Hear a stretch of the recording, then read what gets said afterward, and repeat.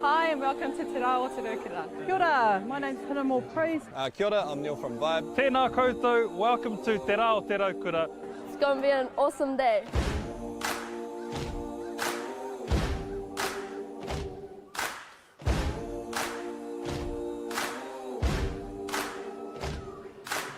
This year is the 25th year of Te Aotearoa. Te Aotearoa is a celebration of our people and enjoying summer days. It's a good chance to get together, really. That's a big part of it. It's all whānau friendly. Incredible community event that brings together so many different diverse people. This festival where people just come together, there's a whole lot of awesome kai, a whole lot of awesome entertainment. Peace, love and harmony. The raukura signifies peace and happiness. It's a Māori proverb that was brought down by our tipuna from a very long time ago. And basically our day Te Aotearoa is all about sharing that love. Aroha nui ki te tangata. Uplifting lower heart and the wider community in general, coming together and just having a whole lot of fun, man. Celebrating all things Wellington, Lower Hutt, the whole region itself. Today is important so that we get to remind ourselves that we need to share the love and care about each other. Mōrena e te iwi whānui, tēnā rā wātu koutou, kei te mātakitaki mai nā, ki runei YouTube, koutou, kua hono mai rā, ki runei te pukamata, koutou e noho mai nā ki nā kaina, ki nā marae, nō hoki ki runei wa koutou papa whenua, nei rā te karana, nei rā te mihi, mai a mātou, ki tēnei pito te whenua, i tēnei rā kai Wainuiomata mātou, e kawe nei tēnei kaupapa o te TOARAHI, te kaupapa matua mo te TOARAHI, Aotearoa, mano rua te kaumawha mo tēnei tau. I tēnei rā, ko tā tātou kaupapa ko nā whakataitai mō wa tātou pakeke. I tēnei kaupapa whakamiharo, anō hoki kua kawea mai rā ko ngā iwi mai nā motu whānui.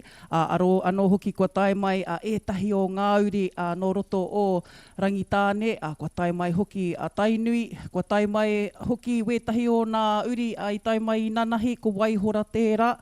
Ko ngā uri no ngā tiporau, no tūwharetoa, kua whakauru mai anō hoki ko te upoko te ika, rātou hoki kua kawe nei, kua tono anō hoki te kaupapa o te TOARAHI mo tēnei taurua mano rua te kaumawha.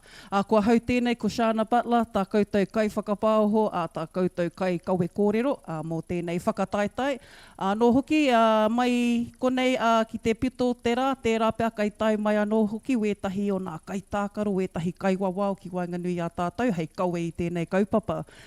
Heoi anō rā, he mihi tēnei ki a Aotearoa watoa, ko rātou nā kai whakapāoho, tā tātou teihana Māori o te upoko o te ika, koutou e mihi atu ana ki te motu whānui, e kawe tonu nei i wa tātou taonga tākaro, anō hoki tēnei o ngā whakataitai mō tēnei tau. Nā reira e te whānau mautoni mai, i tēnei rauna tuatahi, kai runga i te papa tākaro, ko tāmaki nui ārua, ko tēnei kāhui, kua tai mai mai roto o rangitāne. Anō hoki, ko waihora, ko rātou anō hoki tērā kai runga i tērā o ngā papatākaro, i runga i tēnei papatākaro, ko te ahua nei ko rāhui pōkeka.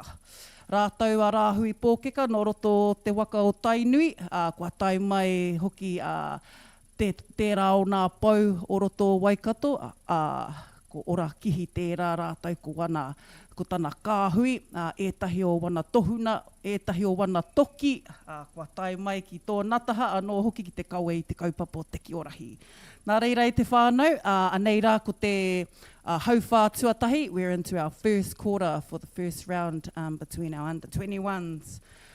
Today we are down at the Wainuiomata High School fields. Ko rātou hoki nā kai hautu, anō hoki nā kai haumaru mō tēnei kaupapa. Hosts for 2024, Te Upoko Te Ika.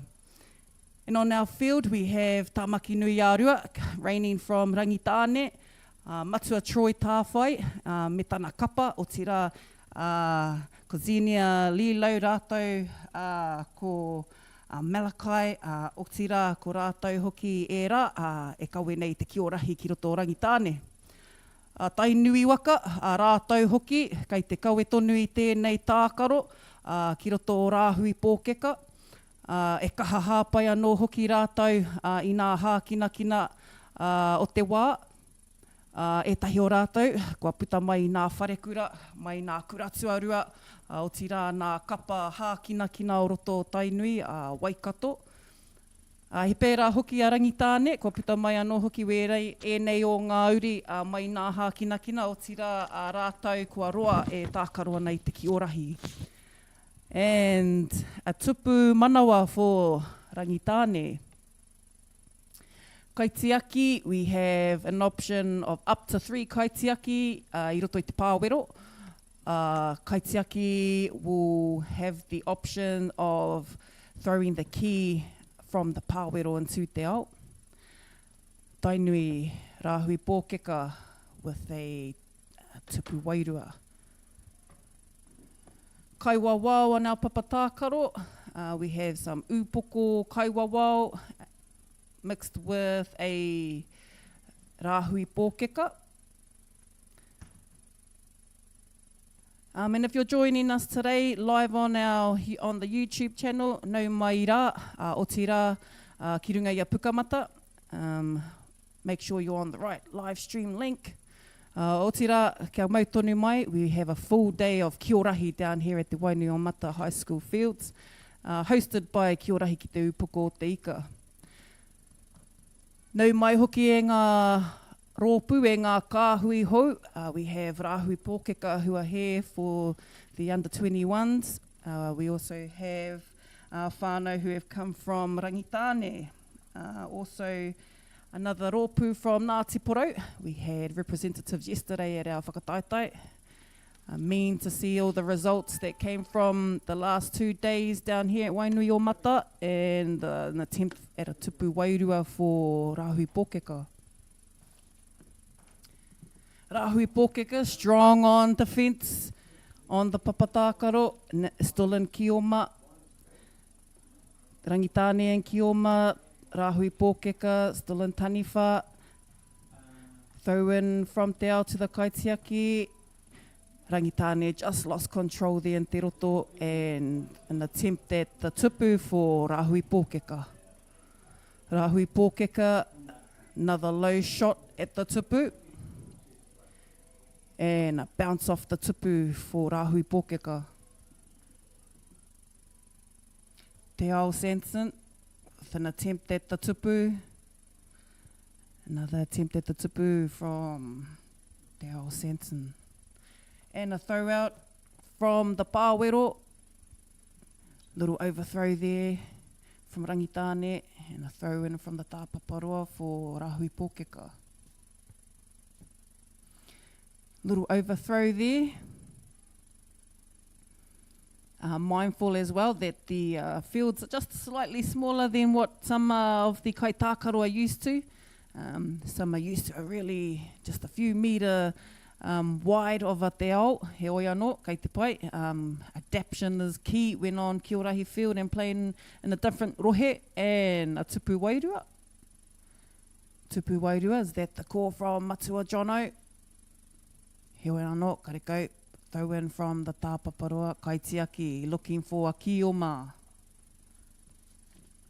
Kaya Boyd with kaitiaki for Rangitāne, pass out to the kioma, kioma recollected, feet behind the kahara nui, kaitiaki, looking for another kioma, pou touch for Rangitāne. E rua ngā pou mo Rangitāne, kei te tūteringa o te kaiwawao, and a reset. First quarter for Rangitāne and Rahui Pōkeka. Rawe.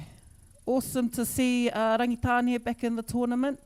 They were present at last year's whakataitai ki tū wharetoa. Tēnei tau, kua hoki mai anō rātau.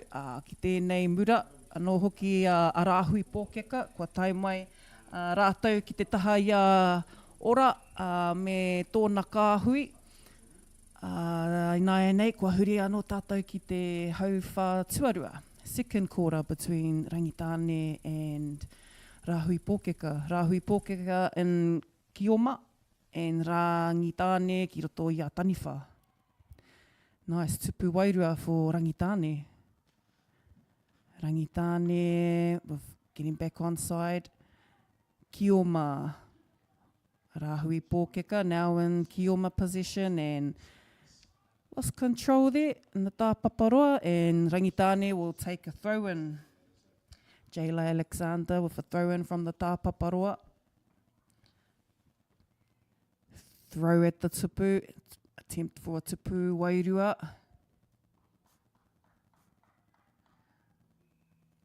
Caleb. And a call from the Kaiwawao. Rippers must be on your hope te whānau. So for all of our viewers, if you are watching Kia Rahi for the first time and wondering, hey, how does this game played? Are mai. If you listen throughout the day, you might get a few tips and end up finding out how it's all played by the end of our whakataitai. He oi anō, Kia Rahi, a pūrākau in action. Taken from the pūrākau of Rahi tū Takahina and the pursuit of his wahine, Tiara Kurapakewai. Tiara Kurapakewai was kidnapped by a iwi of Patupaiarehe. And, of course, Rahi tū Takahina had to go and pursue her and go and find her and get her back. And while Rahi tū Takahina was on the mission to get his wahine back, he came up against all these obstacles. Nā reira, all the obstacles are mentioned in the papatakarohe of Kia Rahi. So we have a pūrākau in action e te whānau. Ko ngā taniwha, ko Rangitāne with a little overthrow there. As mentioned, some of our whānau are used to wider field and a bigger te ao, he oi anō. Sometimes that can be displayed when you have a big pass out into te ao and it goes right over the tāpaparoa. So Rahui Pōkeka with Kioma and an intercept by Rangitāne. Rangitāne going for a jump shot and back on side. So every time Taniwha shoot at the tupu, they must retreat back into te roto. And a throw in from the tāpaparoa for Rahui Pōkeka. Waiting for the throw in. Our Kaiwawao signalling a bow touch. Kaitiaki back into te ao. Kioma and te ao looking for a pow touch, swinging hips, one ripper gone, fewer. So when Kioma or Taniwha rippers, when one ripper is gone, you have 3 seconds to pass the key. 2 rippers gone simultaneously, you must hand over. It is respectful to just put the key down or pass it to the hoariri. Kaua e whiua ki te papa, kaua hoki e whiua ki wāhike, he oi anō, he tika nā tērā kei tānā kāhui. He karanga nā te Kaiwawao, Jono, just making a ref's call there, and ko tū te ringa, 2 toe touches. Kua o mātū, kua o mamai te Kioma, and tupu manawa mo Rahui Pōkeka. Restart from te marama to the kaitiaki, pirotere, any pirotere, yes, number 6 for Rahui Pōkeka. Pēnā koe te tuahine. And a block there from Rahui Pōkeka kaitiaki, opting for 3 kaitiaki in, and 2 will leave the pāwero. And kaitiaki in. Number 13 for Rahui Pōkeka. Te kāhui. Looking to accumulate po, but just gone out of te ao. And our Rangitāne Taniwha for a jump shot, lower jump shot for Rangitāne. And Rangitane again with the key. Number 4. Number 4, more Rangitane. And Kioma. Ooh, quickly intercepted by Rangitane. Back into Taniwha. Rahui Pōkeka, 3 kaitiaki in, 1 pushing up on the kaharaiti. And out of the tāpaparoa. Ko tangi te pere, ko tangi te pūtātara. Ko tērā te pito te hauwhātuarua, end of the second quarter. Half time down here on the Papa Whenua, on the Papa Tākaro. Down here on our fields, today we have teams from Upoko, from Waihora, no Ngāti Rangitane, anō hoki no Tainui, kua tai mai hoki he rōpū tuarua, mō Ngāti Porau, kai konei hoki a Ngāti Tū Wharetoa. Koutou kua tai mai ki te whakanui tēnei kaupapa e mihi ana, i tēnei rā mō ngā pakeke, mō ngā tau rua te kaumātahi, for our 21s and our open and masters grade. Would you believe that at te whānau we even have a masters grade? We have 2 teams representing in our masters, ko Upoko, Raiwa ko Waihora. And our half-time score between Rahui Pōkeka and Tamaki Nui Arua, 5 to Rahui Pōkeka, 4 kia Rangitane. Ko Rangitane no Tāmaki Nui Arua, rātau kua kawe mai anō i tētahi kāhui, tētahi rōpū, mai tērā pito, o Tararua, o Ruahine, rātau anō hoki e kaha nei ki te tākaro i taua i tēnei taonga ki roto i tō rātau taone. Kua roa rātau e kaha tautoko ana i tēnei kaupapa, ka re kore mai te tīmatanga, ki roto anō hoki i ngā koro neihana, kua kite anō hoki rātau roto i ngā kuratuarua, and it's great to see them down here representing Rangitane Tāmaki Nui Arua at the TOARAHI Aotearoa Nationals for 2024. And Tāmaki Nui Arua reset and kick off. Although just a little bit of an overthrow from our kaitiaki from Rangitane. And a throw in for Rahui Pōkeka. And they'll get it for Taniwha. Nice jump shot there from Rahui Pōkeka. And they've still managed to have possession of the key. Little jump shot there. Gained by Tāmaki Nui Arua. Looking for Kioma, Pau touches.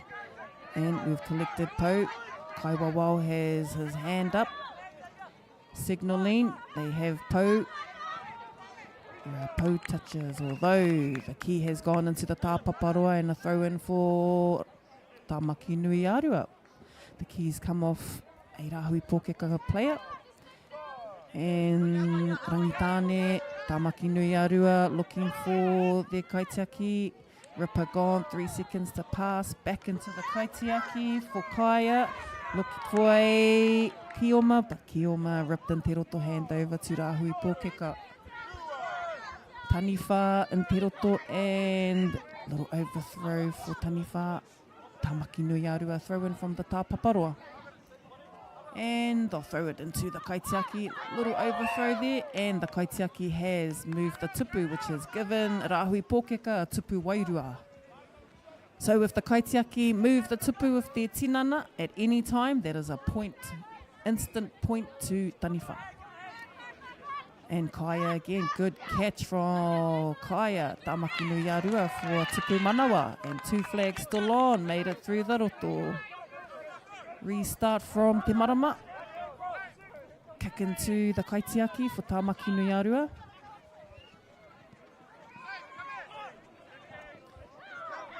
And kaitiaki letting her team know. And that was a double rip. What will the Kaiwawao will not award that double rip. Kei te pai, haere tonu. Whakarongo ki te Kaiwawao. Throw in for Rahui Pōkeka. Mitchell. Rahui Pōkeka, nice jump shot from Te Aorangi. And Te Aorangi again with the jump shot. Didn't quite get the key for Rangitāne.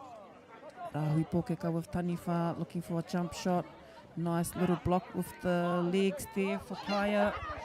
Back out to Kioma. Kioma looking for a pou touch. Ko pā ki te pou. Ko tū te ringa o te kaiwawao.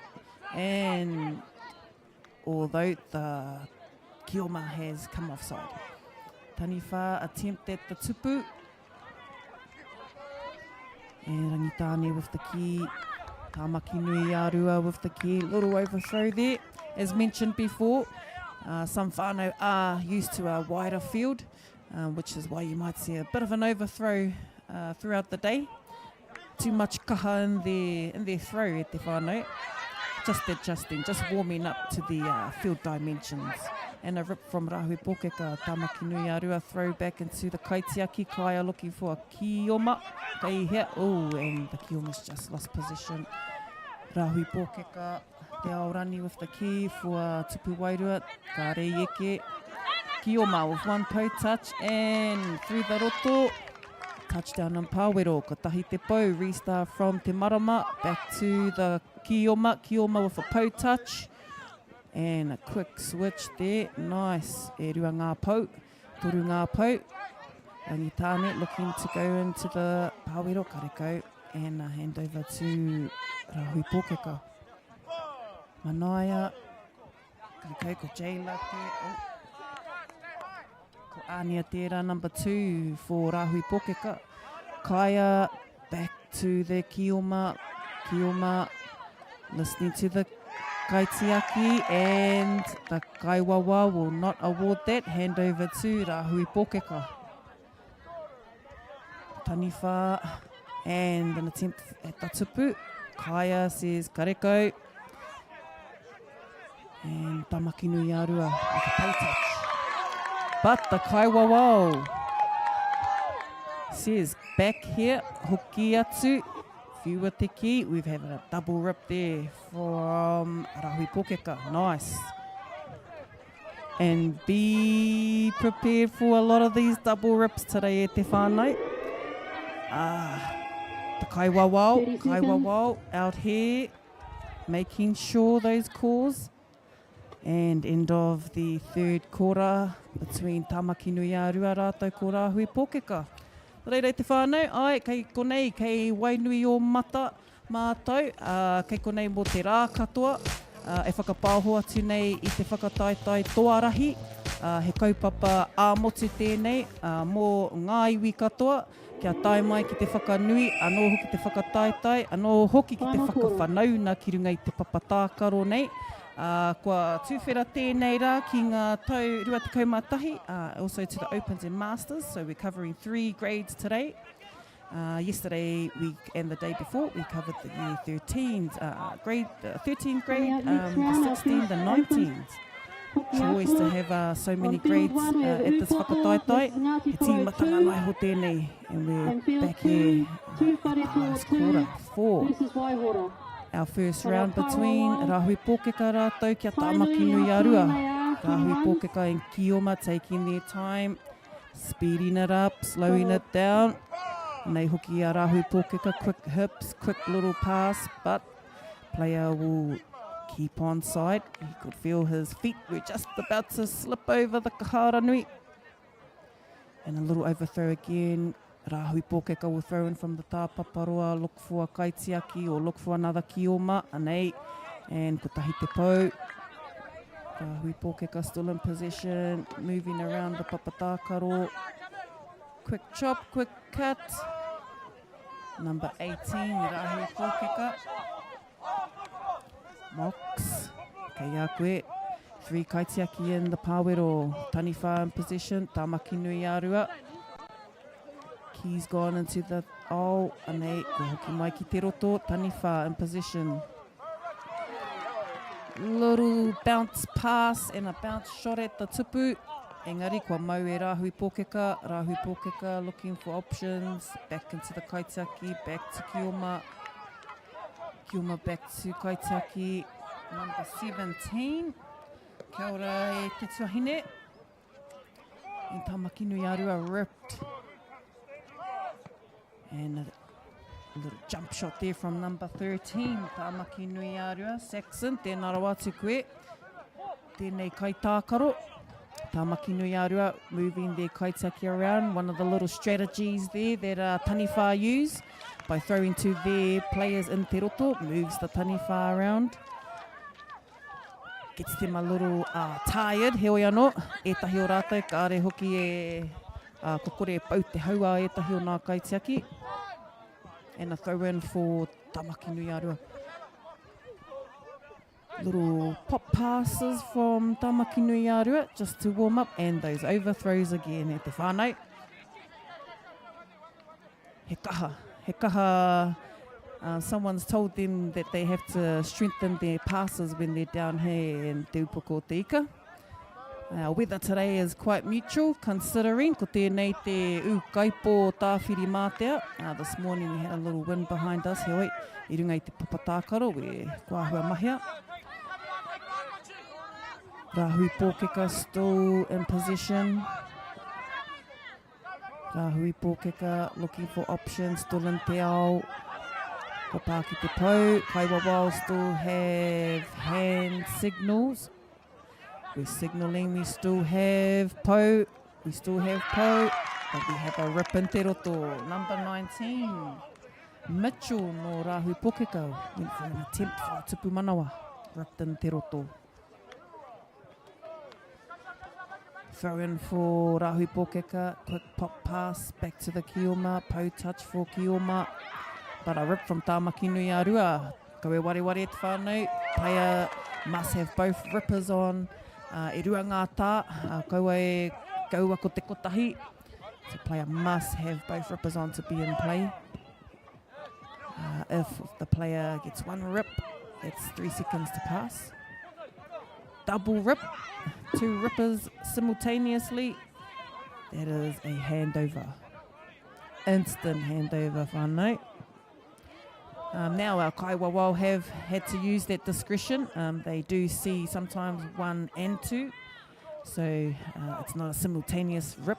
It's something that our refs have had to counteract. I runga i te papatākaro.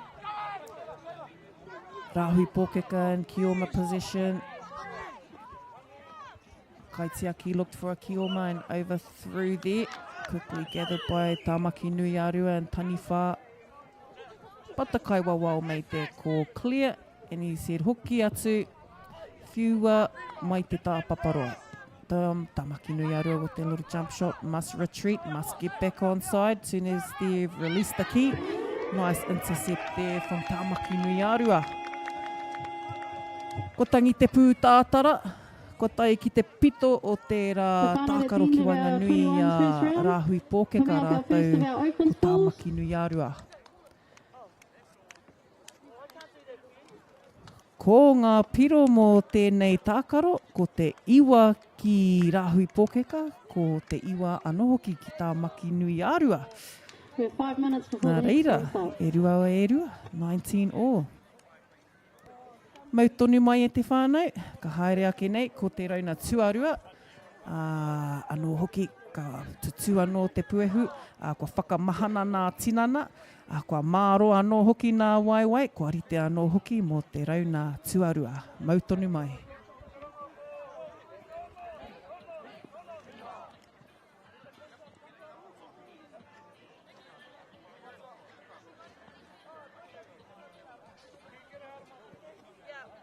So Kaiwawao for 1 from Tainui and TNAR. And Jono and Jace.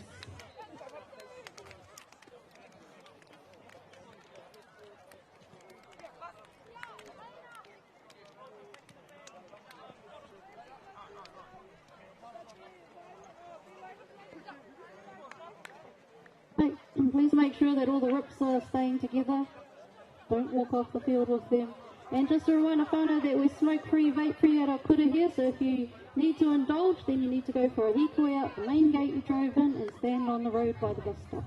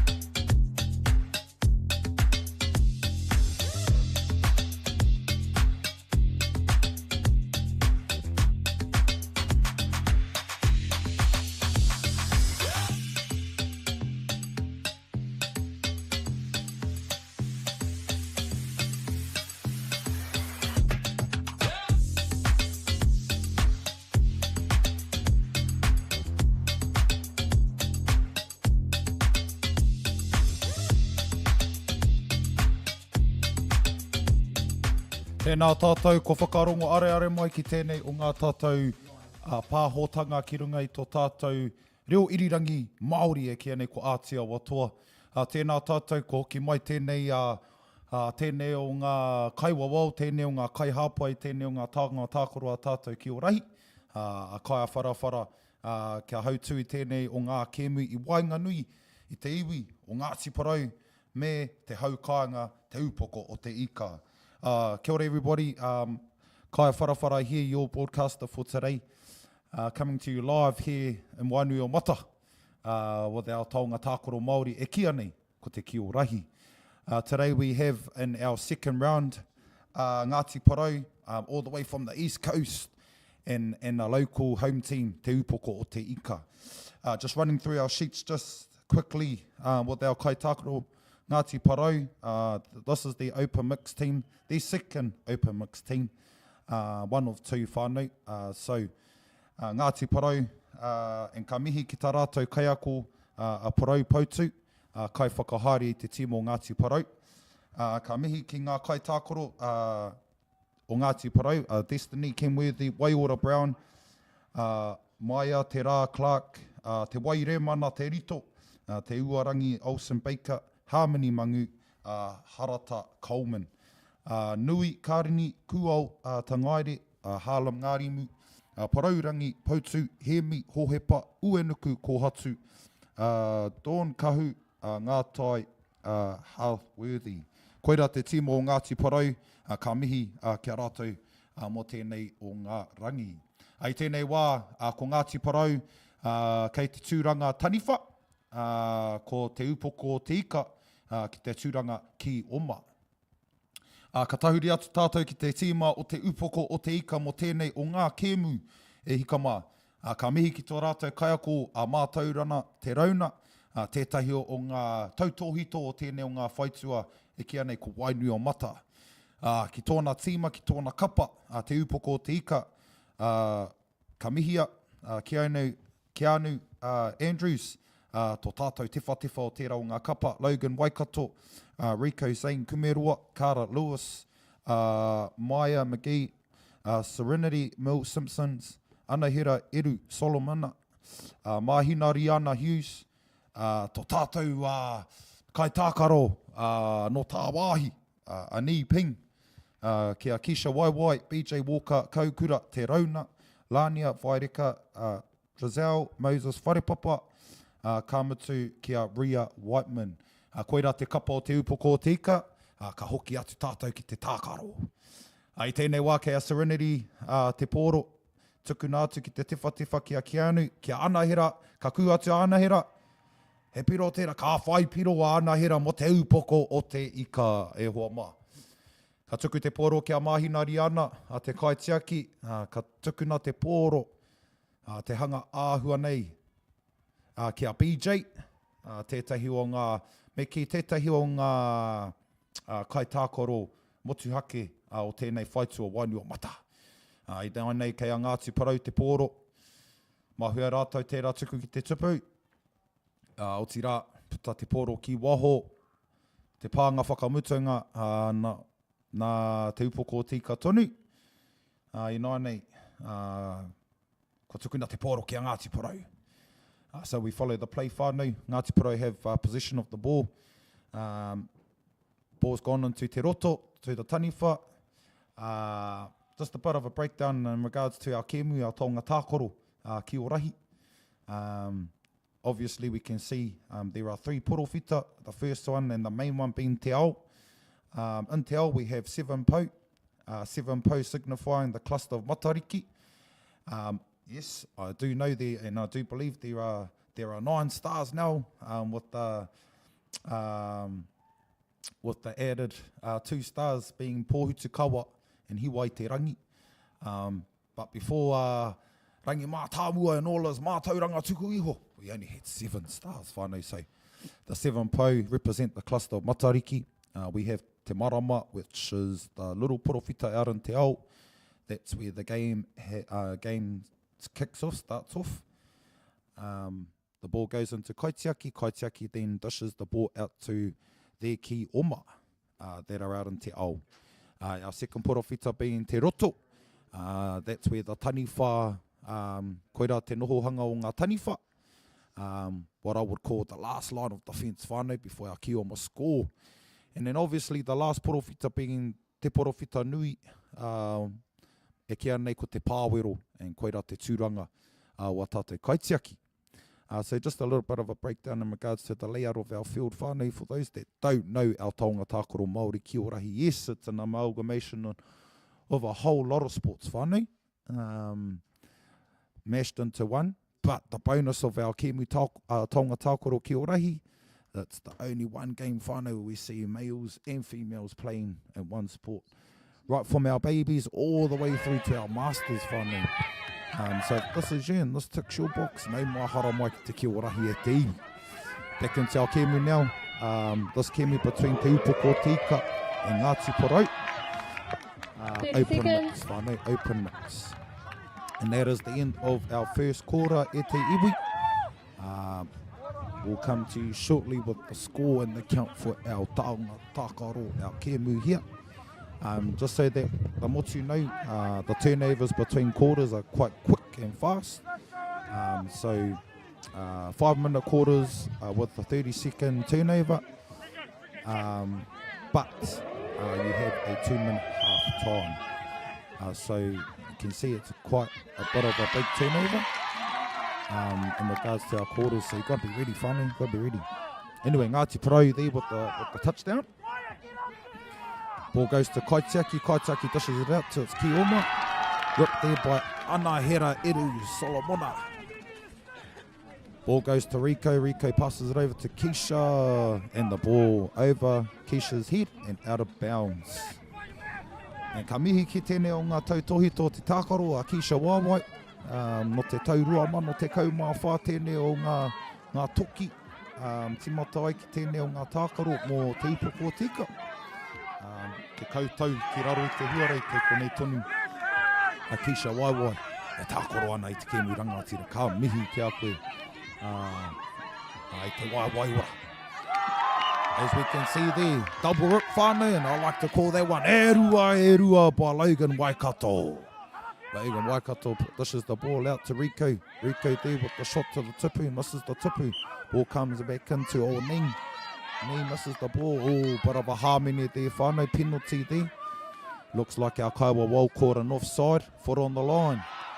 Ngāti Parau with the flare there, Ngāti Parau with the score and the touchdown whānau. Nā toru. And that touchdown there by Maia Te Rā Clark. Ball goes into Te Roto to Taniwha. Taniwha have 5 seconds, whānau, 5 seconds within Te Roto to pass the ball around. And we'd like to use the ball, the kupu ki for our ball today, whānau, because in our traditional pūrākau, koina te ingoa o te pōro, he ki, no reira. Serenity with the key, passes the key into Logan Waikato. Logan Waikato dishes it over to Keisha Waiwai. Keisha Waiwai with the rebound. 5 seconds, starts again. So Taniwha can take possession of the key at any one time. Should the key come off or bounce off the kaitiaki. Should that happen at the iwi, the count starts again. Kaitiaki, the objective whānau is to keep the tipu, or to protect the tipu from the Taniwha, from the key reaching the tipu. Nō reira, koe nei te pāhotanga ki runga anō i tō tātou reo irirangi Māori e kia nei ko Aotearoa toa. Ki konei tonu ki roto o Wainuiomata. Ka mihia tō tātou kaiwawau, tēnei o ngā rangatira o tō tātou kēmu. Ko ora kihi tēnā, noroto mai a Waikato Tainui. Ko peka mai me tōna kapa, o rāhui pōkeka, ki te para huti i tēnei o ngā tōna mana i tēnei tau. Nō reira, ka mihi ki tō tātou kaiwawau, ora kihi, me ngā kai whiwhi piro hoki. E mihi ana kia koutou. Me kore ake koutou, ko kore tēnei kēmu e rangatira ai, nō reira e mihi ana. Hoki mai ki te kēmu, kei roto te ki te tipu, i te roto. Ko ki atu te ki ki waho. Ko puta te ki ki waho.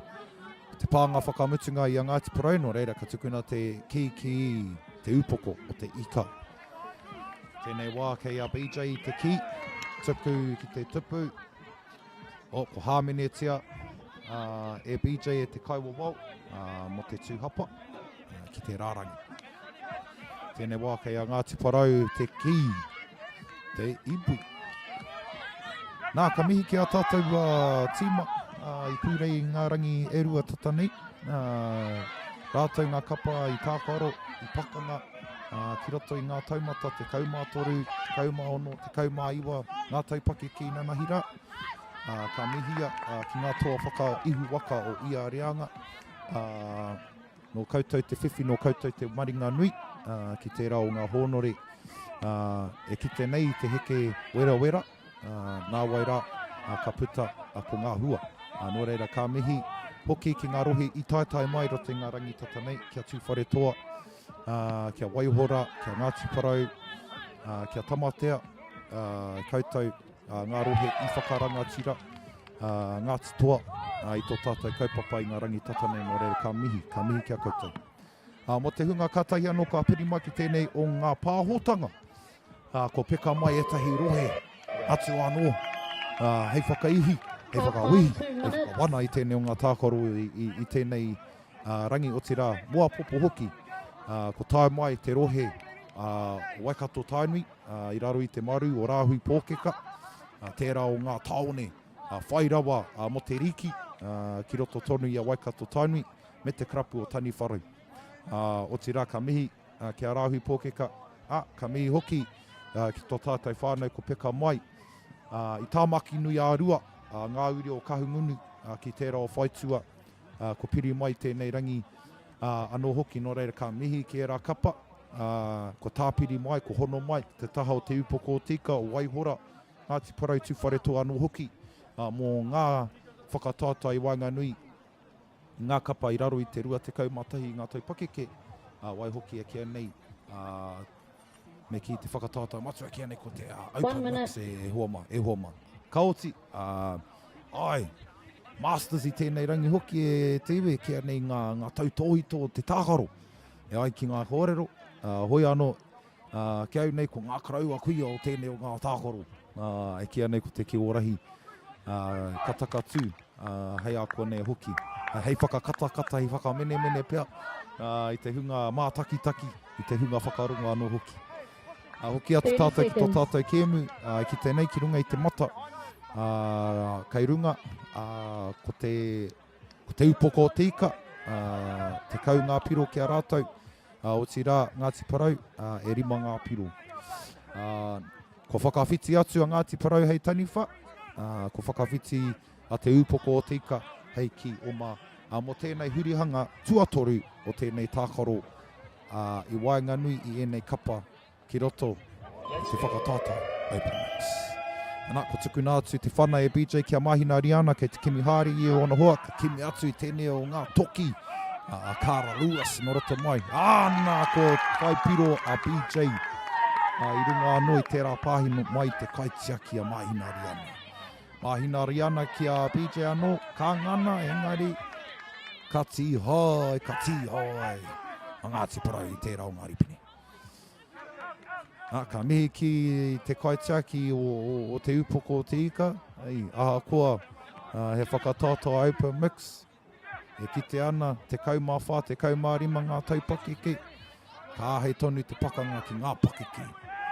Mahina Riana me tērā pāhi, ki a wai, ki a namawha, ki a Rico Zane, me tērā o ngā piro. Nā, kai ki te tātou e te iwi, kaha whakamahi ngā ki oma i te ara, hei huarahi, hei rautaki whai piro. Ko te take, ka whakamahi i te ara, ko te ara tērā, ka āroa i te ki oma, ia te ki oma e kuhu ana ki te whai piro. So the ara whānau is a way that teams use it as a strategy. They use the ara as a strategy to score points on ki oma. Reason being is that if there's a taniwha on the left side or the right side, ki oma go to the right side of the ara, the taniwha must come out of te roto, go around the ara, and then come in and play defense. They cannot cross directly from one side to the other on the ara. So getting around on the ara for our defence line makes it a bit difficult for them to gain the old whips off our ki oma. So getting a bit twisted with the word ara and other e hoama. Hoi anō ko oke ki te kēmu i Wainganui a te upoko o te ika me Ngāti Parau. Ngāti Parau there with the ball. The key's gone into, hand over to te upoko o te ika. Mahina Riana assessing her options. Ngāti Parau there take the old possession, intercept, Namarima, Manaia. Namarima, Akuo, Tamari. Kara Lewis there with the old dunk, slam dunk, they will call it in TOARAHI. A lot of variations coming up, our rangate coming up with all these variations in regards to scoring these points and giving it a bit of a nickname. So that one there, whānau, is called a slam dunk in TOARAHI. Mahina Riana there with the awesome blocks. You can have up to 3 kaitiaki in te pāwero at one time whānau, but you can only have 2 kaitiaki protecting the tupu at one time. Should you have a third, their job or their goal or objective is to make it harder for the shooters to take a shot at the tupu. Therefore, one strategy for taniwha, should there be 3 in te pāwero at one time, simple whānau, pass the ball around. Use the time. Taniwha have up to 5 seconds. Once the shot clock goes down, whānau, should they still have possession of the ball, it is automatic hand over. As we can see, whānau, today is a lot quicker. A lot of strategies being had. As you can see, Keisha Waiwai there with the score. Whānau, ko te upoko o te ika. Kick off there to Mahinari ana. Looking for her options. Options there to Keisha Waiwai. He gets ripped there by Ngāti Porou. Just a bit of a breakdown in regards to the ripping side e te iwi, e te motu. Ko tai te tihai, toru he kona. Tai te kioma, toru he kona. Te tuku i te poro. Ki te pau te toru he kona, he tuku i te poro. Ki te rā atu kapa. E rua ngā tihai, he tuku i te poro, tōtika. So, one rip on Kioma whānau is a 3 seconds to release the ball to their teammate. 30 seconds. 2 rips, automatic hand over. So Taniwha's objective whānau is to take 2 rips, but obviously you can see a bit of twisting going on, so using them hips to make it a little bit more difficult to take those rips, to take those tags. And that is the end of the third quarter e te iwi, 30 seconds, and we'll be going into the last and final quarter of this game between Ngāti Porou and te upoko o te ika. As we can see, whānau Ngāti Porou tried for the tricky start and it just didn't pay off e te iwi. Out of bounds, te upoko o te ika ball. Looking at the score now, whānau 18 points to te upoko o te ika. E whetu ngā piro kia Ngāti Porou. Hoki atu ki te kēmu, arā te iwi o te upoko o te ika e ngana nei. Te pāhi haere te poro e whakaheke te o whakamai te wā. Kia paurano te wā, i moi te tuku i te poro. Kia whai wā te kapa ki te whai oranga. Me ki. Arā anō ngā momo rautaki, whakapau wā. Hoi anō, ki te kite marika te kaua i tērā momo. Kei a te kaiwa wau, te mahinga ni, ki te tuku i taua karanga. No reira, ka kite tātou te pihiki whara no Ngāti Porou e whai piro ana, ka mau te wihi e hika, ka mau te wihi. Nā, kāre pia te kaiwa wau ora i kite i tērā momo, tōna nei tikanga me puta, te kai whiwhi piro, ka hoki te kai whiwhi piro mā te ara, no reira. Mahi māminga tēnā no Ngāti Porou. Hey, they find every angle to slip in there, a bit of a trick here and there. Bit of a miss one there by our kaiwawau Oraki. Just explaining whānau, once our scorers scored their points, they must come out and should they be a kaitiaki, they need to come out and use the ara whānau. Hoi anō, back into our action between te upoko o te ika and Ngāti Porou. Te upoko o te ika with possession of the ball. No, must have been a bit of a harmony there by our kaiwawau Oraki whānau. Harmony, tū hapa. Hoi anō, ka hoki atu tātou i te kēmu. Ngāti Porou pārā hututi haere. Whai piro. Nā, piro tēnā ki a Ngāti Porou. Hoi anō, e kite ana i te rautaki o te upoko o te ika, tangata ki te tangata, kārehe āra i tū atu. Hoi anō, e āhei ai te tīma āra i te pēna, me tere, me pahari. Mai kore, hoi ana. Catch you later, whānau. Hoi anō, hoki atu tātou i te tākaro, ki Wanganui a Ngāti Porou me te upoko o te ika. Nā, ka kite i te ngana, ki te tihai. E tei wā, he ua e hoa mā te tihai i ngā ripini. Nā te piri tata o ngā ripini ki ngā tarai poto. Ka ua pia te tāhai i te whānako i ngā ripini. Hoi anō, koera pia te tei o ngā pukenga mā te taniwha. I roto i ngā haratau me pēhea, te tīhoi tika i ngā ripu. Hoi anō, ka hoki atu tātou ki tēnei o ngā tākaro. Kei a Ngāti Parau te pōro, ka tuku i te ki. Ki tōna hoa, ki roto ki ngā ki oma. Nā, kei te oma oma haere, kei te whai huarahi e pai ai tara te whai piro. Hoi anō. Ringa anō pia i ngā rautaki āroa a matua mā tauranga. E ua pia mā Ngāti Parau te whai piro. Nā, ka kite i te whiu o Riko ki te tupu. Nā, ka pākia te tupu. Nā, ana koina te rautaki e neke ai ngā whakaneke i ngā kaitiaki. Kia ngāware ake te tupu ki te tupu. Engari arano hoki a ngā rautaki i Wainganui te roto e whakapau noa i te wā. Pupuri noa i te pōro, ka tai ka whiu. I runga noa i te tūpono, ka hoki mai te pōro ki āhoe. Whakapau te wā. Oi anō, ko tau te pōro ki roto, te ki roto i a Ngāti Parau.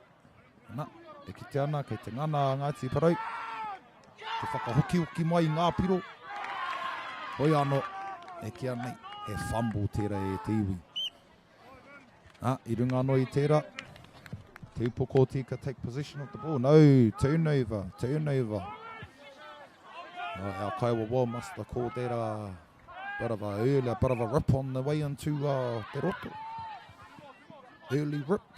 Ngāti Parau with possession. And there we go, whānau, and there goes Tapu Tātara. O tō tātou e tākaro i Wainganui, i te upoko tika me Ngāti Parau. Koe nei te pāhotanga i runga anō i tō tātou irirangi Māori, Aotearoa toa ki konei tonu ki Wainuiomata. O kāia wharawhara tēnei tōkai hei tēnei ngā rauna. Kua nei hoki mai. Te wahine toa Ngāti haka patu hei. Te whakaihi anō i a koutou Mauriora. Te wharoa field tū.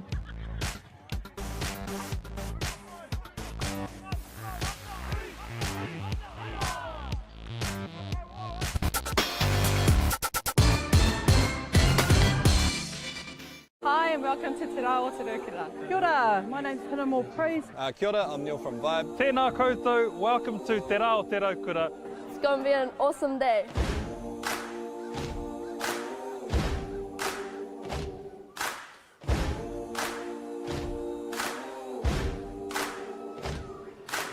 This year is the 25th year of Te Aotearoa. Te Aotearoa is a celebration of our people and enjoying summer days. It's a good chance to get together, really. That's a big part of it. It's all whānau friendly. Incredible community event that brings together so many different diverse people. This festival where people just come together, there's a whole lot of awesome kai, a whole lot of awesome entertainment. Peace, love and harmony. The raukura signifies peace and happiness. It's a Māori proverb that was brought down by our tipuna from a very long time ago. And basically our day Te Raukura is all about sharing that love. Aroha nui ki te tangata. Uplifting lower heart and the wider community in general, coming together and just having a whole lot of fun, man. Celebrating all things Wellington, Lower Hutt, the whole region itself. Today is important so that we get to remind ourselves that we need to share the love and care about each other. Don't forget whānau, this is around the same time as Waitangi as well, so he āhua pono ki te kaupapa o Waitangi, ko tēnei o ngā whakamahinga i haere nei. It's all about just, ngai Māori working together, unity, ko tahitanga, and just uplifting each other, so kia ora.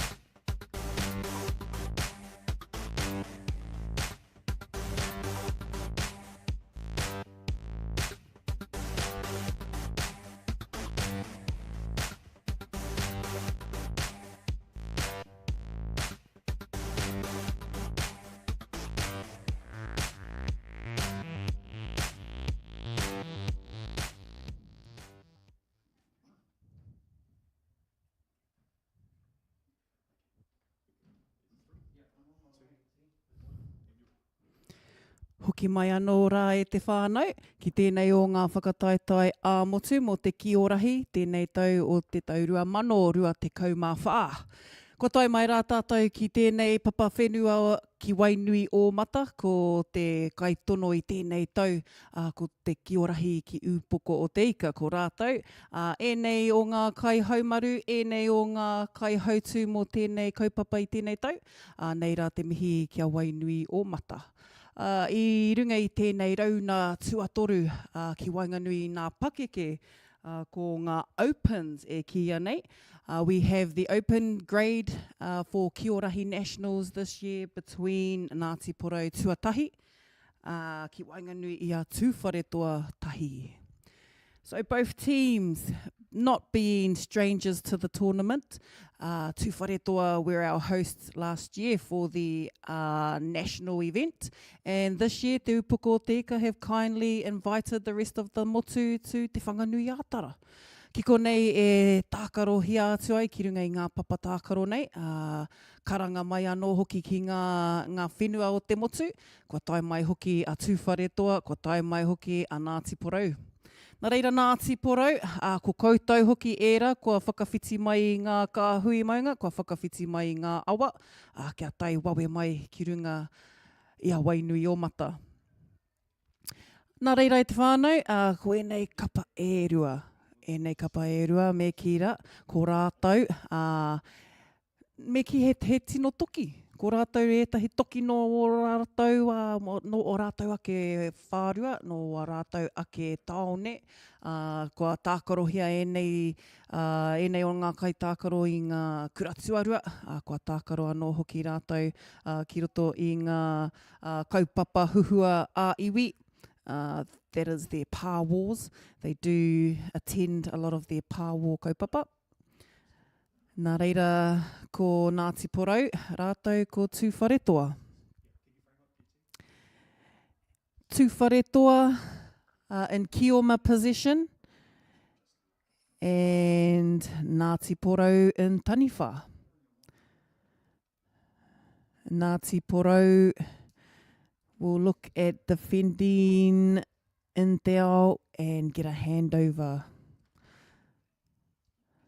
Ngāti Porou with an attempt at the tupu. Ngāti Tūwharetoa looking to throw out into te ao. And Tūwharetoa looking for options. Tūwharetoa also have been a part of secondary school nationals, have been a part of Pa Wars, have also been a part of local kaupapa. Tūwharetoa being strong again, also at the national kaupapa here in Te Whanganui-a-Tara. Tūwharetoa have also been supported by their kaiarahi, Roera Hartley, anō hoki, ko waratana hoki tērā, me ki kuia anō hoki tētahi o ngā pau o roto o Tūwharetoa. Tūwharetoa showing kaitiaki skill, Tūwharetoa showing a lot of commitment in te ao. He oi, Ngāti Porou will intercept, and Tūwharetoa showing taniwha skill, and Tūwharetoa showing defence skill aroha mai. Ngāti Porou on attack. Tūwharetoa looking for options, and Tūwharetoa again have put in a mixture of experience. Tūwharetoa coming all the way from Tūrangi, some of their players coming from the surrounding areas of Tūrangi, Taupo, and have not been strangers to the Kiorahi Papatākaro. Ngāti Porou also reigning from te tairāwhiti, ngā kaupoi no te tairāwhiti, always up for a challenge on the Papatākaro. Also no strangers to any Kiorahi kaupapa. Kai Tākaro also come across the east coast with representatives all the way up the coast We also have interest and players that participate in TOARAHI all the way around through to Kawakawa mai tawhiti. Rua tōrea anō hoki, ko rātou e tahi o ngā kai tākaro TOARAHI. TOARAHI also being one of the favoured tākaro in the Power Wars.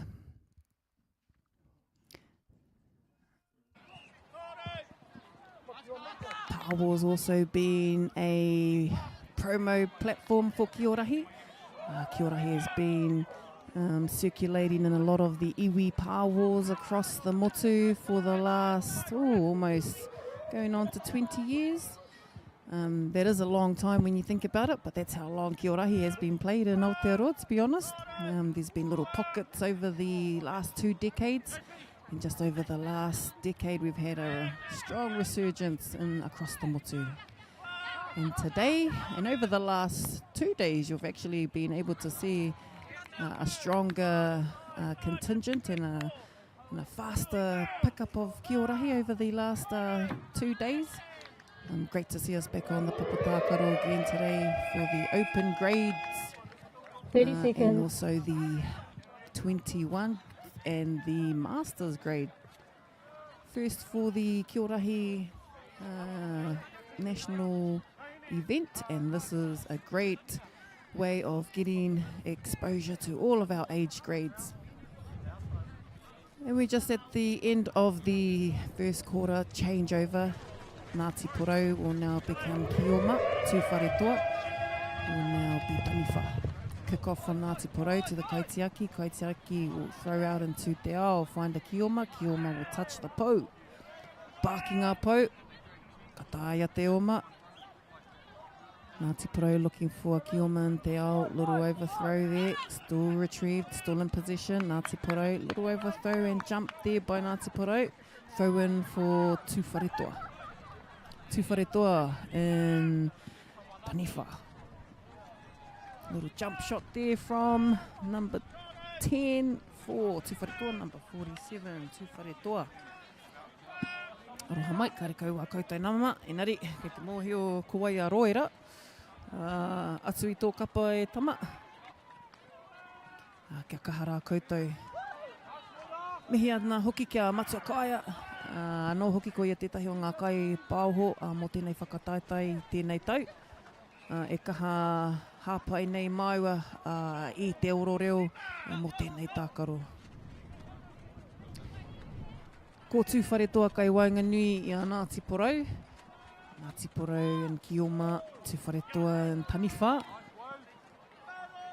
O tira e whā ngā Taniwha ki te roto. If you're joining us for the first time, mihi ana kia koutou. Lovely to have you join us here live on our Aotearoa FM YouTube platform and also on our Aotearoa TOARAHI YouTube platform. Coming live from Wainuiomata High School. Nā rātou te karanga, nā rātou te papa whenua. And we've been supported by TOARAHI ki te upoko te ika. Nā rātou te tono. Nā rātou te karanga, kia tae mai ngā iwi, ki runga i ngā papatākaro. Ngāti Porou with a rip from Tūwharetoa. Ngāti Porou, quick pass out into Te Ao. Kioma will swing hips, no, 2 ripper, 1 ripper gone from Ngāti Porou. Pass from the Kaitiaki to the Kioma, but the Kaiwawa will make a call there. So Tūwharetoa will remain in position, and an attempt at the tupu. Kaitiaki's collected. Kioma has gone for a pou, but a ripper has gone in te roto. Tūwharetoa with possession, quick throw at the tupu, and the keys bounced off and gone to Kioma. Kioma have gone around to collect pou. Ko haere te, ko uma ki ngā pou, ko whiua ki te Kaitiaki. Roera with a little attempt to intercept. Ngāti Porou in te roto. And 2 rippers on. Landed in the pāwero and tupu manawa ki Ngāti Porou. Ngāti Porou again with a piro tere. Ko riro ia Ngāti Porou, tērā piro tere, ko mahu e no Ngāti Porou. Anō, Ngāti Porou me taua piro tere anō. quick points e te whānau, as they call it. And the quick point was from Autumn. Tūwhare toa in taniwha position. Nama te kau, nice jump shot and block from Ngāti Porou using the lock arm technique, and third kaitiaki in, pushing up on the kahara iti. Little overthrow into the tāpaparoa. Nice little input from Matua Kaya over our last kemu and last round. I'm hearing the development of upoko, hearing also some of the techniques on the papatakaro from the kaiwawao perspectives. Also, you might get an opportunity to hear from some of our rangatahi. We have our master's grade coming up. Ka tika, koira tētahi o ngā tākaro hei mā takitaki mā tātou. Ngāti Porou still in position of the key. Nama te kau, ko koe tērā te aotahi. And a rip in te ao. And Ngāti Porou will still have possession, looking for a pop pass. Nama Fitu Kevin Bell no Ngāti Porou, trying to find Mahue. And Tūwhare toa handover. Tūwhare toa in possession, attempt at the tupu, blocked by Ngāti Porou, kaitiaki. Tūwhare toa still in taniwha, 4 taniwha in te roto. For those who are joining us and still understanding the kemu, the taniwha are mimicking in the pūrākau of Rahi.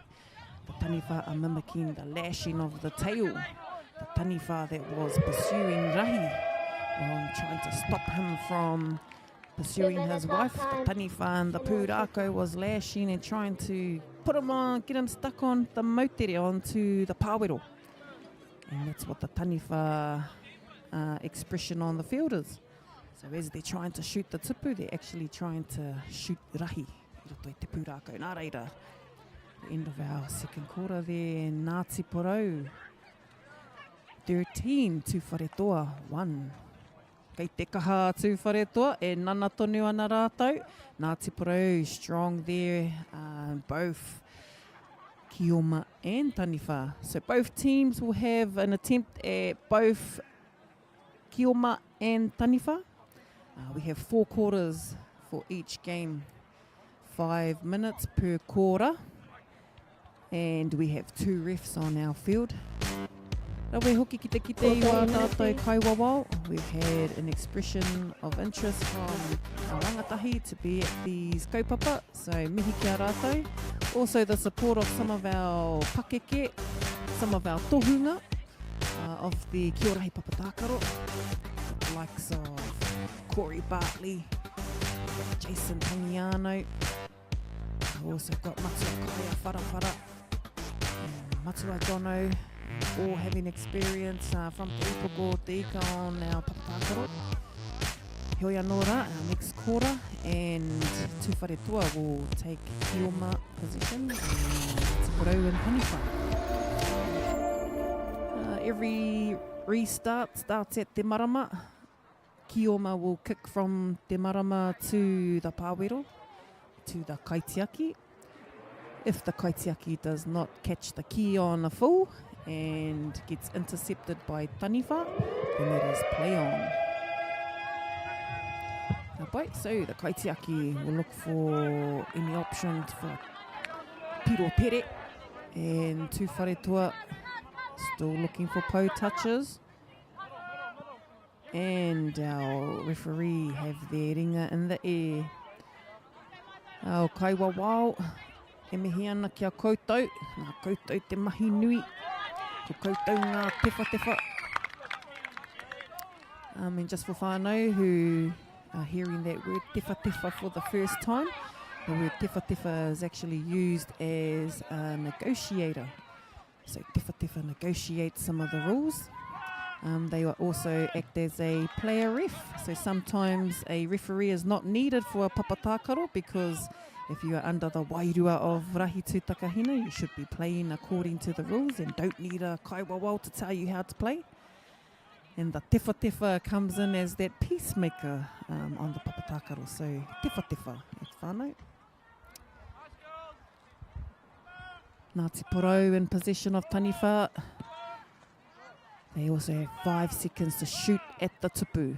So every time the key is released from te roto and the taniwha hands, they have 5 seconds to release the key. And again, the clock will restart and hit the tupu again. So could be in a little strategy that each rohe use to try and get the shot clock down. Hoi anō, ki etahi, he mau wā. Tū whare toa still looking to defend their pou and to defend their tupu. But taniwha will continuously make attacks at the tupu. So the kaitiaki act as rahi tūtakahina. Again, our pū rākau in action.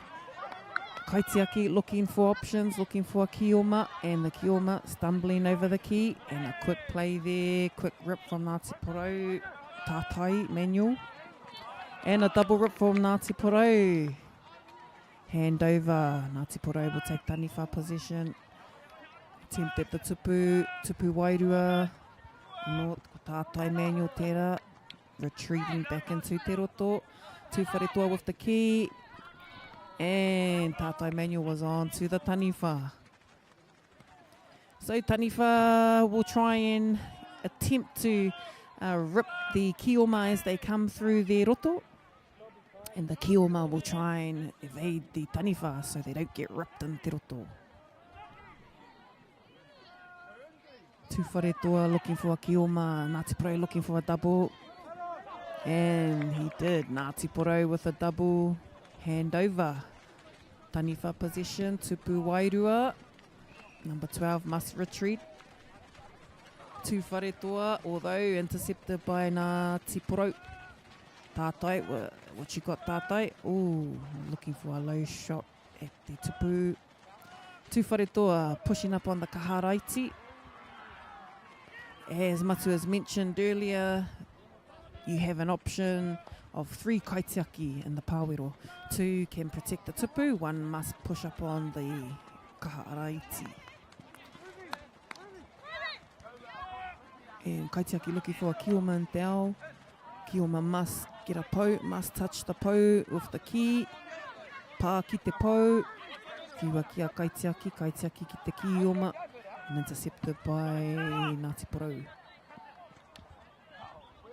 So some of these intercepts can cause resets. If the kioma have got pou collections, and then a taniwha has intercepted any passes, that's a reset. And a nice tupu manawa for Tū Whare Toa, restart from Te Marama. Caught by kaitiaki, kaitiaki looking for a kioma, koe kai te wātea. And keys gone into the tāpaparoa off Tū Whare Toa, thrown by Ngāti Porou, and tupu wairua for Ngāti Porou. Overthrow into the tāpaparoa. The tāpaparoa is our outside boundary for the TOARAHI field. Ko te tāpaparoa tērā. The tāpaparoa is also a part of the pū rākau, relating to the universe, relating to the Aotearoa. So as Rahi was abandoned on the motu, he looked up into the heavens. 30 seconds. Just as the whānau here will be looking up to the heavens. Ko tēnei te pito o tēnei wāhanga, ki wainganui i a Tū Whare Toa rātou ko Ngāti Porou. 5 to Tū Whare Toa, 14 to Ngāti Porou. And he's taking a quick changeover for both teams. Tū Whare Toa will now be taniwha. Ngāti Porou, now kioma. Final quarter. Kai wawao, e mihi ana ki a koutou. We have experience on our field today. We also have had our kai wawao out on the papatākaro for the last 2 days. Kia rātou te mahi nui. We'll have a Coming up good next round, the much anticipated feedback game and of our we'll have a Masters. good debrief after From our Waiwater, kaupapa. all the way Hui from the anō. South Island, and our Tēnei local wā, koko. anei rā ko te tino Live kaupapa. streamed on number 1. Koe nei kai tākaro i tēnei taonga. Ngāti Porou in kioma position, little bounce and collected, but offside there for Ngāti Porou, gathered by tū wharetoa and Taniwha. 4 Taniwha in, and the kaitiaki for Ngāti Porou will keep his feet behind the pāwero, into the pāwero. Jump shot for tū wharetoa. And tū wharetoa must retreat. Any Taniwha must retreat soon as they've released the key. And Ngāti Porou into te ao. Kioma looking for a dive through the waiwai, and Kaiwawao are saying no, kaua mahi pēnā. Kāre tērā mahi te pai. Good call from Kaiwawao. So diving through the legs, whānau, has become a bit dangerous over the tournament and over throughout the tākaro. And our Kaiwawao are just trying to make it a little bit safer for our kaitākaro. Although they don't want to be safe sometimes, engari. I ringa I tēnei tākaro kia tau, me rangi mārie, me haumaru anō hoki nā kai tākaro. And in possession of the key, tū wharetoa, looking for a tupu wairua, Ngāti Porou, kaitiaki ki te taumata. Next lev, kaitiaki for Ngāti Porou, pau touch, but the key has gone. Tū wharetoa went for a late double rip. Tū wharetoa in possession, tupu wairua, protected by Ngāti Porou. Ngāti Porou kaitiaki feet in the pāwero. As long as the kaitiaki feet are planted in the pāwero, they can reach into te roto. But their waiwai must be behind ka hara iti. Ngāti Porou kioma, ko pā ki te pau, ki te kimi kioma, kioma, kei te kimi tana kaitiaki, kei hea no tētahi kioma, pā ki te pau. Number 8. Moana. Ngāti Porou, mahue anō. Little cheeky, sneaky pass there, engari kāre eke. Mahue lost the flag, looked for an option. Hunter, picked up by Te Aotearoa. Te Aotearoa looking for another kioma. Te Aotearoa to Moana, and ripped in te roto. Hand over to tū wharetoa, attempting for a tupu wairua. Tū wharetoa, and blocked by Ngāti Porou. Paku engari, ka a whiu anō, whiu tuki te ao. Ko waiho mā mahue pēa e kohi haere I ngā pau. Kei te tū te ringa o te Kaiwawao, mahue still going for pau. Back into the kaitiaki looking for a kioma, and kioma looking for the space. Right on the side of the ara. Tupu manawa kia Ngāti Porou. Whai Bishop and as kaitiaki for Ngāti Porou. Ngāti Porou looking for pau touches. Ko pāki ngā pau. Te Aotearoa looking for Kevin. Kevin looking for Mere looking for the kaitiaki. Kaitiaki looking for a kioma. Ko hapa. Change over, hand over to wharetoa. Roera now in Taniwha position. Little fake pass. Fake hit rānei. Ngāti Porou, pā ki te pau. E te kimi utana hoa. No rip there for tū wharetoa. Pā ki te pau. 3 seconds to pass and a rip from tū wharetoa. So player must have both rippers on to be in play. Ka pai matua, Kaiwawao there, calling that on. Tino pai o whatu e matua kori. Tū wharetoa in possession of Taniwha, little attempt for tupu wairua. Gotta watch out for Matua Roera's little fake shots at the tupu. That little 1-2, ka whiu. Engari anō. Ko tangi tō tātou pūtātara ki Wainganui I atu wharetoa rātou ko Ngāti Porou. Our final score is 14. No, getting us an update to our score for our game between Ngāuri that concludes the first round of all our 21s and open streams. Baba, can you please come and get your scorecard for the game? Our whānau down here at Wainuiomata We'll be here for the rest of the day, nā reira e te whānau. Koinei hoki wā tātou rauna tua toru mō tēnei rā. Anō hoki ko tēnei ngā piro mō tēnei tākaro. Rua te kau kia Ngāti Porou. Rima kia tūwhare tō. Hoki mai anō tātou te whānau.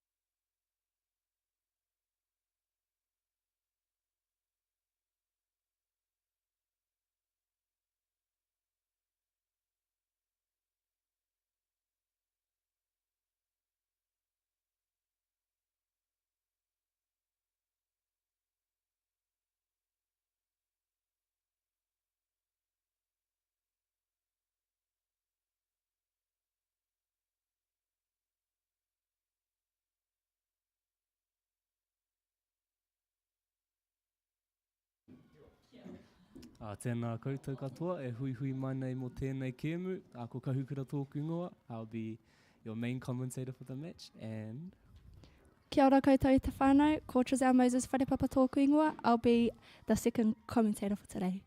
And on today's game, we have our first ever Masters comp between Waihora and Upoko.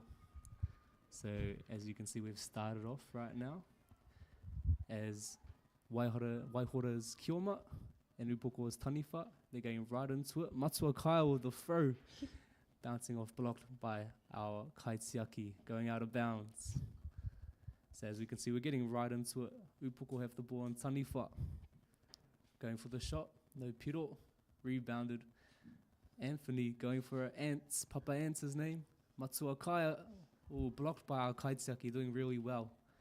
On the outside, we have Waihora Masters taking around. Is that a Tihai? That's one pote. Tihai by Carolyn Perry. Yeah, Carolyn. So now we have Upoko back in Taniwha, and I'm pretty sure this is our first ever Masters comp here at Te Whanganui-a-Tara in Wainuiomata. And these two teams will be competing in the finals later for first and second. Introducing our Masters Upoko grade, we have Carolyn Perry, Acacia Claridge Tiwimate, Okawa Priest, Ness Mills. Those are the kōtero. For the tāne, we have Mātauranga Te Rauna, Ants Rairai, James Tiwimate, Lenny Perkis, Peter Noanoa, Gary Sue, Piri Wepu, and Kaya Wharawhara. That is our Upoko team.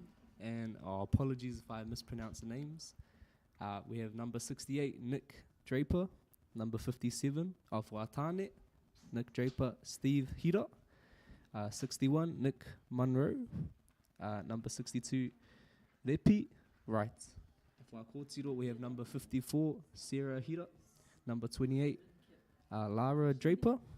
Number 55, Pollyanna Ferguson. Number 44, Debbie Wright. Number 29, Miriana. So this tēnā ingoa whakamutunga. Biconchini.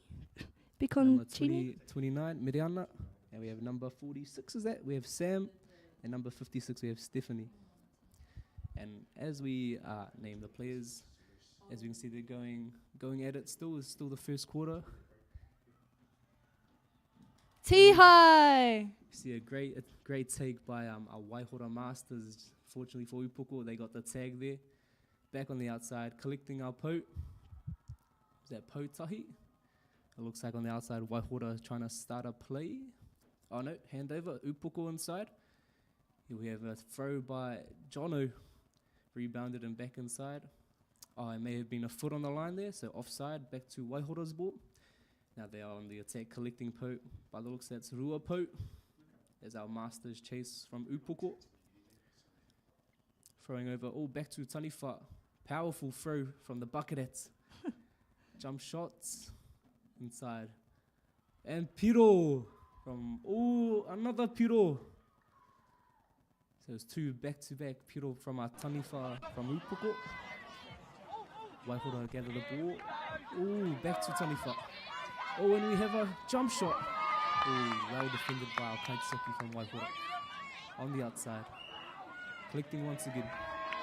And I should mention this, as you can maybe see from our referee in the middle. That is an 8-year-old being our main ref, taking our Masters game. So it's just showing how we're trying to bring TOARAHI up from not just secondary schools, all the way from young kohanga to primary schools, kura tuatahi, and trying to grow the sport from our rangatahi. And now we have some zoom ups, nice. So you see Upoko back with the ball. Is that a piro? I'm not too sure. And we have Mātauranga with the shot. Blocked by our Kaitiaki. Regathered by Upoko. Doing well to hold the ball and keep position. Taking their time. Another jump shot. Well defended by our Kaitiaki. Pump fake. Back over to Mātauranga. That is my papa. He's a bit mamai sometimes. Tuara. And that is our first quarter. 30 seconds.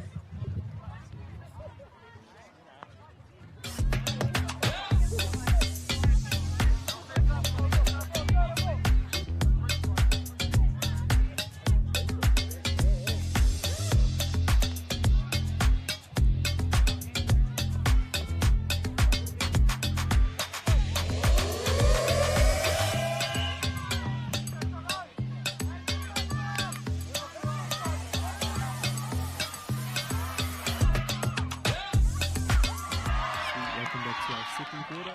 Upoko playing as Kioma and Waihora playing as Taniwha. Now with TOARAHI, if you're unaware about how the flow of the game goes, it is 20 minutes roughly long, and then with a couple, maybe 5 minutes in between quarters for breaks and 2 minutes at half time. So there are 4 quarters and both teams get to play as Kioma and Taniwha twice. So for the first quarter, Upoko started at Taniwha and Waihora started at Kioma, and now they alternate until the fourth quarter where Upoko will finish with Kioma once again. I'll finish with Kioma and Waihora will finish with Taniwha. Normally to decide which position or which side of the game we play first, it is decided at the ara. We play paper, scissors, rock, and whoever wins that gets to choose. And typically, it is an advantage to finish the game with Kioma, so you would like to choose to begin with Taniwha. Now back focusing on our game, we have Waihora and Taniwha with our shots. Gathered by Kaitseaki out. Unfortunately missed there, it will be Waihora ball, or Waihora ki. They will be passing it into their Taniwha, taking some shots, passing. Blocked by Kaitseaki, out to Upoko, collecting po, running a dummy there, another po, taking it. Piro! From number 29. Oh, Tihaike. So great defense by Waihora there. And we get it by Kaitseaki, back out again. Rinse and repeat. Kaitseaki. Attacking. Still inside, back inside. And attacking from the other. Piro. Do you have any comments, Trizelle, so far? Great piro by Matuakaya by the looks of it. Oh. Redoing it again. So their whānau is typically you'll need to touch a po before you attack in through te roto. However, on the kick, you are able to kick it, and the Kaitseaki catches it on the full and dish out the ball past the outside to te ao.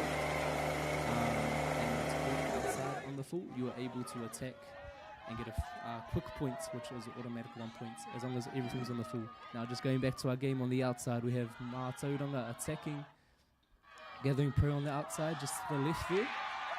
Ooh, by the looks of it, something big has happened. Or attacking from the opposite. And that's a piro by number 35. Heading back out to our kick. Let's have a close-up. We have some subs coming on.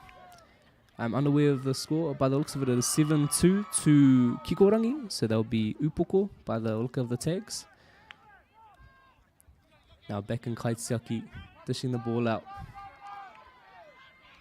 And we have another piro by Upoko.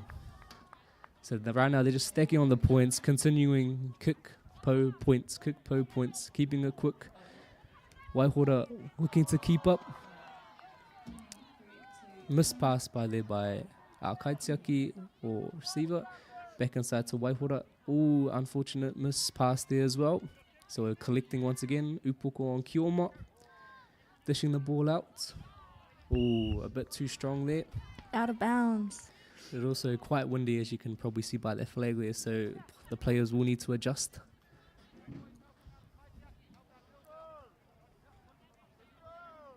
Now inside back to Taniwha for Waihora. Tag there. Shots by Waihora, blocked by our Kaitseaki. Now collecting po once again. That is Toru po by the looks. Toru still. Oh, a cut there. Waihora with good defense, covering. We have an attack. And that looks like a piro by Gary Sue. We have a replay there. Great attack by Upoko on that one. We go back to our kick. Kaitseaki having it, dishing it out. This there will be Waihora ball, or Waihora ki. Now they'll be attacking with Taniwha throwing the ball, or the ki. Back out, collecting po once again, Upoko. And now we have half time. So by the looks of it, our score is 13-1 to Upoko. So now with halftime, there will be a 2-minute break where both teams will be able to discuss, have a rest, and come up with any adjustments they need to make.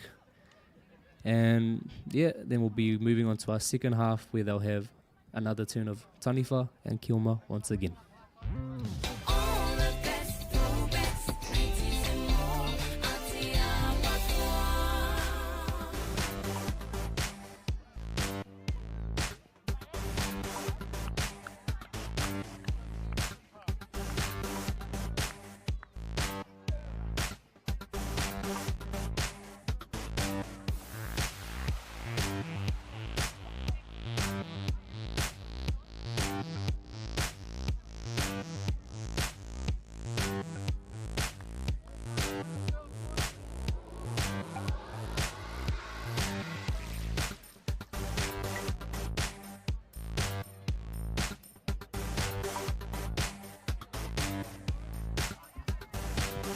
Now welcome back to our third quarter, which will be starting shortly. By the looks of it, we have Upoko and taniwha, and Waihora still in their huddle, but still have time to get out and play as Kioma.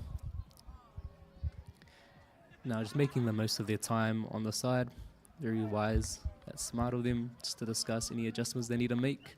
It looks like they're ready. Come. Looks like they're ready to come back on. 10 seconds. I heard 10 seconds until they begin. Waiting patiently for the hooter. And there we go. We are off with a kickoff from Waihora into our kaitiaki, offside there. So it will be Upoko ki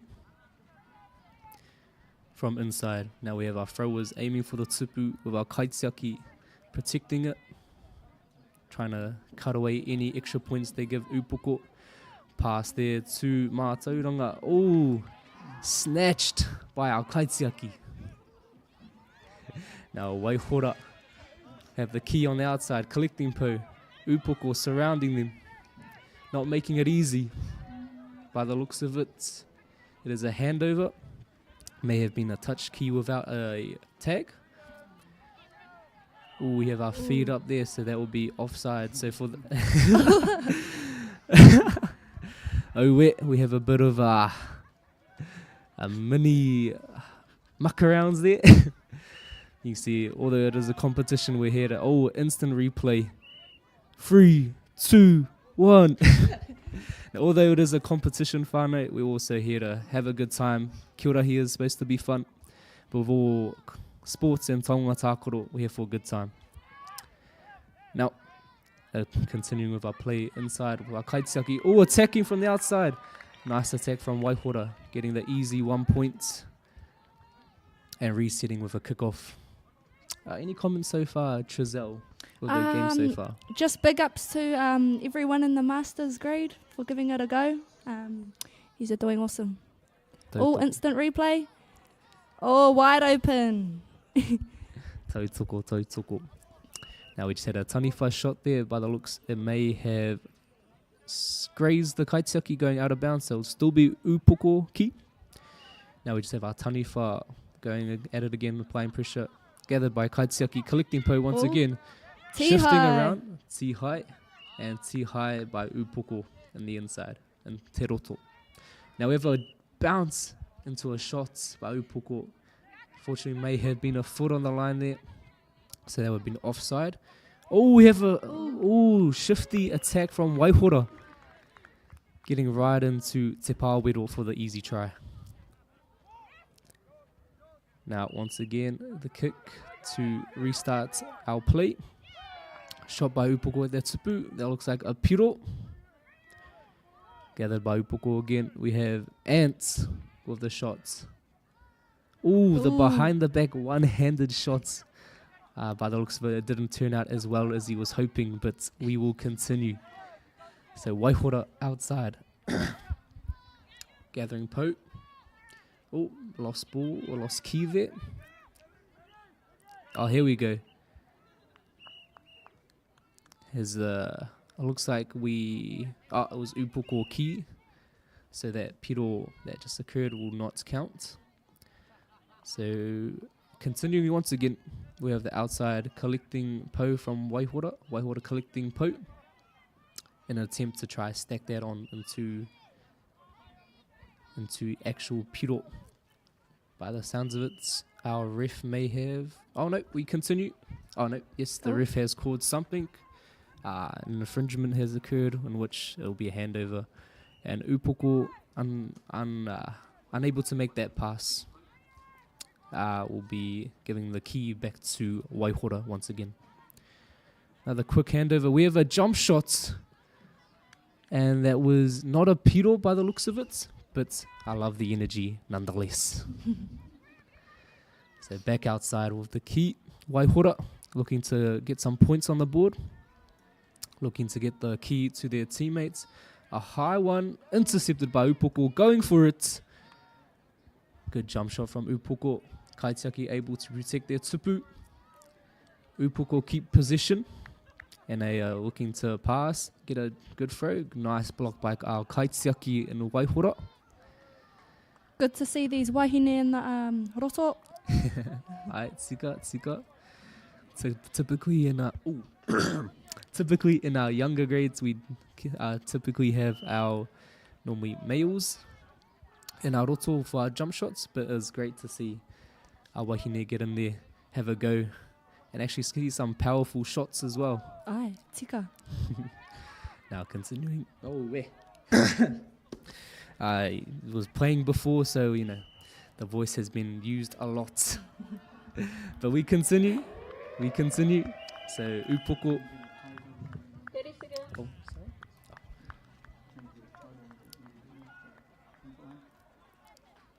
sorry. By the looks of it, that was the end of our third quarter. So our score looks to be 15, and at the moment the flags are up in with the wind blowing, so I'm unable to see Waihora score. There. Seems roughly to be 15-5. 15-3. And again, we have our umpire in the middle, 8 years old, Mātauranga Junior, looking to ref his game. And we had a quick point there while Waihora was not ready. So quick attack by Upoko. Once again, unable to make that pass. And the inside is Carolyn Perry, and she made the pass to her husband, Mātauranga Terona, who is my parents right there. So looking to show the chemistry, the teamwork. Otherwise, Waihora continuing with the key. Oh no, Upoko go for it. One po by Upoko. Oh, a step by Upoko. Collecting more po while Waihora attempt to protect their rarangi. Tee high by Waihora, denying Upoko of those po and gaining possession of the key. So now we have Waihora going for the shots. Well defended by Upoko Kaitiaki. One po, looking to attack, hitting the inside. Ooh, intercepted by Waihora. Great defense there. Looking to move the key around to get an angle. And as we just have a close-up of our Kaiwawa, once again 8 years old, looking to learn, and just the way of showing how our rangatahi can get involved with TOARAHI and how we can grow our taonga tākoro. Now back to our kemi, we have Upoko running some plays on the outside, unable to make it work. Waihora, great defense, back with the key. Moving the key around, looks like to be a piro. And may have been an infringement there, so Upoko will gain possession of the key. We have Upoko on the outside, gas. Putting on the boosters. Piro! Piro by Upoko was orange bucket hats. He's got to be careful, those knees won't hold out too long. But great try nonetheless. Now inside by our Kaitiaki, looking to dish it out on attack. Looks to be a tee high by Waihora.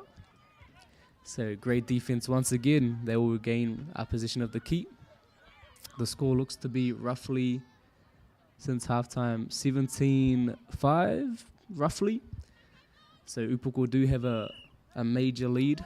So Waihora will need to come up with some strategy to be able to close that gap, to bring it closer. Nonetheless, Upoko have the ball outside, collecting po once again. That is a tee high there, but Upoko still regain position, looking to make something worth attack by the ara. And piro by Upoko. Great ball movement there from our outside into our kaitiaki, back out to our outside attacker. Unable to make that pass work, Waihora will regain position of the key, looking to attack the tupu once again. Hoping to see some powerful shots. Great shot by Waihora, great defense also by our kaitiaki from Upoko. Now seems to be the key is on the outside, unable to make that pass to their teammate. May have been intercepted. Nope, it is Waihora key. Looking to attack once again. Great defense from our kaitiaki. Blocked once again, but powerful shots from Waihora. Reached a bit far. Yep, our referee has called. He's quite onto it, even for an 8-year-old, able to make the decision. Attacking once again. Upoko on the outside. Oh, we have a give and go play. Great play by Upoko. Seems to have worked out well for them. Able to gain a try there. Another quick attack from Upoko. Looks to be a tee high by Waihora. Great defense. As we have a quick replay of what happened there. Of Jono and Kaya. Used to be co-workers. Now sharing the field. Now that was great defense from our Waihora player there. Seems to be maybe a minor injury. But we love to see the hustle from our masters. Now our referee directing play, making sure everything is correct. And that looks to be it, whānau. So that is our game between our Upoko Masters and Waihora Masters. Our final score, they seem to have reset it to 0-0, but it seems to be 25 to Upoko. So well played by both teams, really showing the energy, the hustle, and TOARAHI isn't just for the youngies, those who are still young, but a bit not as young as the youngies. Trying to word that nicely, are still able to get on the field and give it a go. So thank you, e te whānau, that's us.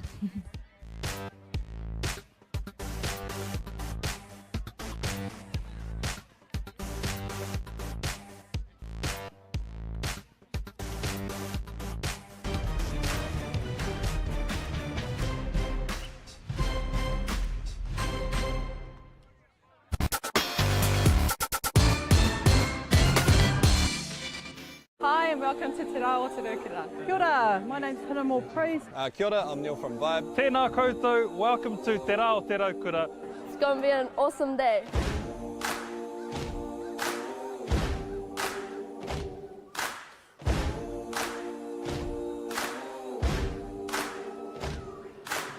This year is the 25th year of Te Rā Aotearoa. Te Rā Aotearoa is a celebration of our people and enjoying summer days.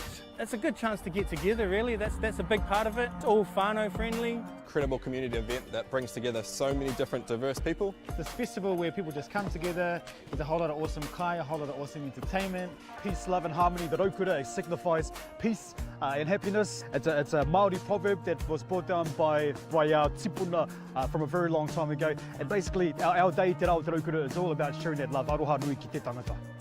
Uplifting lower heart and the wider community in general, coming together and just having a whole lot of fun. Celebrating all things Wellington, Lower Hutt, the whole region itself. Today is important so that we get to remind ourselves that we need to share the love and care about each other. Don't forget whānau, this is around the same time as Waitangi as well, so he āhua pono ki te kaupapa o Waitangi, ko tēnei o ngā whakamahinga I haere nei.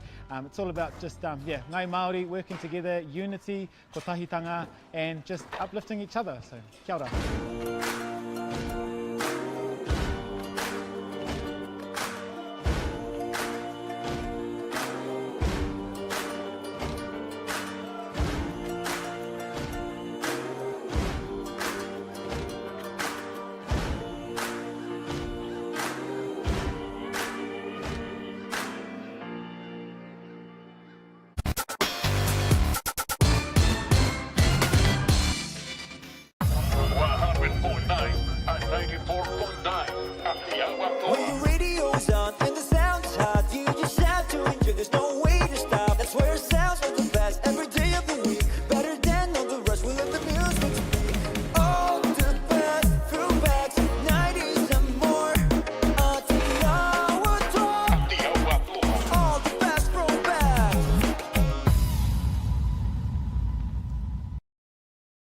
Tamari Ki Ora is a well-child health nurse-led service, providing health assessment, early interventions, education and health promotion, and whānau care and support.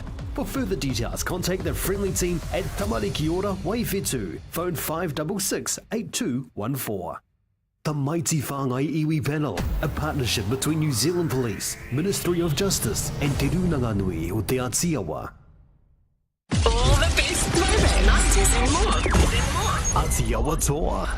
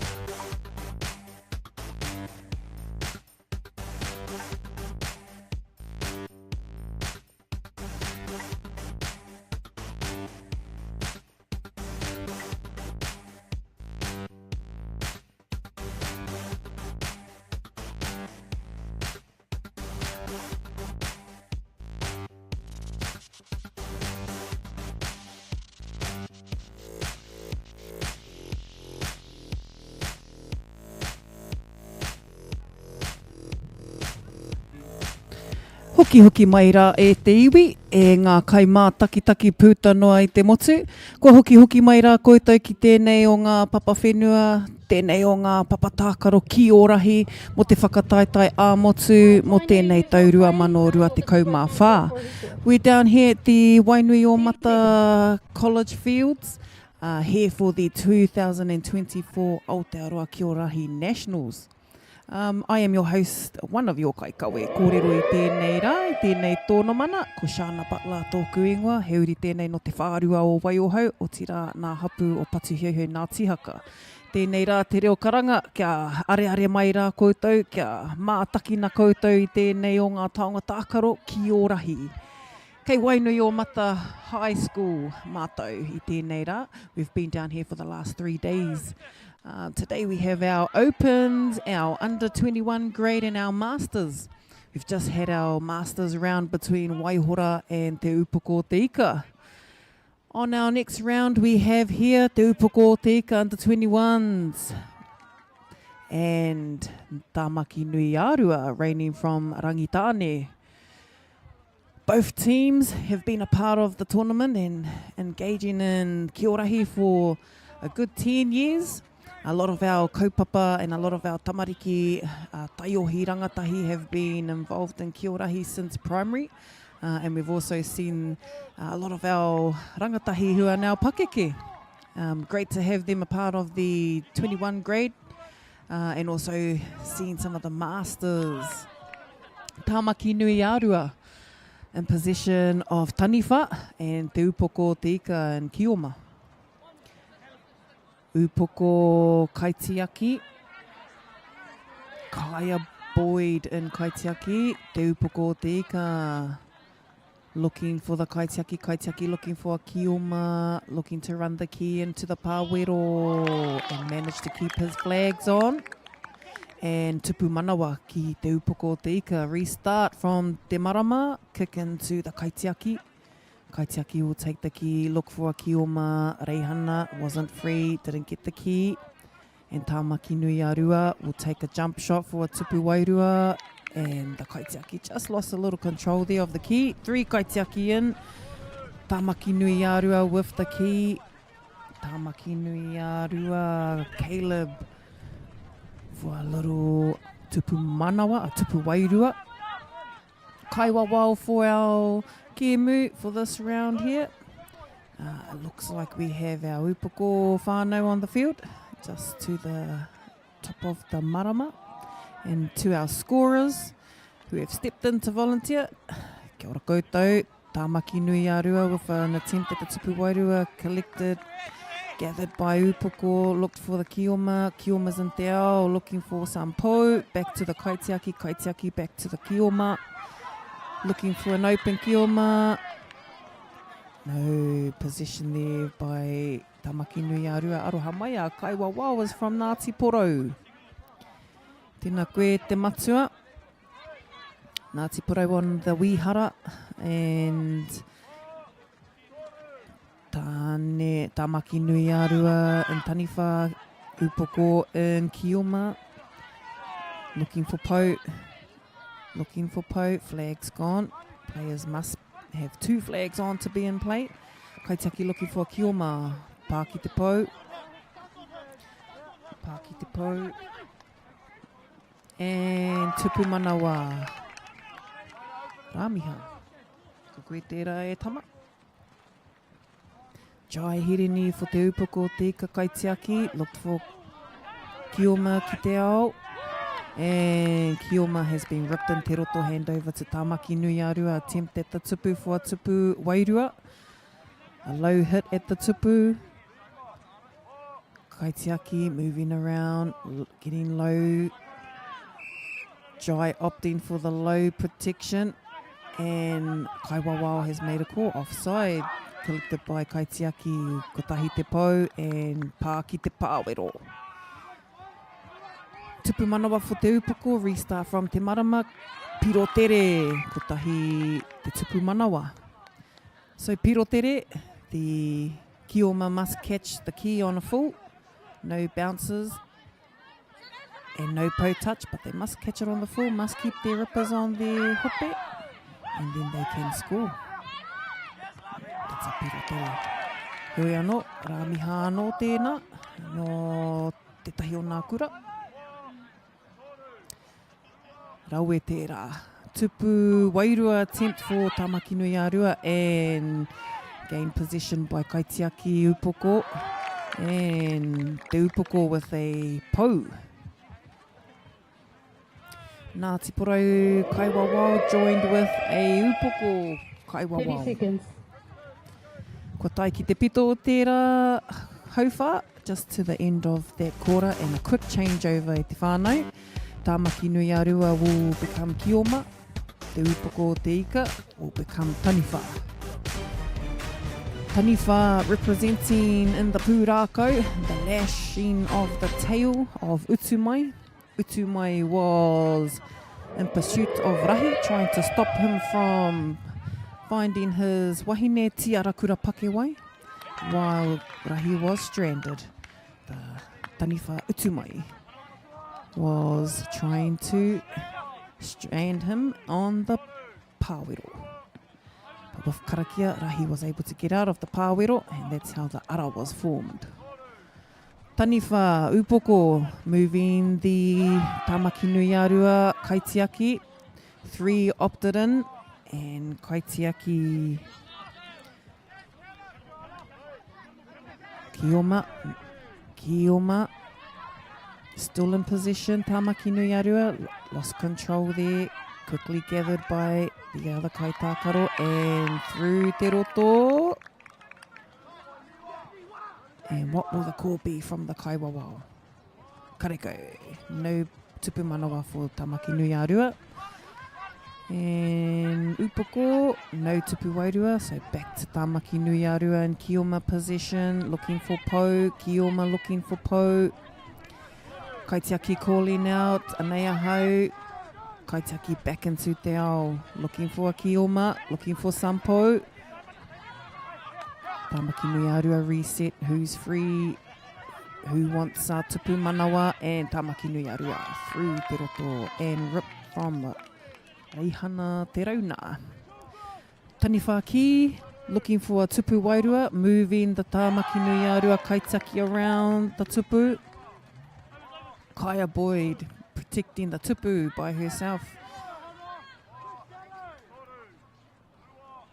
Sally and also in the pāwero protecting the kahara iti.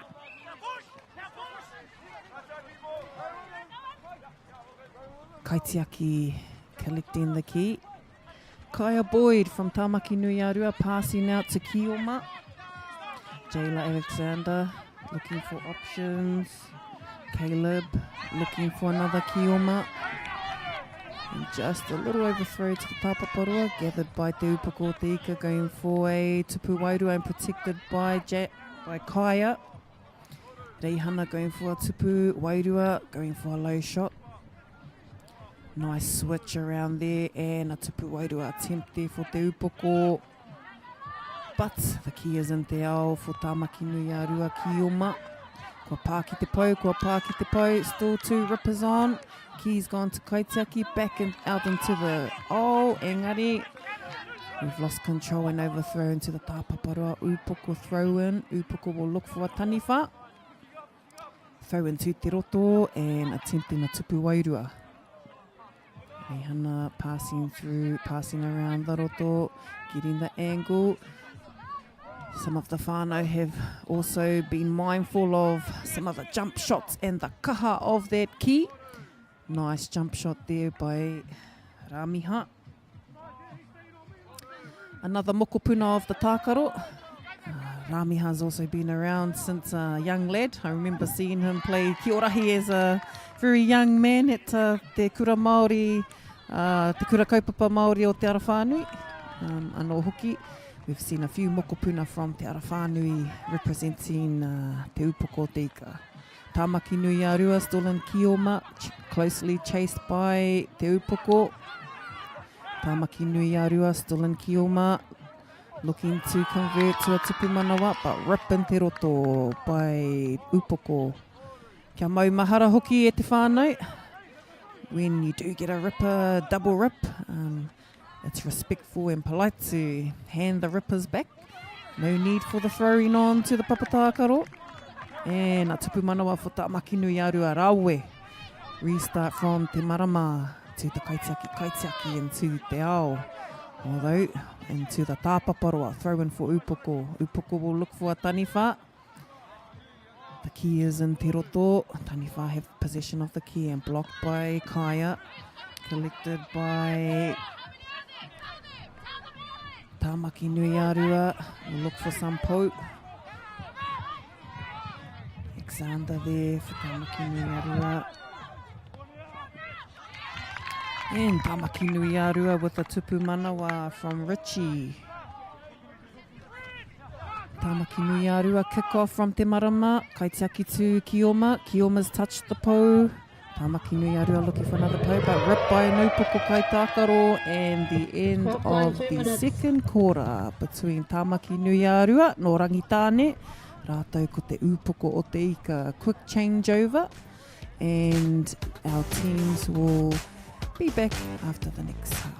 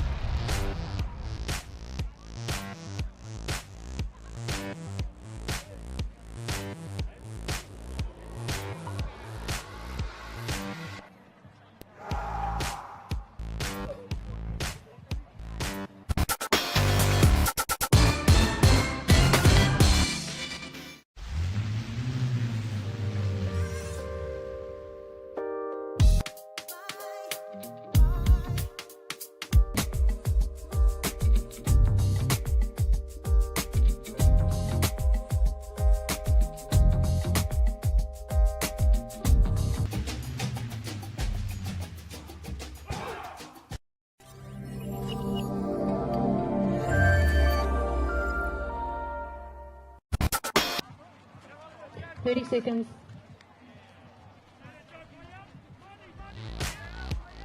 Ko ki mai anō e te whānau. Ko whaia shares tēnei.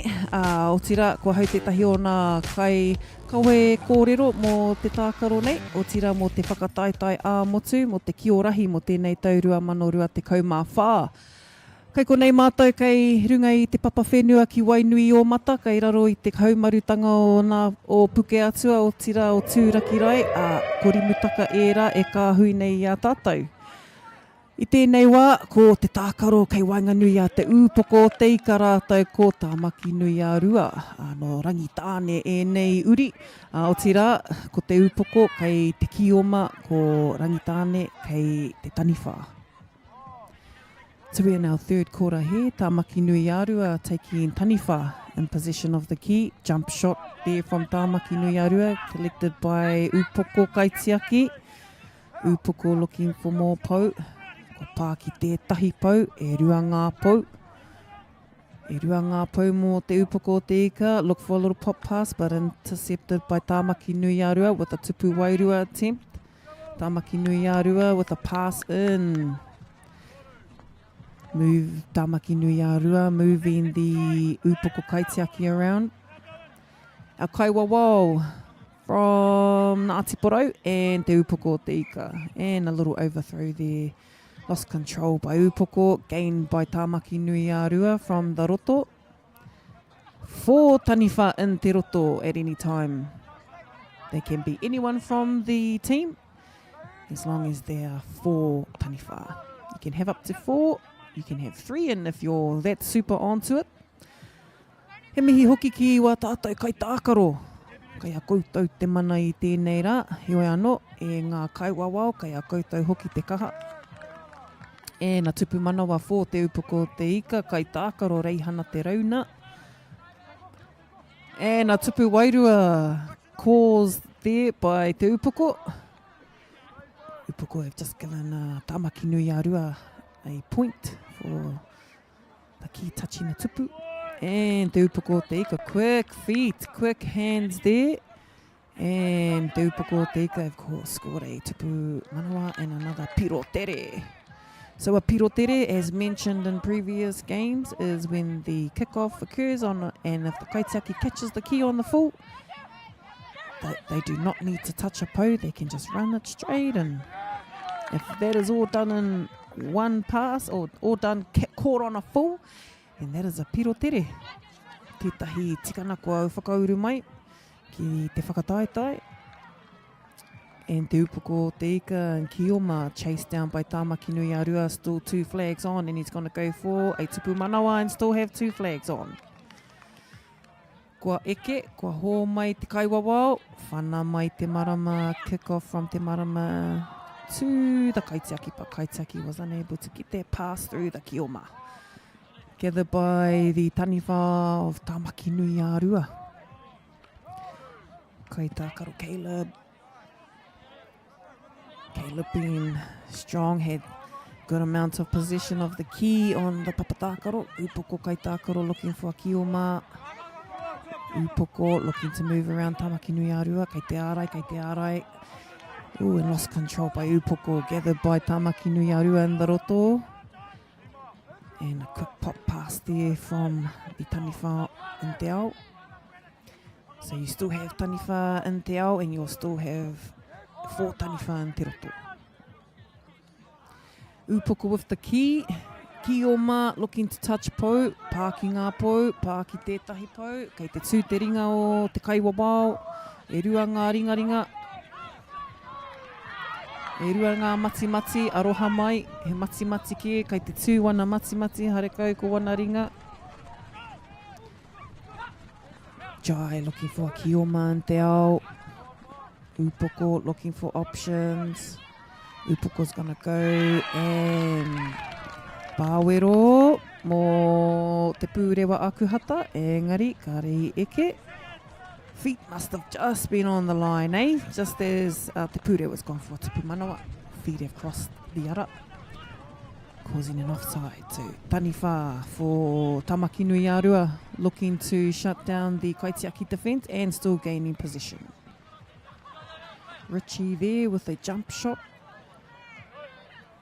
Now Tāmaki Nui Arua have been training for a few weeks now. They've also had a module over the last few months. Rangitāne o Tāmaki Nui Arua have also been competitors at other events. Also, big mihi to Matua Troy Tāwhai and the rest of his crew. Koutou ngā kaiarahi. We have an influx of kaiawhina, kai tautoko this year. Great to have you guys all on board, Rangitāne. Great to see the progression as well in your rohe. We also have a lot of sponsors out on our papatākaro throughout the event as well, e te whānau. Just a mihi out to our local iwi radio station, Aotearoa, for broadcasting and live streaming our event for this year. Also to our hauora, to te kura matua o Wainuiomata. Also to Mantis for providing some of the TOARAHI resources and some of the threads that are out there. Also to TOARAHI Aotearoa, nei rā hoki te mihi ki a koutou. We have some of the TOARAHI Aotearoa threads, rippers, some of the key that are being used on our papatākaro. Nā kua koha mai rā e rātou. Tāmaki Nui Arua in possession of Kioma. Now Tāmaki Nui Arua getting scoring points by touching the pou and running it through the roto, touchdown in the pāwero. Upoko te ika in taniwha. An attempt at the tupu kaitiaki from Rangitāne, from Tāmaki Nui Arua, looking to move around, protecting the tupu, not being intimidated by the passes from taniwha. And also keeping in mind that te whānau, there is a shot clock for the taniwha. If taniwha don't release the key in time, while the kaiwawa is counting down, they will have to hand over. Now, we haven't seen a lot of that happen because the taniwha have been pretty good. They've been releasing the key, shooting at the tupu, and we've also had taniwha that have been mindful of the kaha of their hits. Therefore, a lot of our onto it jump shotters have been aiming for the bottom of the tupu. Heoi anō, koina pēa etahi o nā whakakite nā kua kite mai konei. Heoi anō, Kei te kaha tonu nei kapa. I runga i te papatākaro anō ko te upoko te ika tākaro atu ana ki ana Tāmaki Nui Arua. Tāmaki Nui Arua with the key. Kaitiaki looking for a kioma ki te ao. Intercepted by Upoko. And Upoko for a tupu wairua. Didn't quite land the tupu wairua. Heoi, ka haere tonu. Key still play. The key is still in play for Taniwha. And Tāmaki Nui Arua looked for a intercept. And a nice strategy there for Tāmaki Nui Arua. Allowing one kaitiaki to protect the tupu and having two pushing up around the kahara iti. Is that a tāwhai strategy? Heoi anō, te ahua nei. Ko tino kitea tētahi atu. I've just seen an extra kaitiaki run through the pāwero. Heoi anō, Tāmaki Nui Arua looking to land the tupu manawa, but lost the flag in te ao. So players must have those two flags on their hope when they are in play. And as mentioned in our earlier tākaro, that the flags aren't actually that easy to grip. There have been times when players have been unable to grab those flags. Nā te piri, nā te tata ki te tinana pia. Nice and light too. And again, sponsored by our TOARAHI Aotearoa whānau. Also those additions, the adaptations of having ripper shorts has been a huge advantage. Minimises some of the risks of having belts. Engari anō, ko te pukenga ke, ko te tihai. And Tāmaki Nui Arua with a tupu manawa. Kick-off, restart for Tāmaki Nui Arua. And lost control there by Richie going for a tupu manawa. Kaya looking for a kioma, found a kioma. Alexander looking for the kioma. The kioma's found another kioma in te ao. Offload. And Upoko going for a double, but the key has been released. They can almost be counted as a late rip. Engari anō, ko te tere ke o te tihai, ko te tere o te whiu o te ki. Having some fast rips and fast play. Tāmaki Nui Arua looking for a kioma ki te ao. Nice hips there from Kaitākaro Shayla May. Jayla there from Tāmaki Nui Arua, throw in for Caleb. Caleb's going to take a quick pop pass. Lost control there by Jayla. Kei te pai, Upoko will collect that. Throw into Taniwha. Taniwha will have an attempt at a tupu wairua and a block from Kaya. Block from Kaya from Tāmaki Nui Arua and another block there. And we're at the end of our quarter. Nā reira e te whānau, kua mutu, kua ea. Anō hoki e mihana ki ngā kaiwawa o tēnei tākaro. Ko te piro me ki. E pāna ki tēnei tākaro, kai te kawe tonu rā tātou. I ngā piro. Heoi anō rā, ko te toa o tēnei tākaro, ko te ki o rahi. Engari e mautonu mai rā, e whai ake nei ko tētahi o ngā rauna, whai mai, ka tūtaki anō hoki ki tētahi o ngā kaikawe kōrero. Ko tai mai anō hoki a matua kāia ki a pai ai te whiri i ngā kōrero mo te rauna e whai ake nei. Tēnā koe te katoa.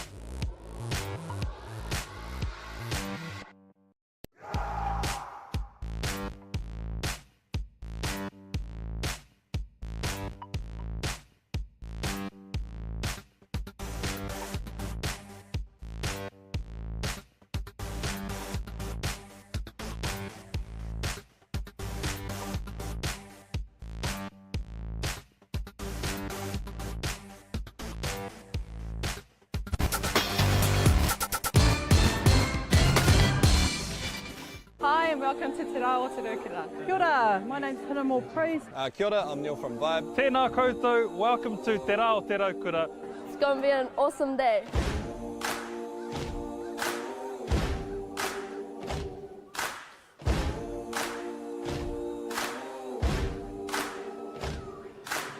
This year is the 25th year of Te Rā Aotearoa. Te Rā Aotearoa is a celebration of our people and enjoying summer days.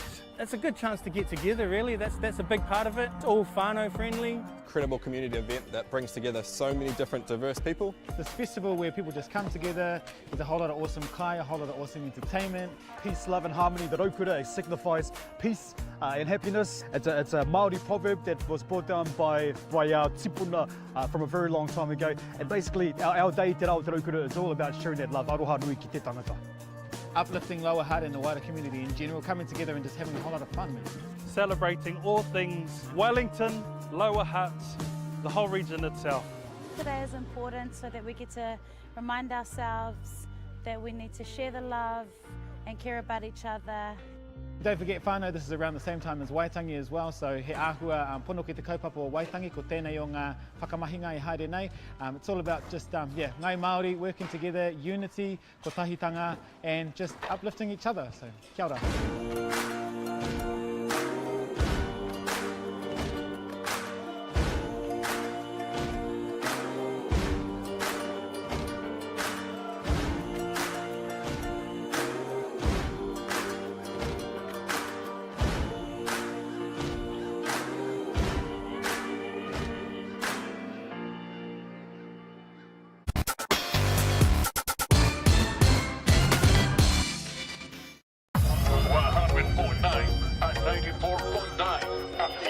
When the radio's on and the sound's hot, you just have to enjoy. There's no way to stop. That's where it sounds like the best every day of the week. Better than all the rest. We let the music speak. All the best throwbacks, 90s and more.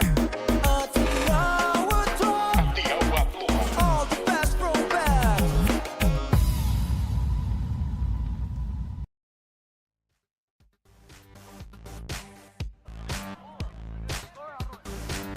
Tēnā tātou nau mā hoki mai ki tēnei pāhotanga, ki tēnei te whakataetai ki orahi, te whakataetai amotu mō ngā rohe, ki konei tonu ki roto i a Wainuiomata. Ko kāia wharawhara tēnei, tō kai whakapāho mō tēnei o ngā rauna, tēnei o ngā tākaro i Wainganui, ngā iwi o Ngāti Porou me Ngāti Tūwharetoa. Kia ora e te hunga whakarongo, my name is Kāia Wharawhara, your live broadcaster for today here in Wainuiomata. In this game between Ngāti Porou and Ngāti Tūwharetoa in our open mixed grade. Nau mai hoki mai e te iwi, nau mai hoki mai. 30 seconds. Nō reira, tēnei rā ka whakanui i ngā kai tākaro o ia kapa, tuatahi ki te kapa o Tūwharetoa.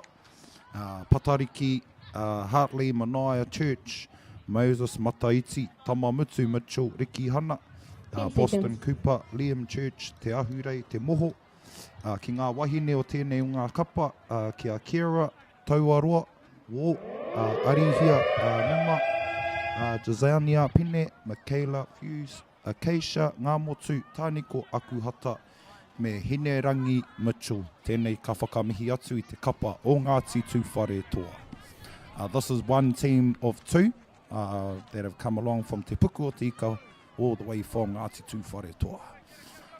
Ki te kapa o Ngāti Porou, tuatahi ake, ki tēnei, ki te taha wahine, ki a Destiny Kenworthy, Waiora Brown, Maia Te Rā Clark, te Waire Mana Te Rito, te Uarangi Olsen Baker, Harmony Mangu, Hārata Coleman, ki ngā tāne o tēnei o ngā kapa o Ngāti Porou, ki a Nui Kārini Kuo, Tangaire, Harlem Ngārimu, Poraurangi, Poraurangi, Bautu, Hemi Hōhepa, Uenuku Kōhatu, Tō Nkahu, Ka Oti ki a Ngātai, Hearthworthy.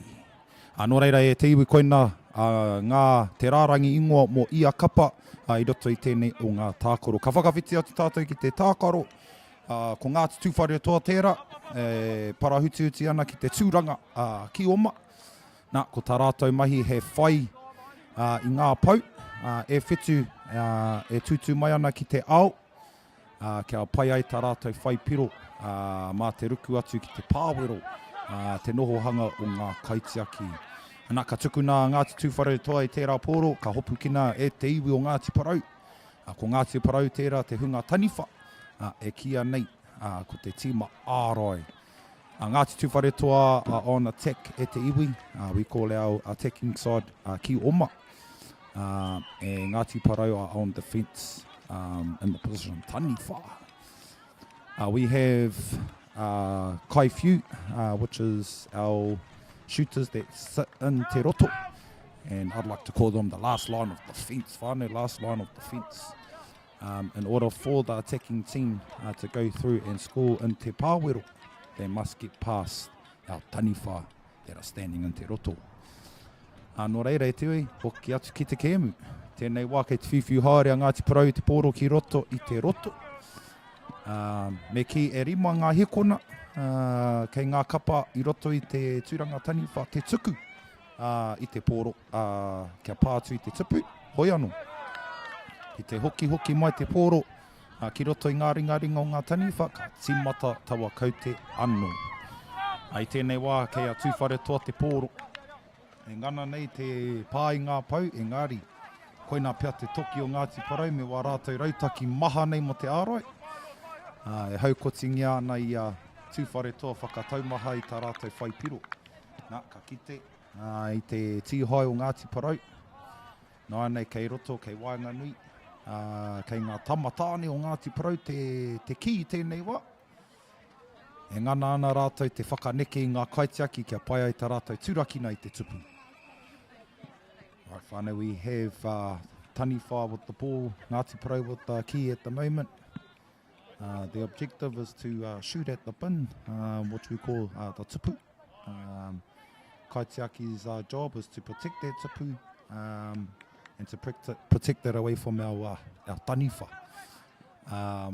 Ka pai, so for those that have just tuned into our live broadcast here at our national festival, TOARAHI 2024, there are two sides to this game. One being ki oma, and the other side being taniwha. Ki oma are our attacking team, and taniwha are the defence team. And as we can see, Ngāti Tūwhare toa tried the absolute best to dive in and score that point. Looking at our kaiwa wall now. He hāmene e haere ake ana e te iwi, penalty. Early. According to our kaiwa wall, there was a little bit of a juggle in te roto as the ki oma was going in to score the try. The thing is with taking possession of the ball before you enter in te roto, you must catch it with both hands, or either one hand on a full. You cannot get the ball and then juggle it on your way in. That is called a penalty, and that is a handover. Nō reira, Ngāti Parau have the ball, have the position of ball at the moment. Ngāti Parau are passing the ball around, and that is the end of our first quarter e te iwi. Looking at our scoreboard at the moment, we'll get a score out there for you soon e te iwi. Hoi anō, ka whakamihi tō tātou kaiwa wau tēnei o ngā tautohi tō te kēmu. Jason tangi anō, tērā o ngā karaua, o tēnei o ngā tākaro i roto i tēnei whaitua te whanganui ātara. Ana, ka tuku nātu te pūtātara. Koina te karanga kia timata ki te kēmu. Nā, ko whakawhiti ngā kapa e rua, ko tūwhare toa i noa nei kei te tūranga taniwha. Ana, ko Ngāti Parau kei te tūranga ki oma. Nā, i mua i te whatinga o tērā o ngā hauwha i te iwi. E ai ki ngā piro i runga ki a Ngāti Parau. Toru ki a Ngāti Parau, ko tei te piro ki a tūwhare toa. Nā nei pāhia, ka tuku i te poro, te ki ngā ki oma. Pāra hutu te haere o namatai ki runga i te whira. Ka tuku na ki a toru te kaumā rima. Ana, ka hopu kina te pōro anō, te ki anō. O, nā runga anō i tērā. Ko tukuna, kia tūwhare toa. Ka mihi ki ngā kaitiaki, mena pēnā te tāroaroa o ngā kaitiaki. Me whakaneki ngā kaitiaki e pai au tō tūraki nei te tupu. So in order to get a good clear shot at the tupu whānau, you must move our kaitiaki around you. Taniwha have 5 seconds to move that ball around once it enters into te roto. So ideally you would love to move our kaitiaki so you get a clear passage to the tupu. E can te a kēmu e te iwi, mo te hunga kātahi anō ko hono mai, koe nei te tākaro i roto i te puna open mix, koe nei a Ngāti Tūwhare toa no te puko o te ika Māui, me Ngāti Parau no te uranga mai o te rā. Ana, ka tukuna ki te kaitiaki, e te kimi haere te kaitiaki o na hoa haere, ka ngana te tuku i te poro engari ka rere topa, ki te rangi, hipa haere tana hoa kaitiaki, ka tukuna te poro kia tūwhare toa i tēnei wā. Ana, rima he kona, kei ngā ringa o tūwhare toa te ki i tēnei wā. Hoi anō, haukotingia e Ngāti Parau. E ai ki ngā kōrero i te wā e haere a Ngāti Parau mo te rao ngā ki. I runga rāno ngā wāua i te rangi, nā kona he hāmene tērā i te iwi. Me mau pūmau o wāua ki te papa. I mua i tō whātorohanga ki te tiki atu i te ki. Ka pā te pau e Ngāti Parau, rua ngā pau. Whatsi ana ngā hope, toru ngā pau. Ana, ka riro i ana ma tōru tērā o ngā piro. Ana, ka tukuna kia nui, kārani. Tana tere hoki e hikama. Tōru te kaumārima. Ana, ko matua kau, tēnei ko matua kau. Ka tukuna te pōro anō kia nui. Tukuna te pōro e nui ki tōna hoa haere. Kia Destiny, engari mahu e katoa Destiny te pōro. Ka puta ki waho. Ngāti Tūwhare toa. E rua! Ka pērā te whānako o ngā haki e rua. Ana, he tuku i te pōro. Koina te hehia i te wā kei te turanga taniwha e hikama. Kia ngana mo ngā ripene e rua. Kia tukuna te pōro, kia whakaoki mai te pōro ki tō kapa. Koina te mahinga nui. Ka tukuna ki te kaitiaki. Kia nama te kaumā ono, kia Hārata Coleman. Rangati rake nei tērā ingoa ki te tai rāwhiti. Mai maharau ki taku hoa haere a Kahurangi Coleman. I tōna wā e noho mai ki te kura o te ara whānui hei kaiako. Hoi anō hoki atu ki tōna kapa o te hoko whitu atu. Nā reira ka mihi ki te rau ngā whānui. Hoki ana ki tō tātou tākoro e hika mā. Mena ko matua kā te kaiwa bau, ko hāmene tia tūwhare tō mo tērā o ngā hāmene. Hoi anō, tērā pēnā te kāpō tautohito o Jason Tangi anei, ka mahu e te kaiwa wau i tērā karanga pia. Hoi anō, hoki ana ki te kēmu e hika mā. Ko pita te pōro ki wahora, hoki ana, me te papai hoki o te karawhu o te pōro e te nama whao o tūwhare toa. Tāni ko ākuata. Ana, porowhiua te pōro ki Wainganui ki te roto. Ka tukuna atu e te kaitiaki te ki a Destiny. Ana, ko hoki mai kia matua kahu ki te nama iwa kia ngātai. Ka mahu e te pōro e Ngāti Parau, nā kona ka hopu kina e Tūwhare toa. He roto te ki roto i tēnei wā. Whiwhiu haere te ki roto i te roto. Nā kona, nā te kaha ārai o Tūwhare toa, ka pau te wā ki a rātou koina te mutunga o te hauwhātua rua, ko tai tātou ki te haurua o tēnei o ngā tākoro. E mihi ana ki a tātou kaiwhakarongo ki tēnei o ngā hononga i tēnei rangi. Ana, ko ngā mutunga piro i te haurua, Ngāti Parau e ono ngā piro, Tūwhare toa e toru ngā piro. Nā, e kite ana tātou e te iwi, te ino tata tērā o ngā kēmu, tēnei o ngā tākaro. A tōna wāpea ka kite i ngā rautaki, whakaihi, whakawana, whakawehe i ngā kapa e rua. Hoi anō, tāria te wā. Te hanga āhua nei, ko piri atu tētai atu o ngā tautohito tēnei o ngā tākoro ki tēnei whaituana, ko matua pita noa tērā.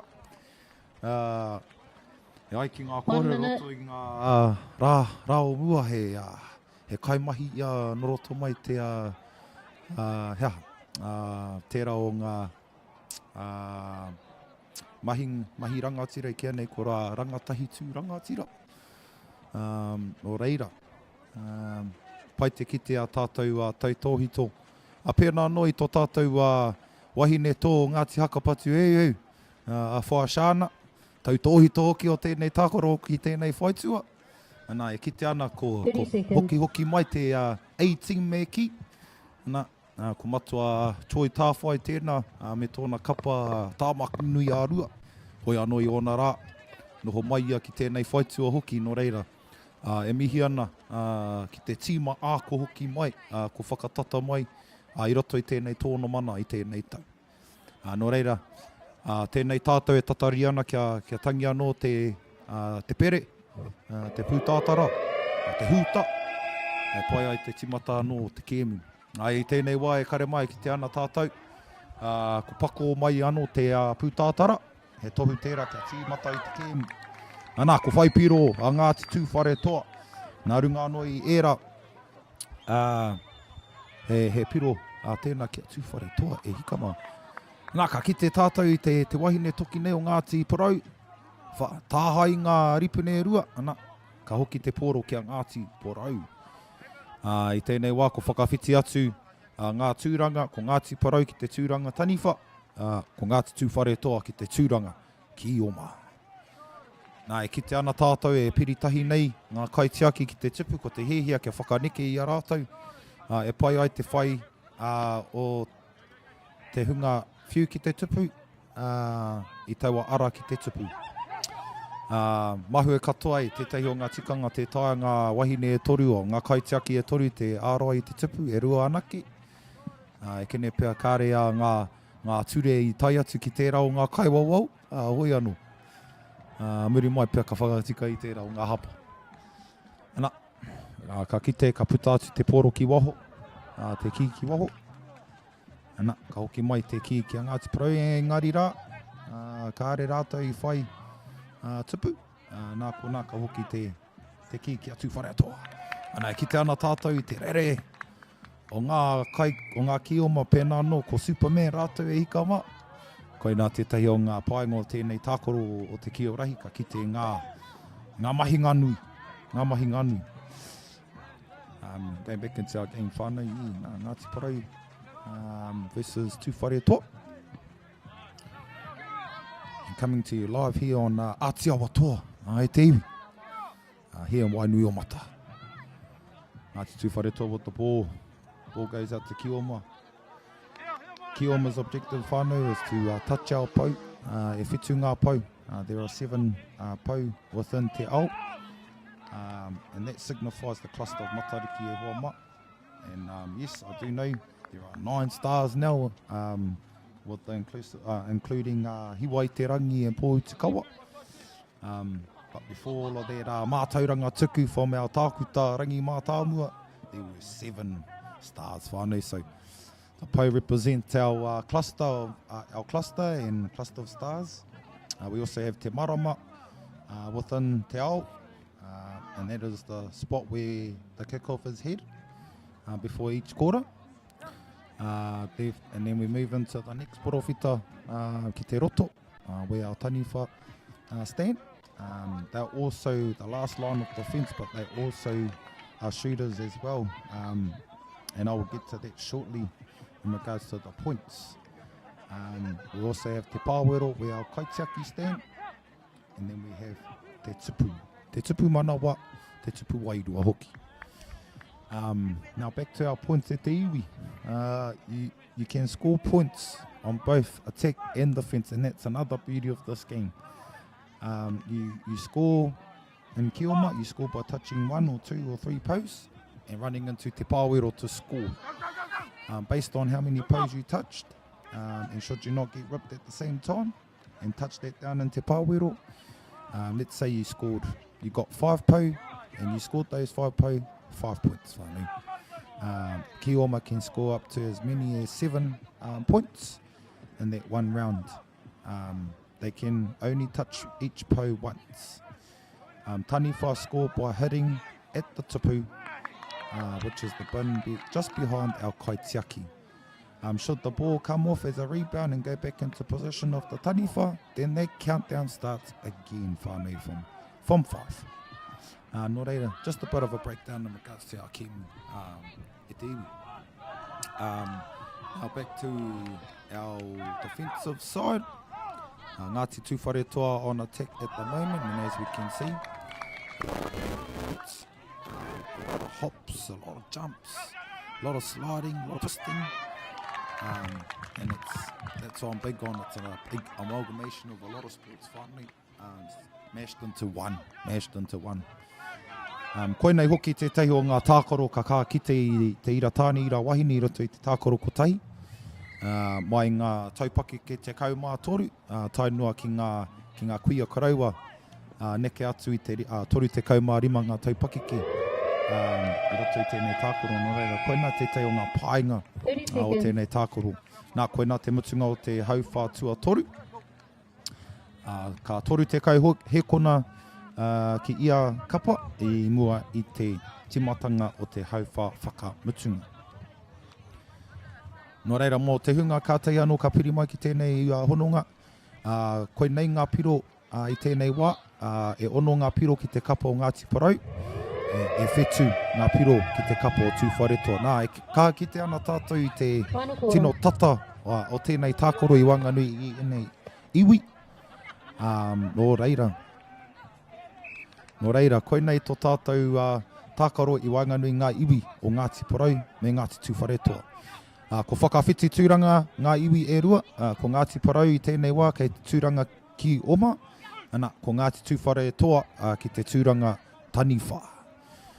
Nō reira, ka kaha ki te ngā rautaki nānei me te hehia o Ngāti Parau, kia tino turakina i tēnei kēmu, kia pai ai tā rātou riro me ki i tēnei mea te ua, e te iwi, e kia nei te tab.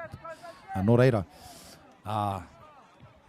ka kite ana ko Ngāti Tūwharetoa tērā, e ngana nei te whiu ki te tupu, e kaha tūrapa ana i te pōro hoki, i te ki, kia pupuri te mauri o te kēmu ki roto i a rātou i ringaringa.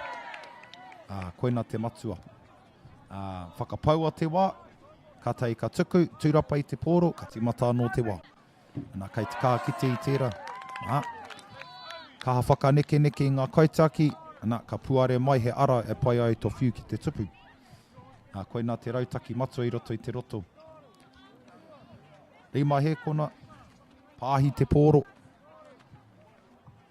Nā, kei te kā kite i nānei, kei te tūrapa ngā kioma i te pōro ki waho i te ao, e pai ai tā rātou riro i te ki. Ki te kore te ki, ka kore rātou e whai piro, nō reira, me ngana. I tēnei wā tonu, ko Tūwharetoa kei runga, e rua ngā piro te rere kētanga, i tēnei wā, nō reira, tēnei te āpitinga atu ki a Ngāti Parau, kia kaha Ngāti Parau, kia kaha. Nā, koe nei ngā kapa i tēnei wā, ko te kapa māwhero, ko Ngāti Tūwharetoa tēnā, ko te kapa kahurangi, ko ngā kaupoi o te rāwhiti, Ngāti Parau.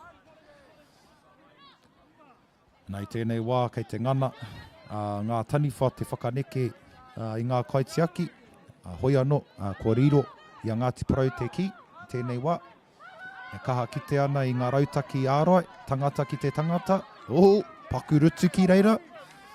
E whakamahara ki a tātou kaitākoro e kēmu tīhoi tēnei, harai te kēmu rutu.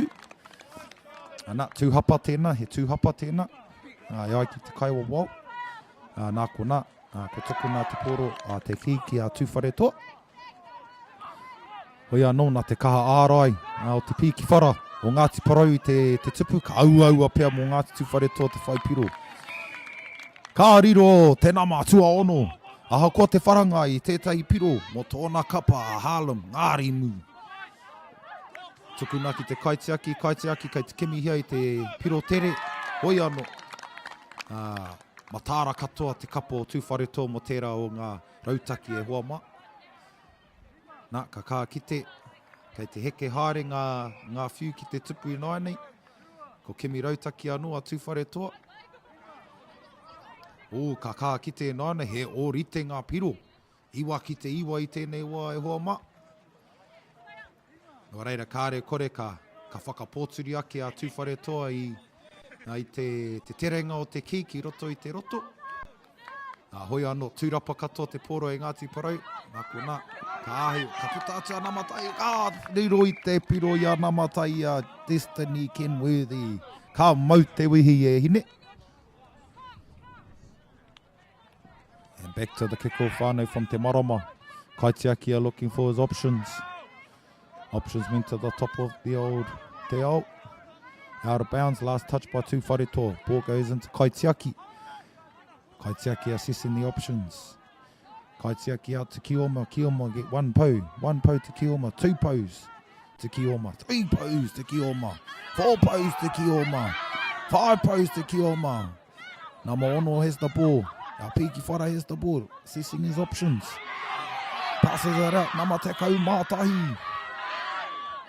Looking for options. They have Rima Po at this point in time.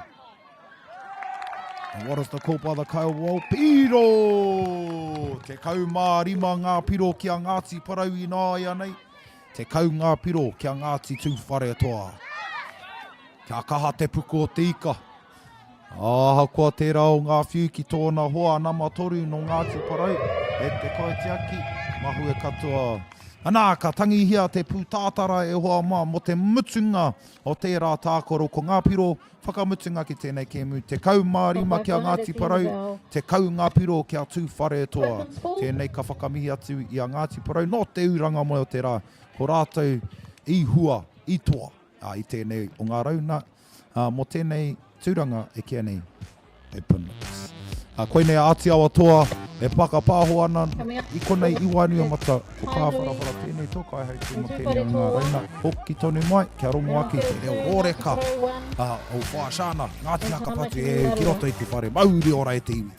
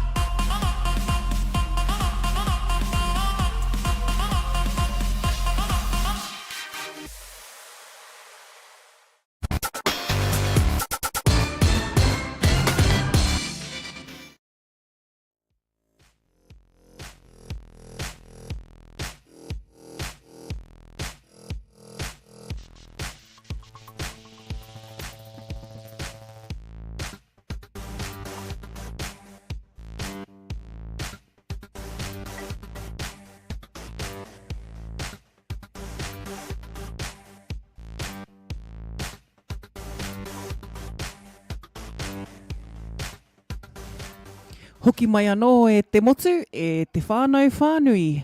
Nau mai anō ki tēnei o ngā raungana, ki Wainganui a Tainui rātou ko tūwhare toa. Ko te kaupapa o tēnei rā, ko te kiorahi. Ko te kiorahi mō Aotearoa whānui. Ko tēnei te tau anō kua kaha nei ki te i tēnei o ngā tākaro putanoa i te motu. Nā reira e koutou no kiorahi ki te upoko te ika, nā koutou te tono, nā koutou te karanga. Nā reira kua puta mai ngā uri o te motu ki tēnei whakataitai. We're down here at the Wainuiomata High School fields, underneath the haumaru of Pukeatua Maunga. Rātou ko remutaka, anō hoki ko tūrakira i tērā ki muri rā anō, e whakahaumaru nei rā i a tātou i runga i te papatākaro. Anō ko a tā tātou kai pāpāho, tā tātou reo irirangi Māori o te Aotearoa toa, nā rātou te kaha, nā rātou hoki te mana mō tēnei pāpāohotanga. Oti rā ki wā tātou kai wawao, kai runga i te papatākaro i tēnei rā, nā rātou te kaha, ko rātou hoki kai te tiro, ko rātou nā mata ki tēnā i runga i te papa. Tūwhare toa on field 1, our open mixed teams. Tūwhare toa in taniwha position, aroha mai, tūwhare toa in kioma, ko Tainui no Rahi pōkeka, hoki kai roto i te kioma, i te taniwha. Ko rātou hoki nā taniwha rau, kua tai mai hoki rātou ki te mura. They are also not strangers to the growth and development of kiorahi. Tūwhare toa now in position. Now if we had numbers for your team roera, heoi anō, kai te pai nā te mea kai ko nei rā koutou tūwhare toa. Rahui pōkeka and taniwha, and a block there from tūwhare toa, but a tupu wairua could have been awarded. Our kaiwawao, also our kaiwawao who are reigning from Ngāti Porou. We also have our Ngāti Porou on the other field. Nā reira, koutou mā, kua tai mai ki te āwhina, and an attempt from tūwhare toa, but ka aroha. Offside there. And taniwha rau, our Rahui pōkeka whānau have taken the key. Tūwhare toa will gather the key, look for options in te ao, and intercepted by Rahui pōkeka for a taniwha position. Rahui pōkeka with another attempt at the tupu. And tūwhare toa looking to throw out into te ao, looking for a kioma, looking for a po touch, no po touch, so opt for the kaitiaki. Kaitiaki still needing options, 5 seconds to pass. Tamamutu. And Rahui pōkeka anō with the key.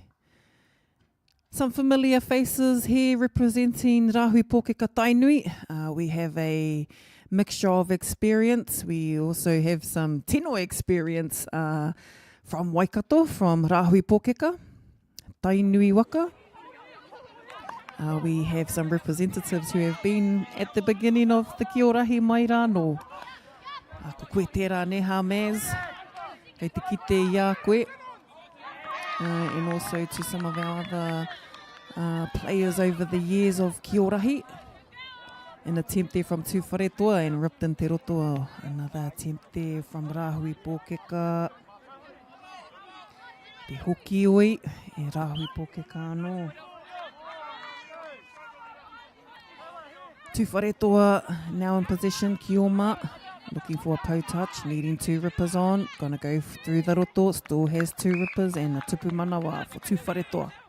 Restart from te marama to the pāwero. Kaitiaki caught on the full.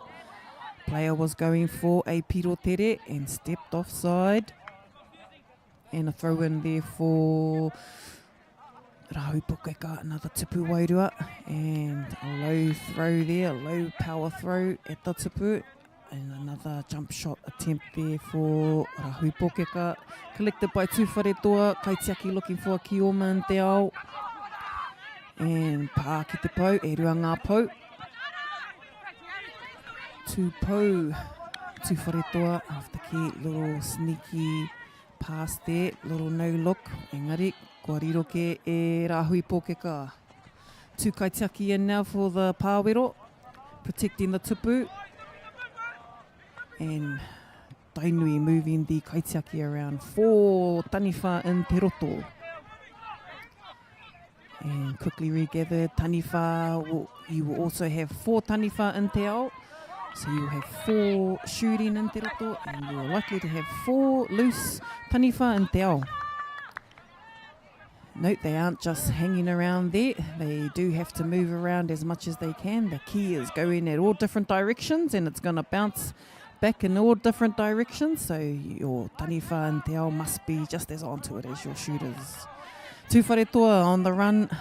Number 10 there, looking for another poke. Quick little pop pass to his Kioma, coming across there to cut into te roto, but shut down by Rahui pōkeka.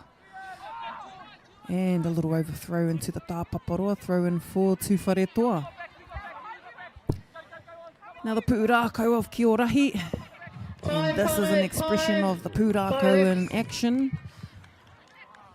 And just as we head up to the end of our first kora between Tainui, Rahui pōkeka, rātou ki Ngāti Tū Wharetoa.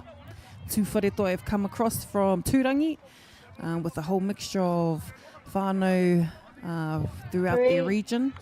Roera Hartley and the rest of his whānau have been strong advocates for Kia Orahi in their region.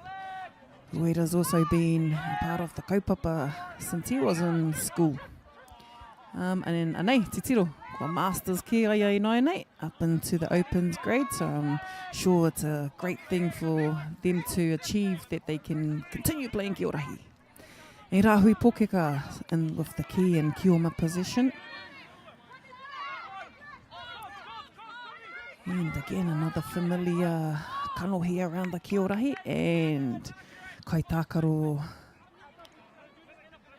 Tainui Kaitākaro knew he was offside and feet needed to be planted in te ao. Diamond, another familiar kanohi, and another kanohi that's been around the Kia Orahi. Tēnā koe Diamond. Kua roa hoki a Diamond e tākaro ana i te Kia Orahi, neha, kurua ko Maz. Awesome to see the experience on the papatākaro with some of the teina. And the tupu manawa. Kia luki, ko koe tērā e tama. And a piro tere for Tainui, Rahui pōkeka. Tēnā koe, Lea. And ko kopa, ko koe tērā neha kopa. Ko koe tērā te whakahuai toinga. I tika tērā. Kaitiaki looking for a Kioma, and Kioma. Kena, ko koe tērā e hoa. Kāre I pā. And no tupu manawa there, so Tū Wharetoa took the tupu wairua. No attempt there, no point there, so Tū Wharetoa will come back. Tainui, Rahui pōkeka back in Kaitiaki defence. Kopa with a defence there and collected by the Kaitiaki looking for a Kioma. Ko pā ki te pau. And another pau.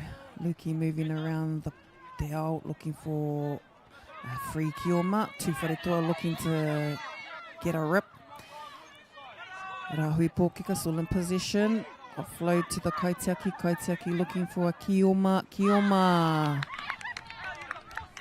Did not make it, offside, did not have possession of the key.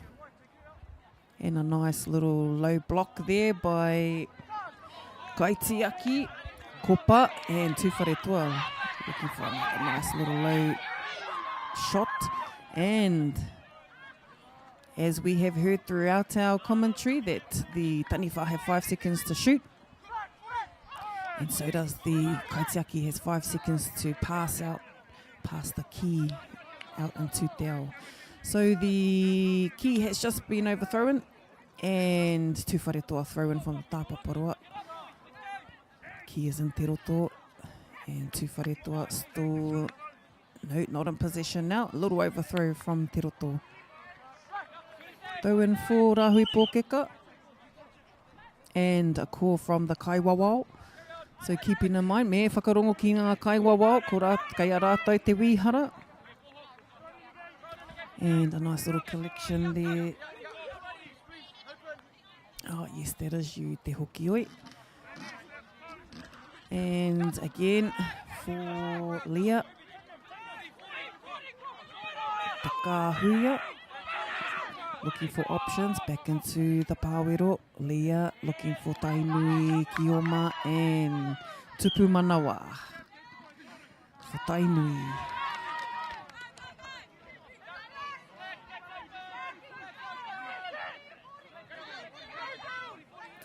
And a po touch for Rahi Pōkeka.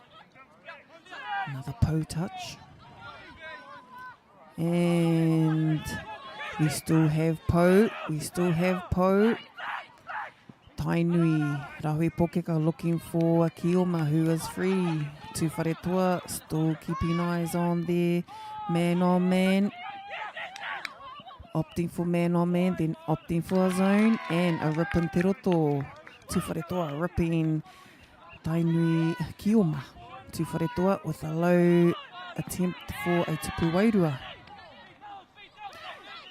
Tainui with the key now, looking for a Kioma and te ao.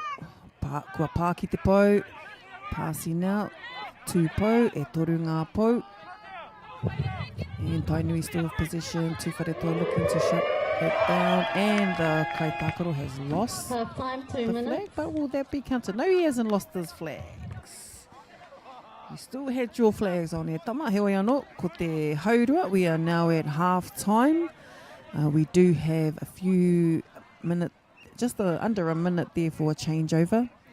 Tuwharetoa versus Tainui Waka. And our score for there is 14-1.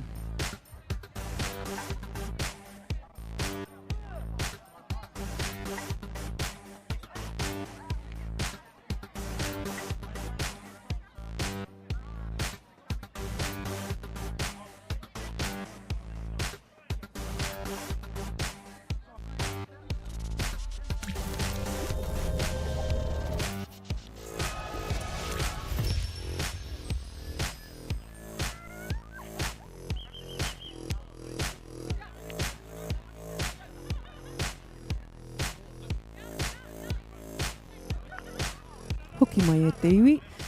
Kei te pāpāo hotonu tātou I tēnei rauna ki Wainganui a Ngāti Tuwharetoa. E tākaro atu ana ki a Tainui Waka.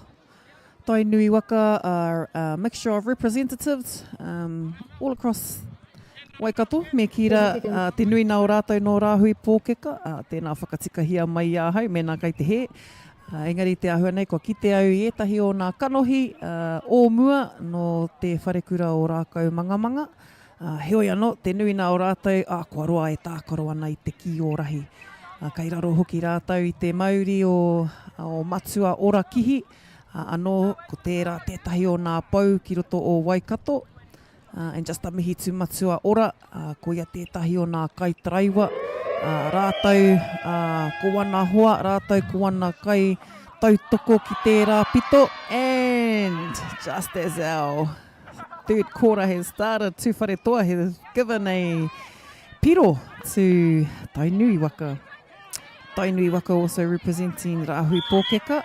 So they have, as mentioned, there's been a good representation from the whānau from Rahi Pōkeka and an attempt at the tupu. And ka aroha nei rā. Tuwharetoa will get possession of the key. And good looking out there for Kai Tākaro. It does, your name isn't on here. Engari, kia koe e kena. Too much number 4 for Rahi Pōkeka. Again, attempt at the tupu. Seeing some of the experience throughout the year, and also seeing some of the experience here on the Papatakaro, and a rip in Te Roto, ripped by Number 4, Kena from Rahi Pokeka, an attempt at the tupu, blocked by Ngāti Tūwharetoa. Roera with the key, going for an attempt at the Pāwero, and Matua scored a tupu manawa. Ka pai. Oh, so a kickoff has occurred, but no, we must go back. Matua, the Kaiwawao, will have the last call, and we have Matua Mātauranga as Kaiwawao on our papatakaro.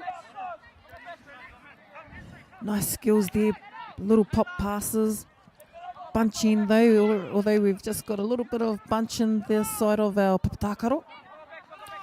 Few strategies, needing to apply a little bit of pressure.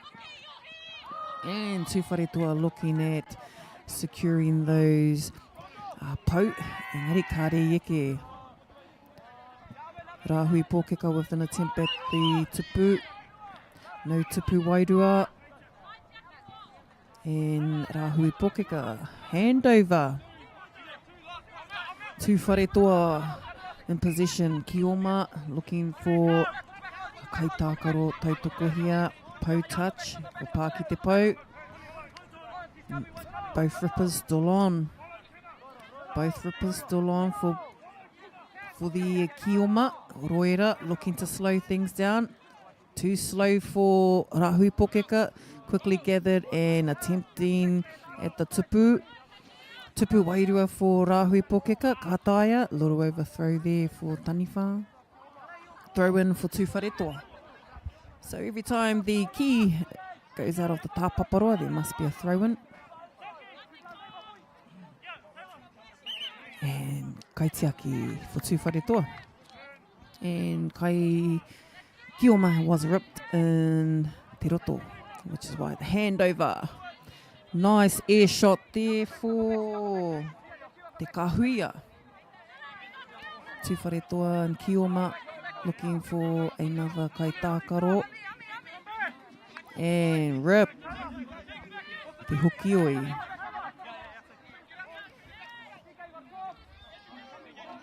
Tūwharetoa looking out for their kaitākaro, and there was a miss there for Tūwharetoa. And the Kaiwawao making a call to return back and replay. Nice, Tūwharetoa kaitiaki with a nice stretch defence. Roera with an attempt, and we've got a TOARAHI, a Kioma player gone offside. Gathered by Rahui Pōkeka. Just a little nip to the side of the tupu. And a little bit of mindfulness there by our Taniwha. So Taniwha can shoot behind the line, so their feet must be behind the kahara iti. If the feet aren't behind the kahara iti, they will be pulled up by the Kaiwawao. Kioma in possession, now in te ao. Ooh, and a little push over there for Tūwharetoa Kioma. Quickly collected by Roera, moving the key around the papa. Number 1, Tūwharetoa, it's a pass in. A lot of pressure out on by the ara for Rahui Pōkeka. Tūwharetoa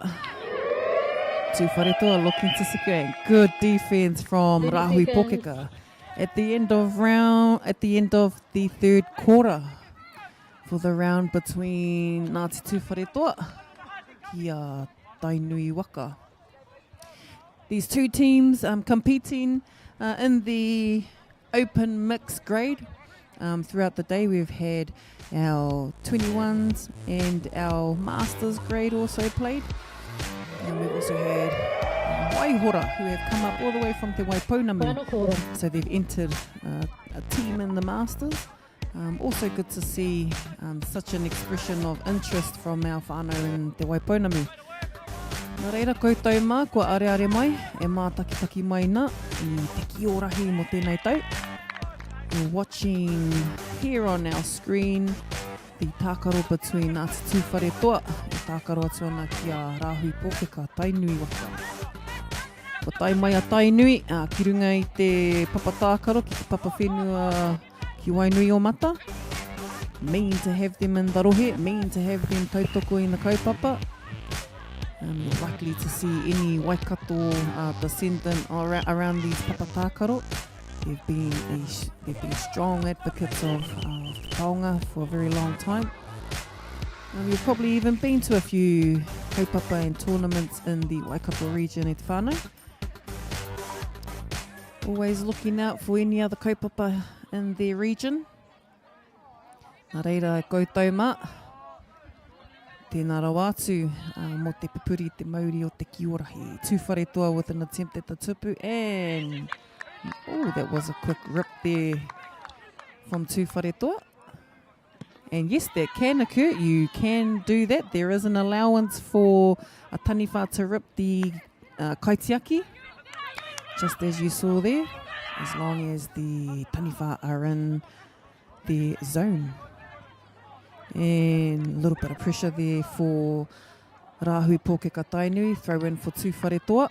And Matua mā tauranga is saying over here, boy, over here, throw in over here.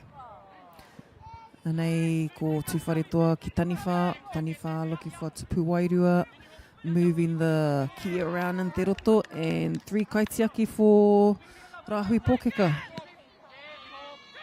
Nice defense from number 13. Aroha mai, 131 for koe tērā kopa. Mean numbers and te hokioi. For those who have heard that name, te hokioi, before, yes, many of us who have been around the TOARAHI do remember the name te hokioi. He was a gun, and still is probably a gun. E nari nei rā koia, e arahina nei tōna kapa opens no tēnei tau. Rahi Pōkeka still in possession. In te ao, and a call from the kaiwawao, he ha te rā karanga. What's our call e te kaiwawao? Little pause to our papatākaro, little clarity, and we must play on. Rahi Pōkeka will play on after the call, and a little cut pass there for Tainui. Pā ki te pau. Pāno ki te pau for Tainui. Kioma still in possession, back into the kaitiaki. Kaitiaki looking for a Kioma to tupu manawa. And score. And a tupu manawa. That was Kena from Tainui. And a quick pirotere. Ooh, do they want to take a pirotere? Karekau. Gonna go for some pau. And a pau. And tupu manawa. Tupu manawa for Tainui. Nice. Tupu manawa. Ooh, ia hatia tērā. And Tainui with a pau touch. Tūwhare toa quickly behind the Kioma. And a kickoff. We got kickoff, and Tainui will take the key into te ao, looking for pau. Kua huri ki te ao, looking for options in te ao. Back to the kaitiaki in the pāwero. Kaitiaki looking for a Kioma in te ao. Te ao, Kioma will look for an option, no options. Back to the kaitiaki, and kaitiaki to the Kioma. And a fast rip there from Tūwhare toa. Engari anō, the kaiwawa also has another call, and just return back to that first infringement. Tūwhare toa with a little air shot and a little turn shot there, twist shot there for number 13, quickly regathered by number 1. Is that a hippie? Is he a hippie? Hewe. Mutu ana tēnei tākaro ki Wainganui i a Rahi Pōkeka Tainui. Tākaro atu ana ki ana te Tūwhare toa. E te iwi. Nā reira, e mātakitaki mai nā rā koutou i enei tākaro. Ki Wainganui ngā kapa otira, kua tai mai anō hoki, wētahi kai kawe kōrero, e tai ai rātou te whakapao ho atu rā kia koutou te motu. So stay tuned e te iwi. We still have more games coming up for the next few rounds. We'll see you back soon. Mauri ora.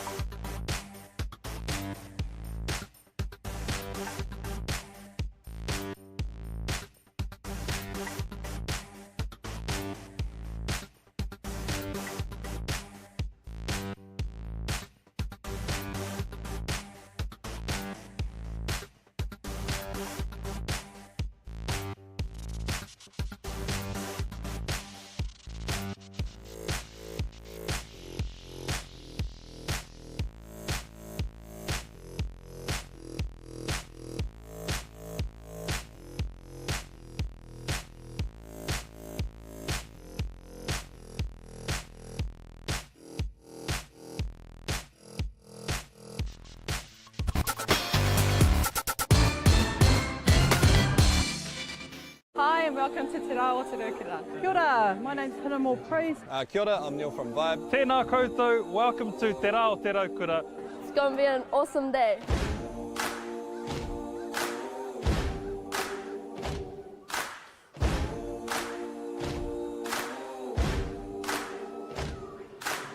This year is the 25th year of Te Rā Aotearoa. Te Rā Aotearoa is a celebration of our people and enjoying summer days.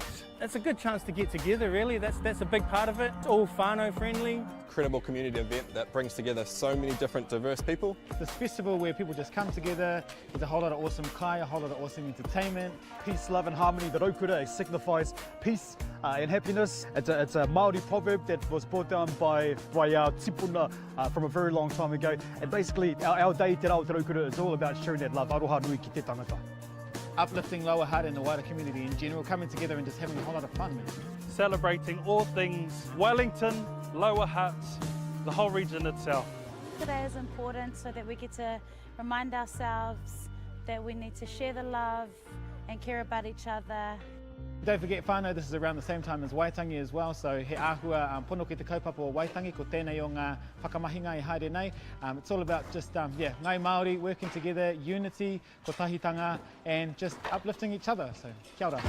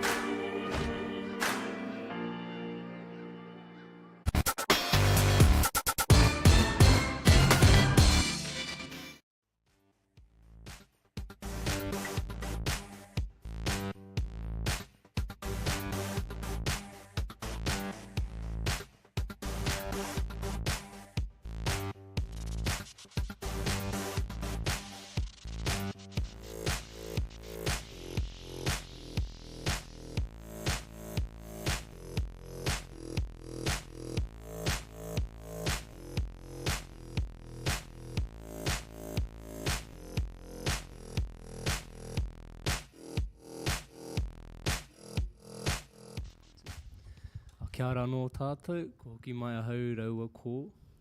Trizelle Moses wharepapa. Ahau kahukura. Kua timata anō. Me huri ki te reo Pākehā, kia whai tino māramatanga tātou katoa. So we'll come back to commentate for our Masters game. So once again between Upoko and Waihora. Any comments so far, Zil?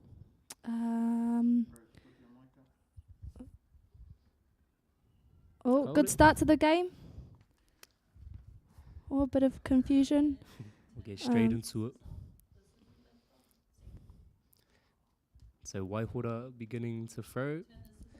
Must have been a foot on the line. Now we're going to Upoko collecting po on the outside. Finding your teammates, getting straight back into Kaitiaki to pass it out again. Collecting once again, going around. Gary Sue with the ball. Applying pressure to the defense. Ooh, unable to get that through. Great defense from Waihora. Now they are Taniwha with the key, looking to score some piro by hitting the tupu. We have free Kaitiaki inside by Upoko. And great defense. They regather the key and they're going back at it. Now as our Kaitiaki searches for... Ooh. Great step by our by the wahine there. Dishing it out. Looking. Great defense by Waihora. Intercepting and making that quite difficult for Upoko. Nice defense by Kaitiaki again. Stopping Waihora's throw. Outside. So Upoko running cuts, running plays. Looking to the ara. Long side. Nice, Gary. Able to get that to go. Piro by Upoko. Now resetting back to the kick. And just from Upoko, we can see there, maybe they've had some training, they're running some plays, looking to maybe use some of the knowledge, because some of these players are coaches themselves. So maybe they're trying to apply the knowledge they teach their rangatahi and put into their own game, showing them who's the real guns. Right. So again, Waihora back at it. Taking some shots at the tupu, but blocked by Kaitiaki. Now we have them collecting po once again. Oh, unable to make that, to get that key to the teammate. That's all right. Waihora with the key, passing it in to Te Roto. Our Taniwha are going at it. Nice block by Kaitiaki. Well defended there. Dishing it out to the outside. Collecting. Waihora right on their back. Going for the tags, missing. Oh, there's a cut there. Back inside. Hitting outside. Oh, unable to get that to go. Once again, Waihora have the key. Looking to put some points on the board.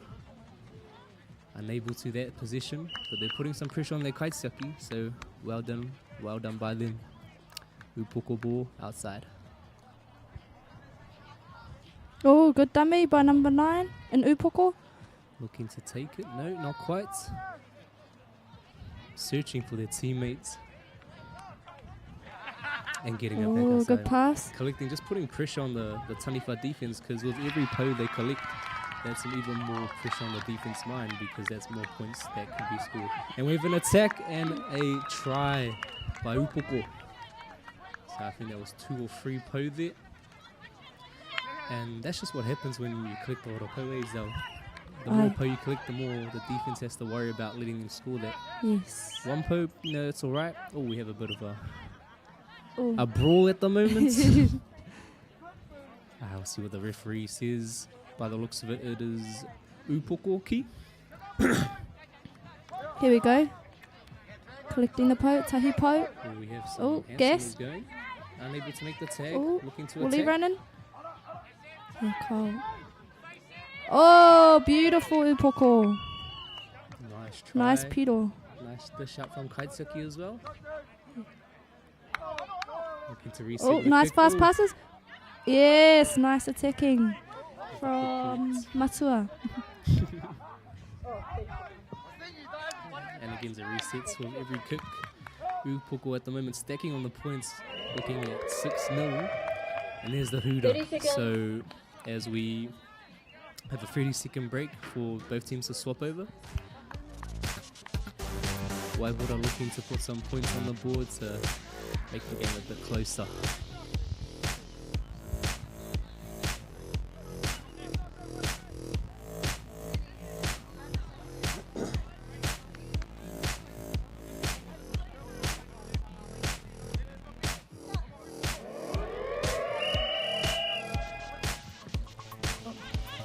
As we begin the second quarter, Waihora as Kioma looking to collect some poon and score some tries. And Upoko looking to shut that down. By the looks of it, we're not able to make the pass. And Upoko have position. Putting some pressure on with their Taniwha passes. Again, we still have the young 8-year-old ref umpiring our game. Dishing out by Waihora.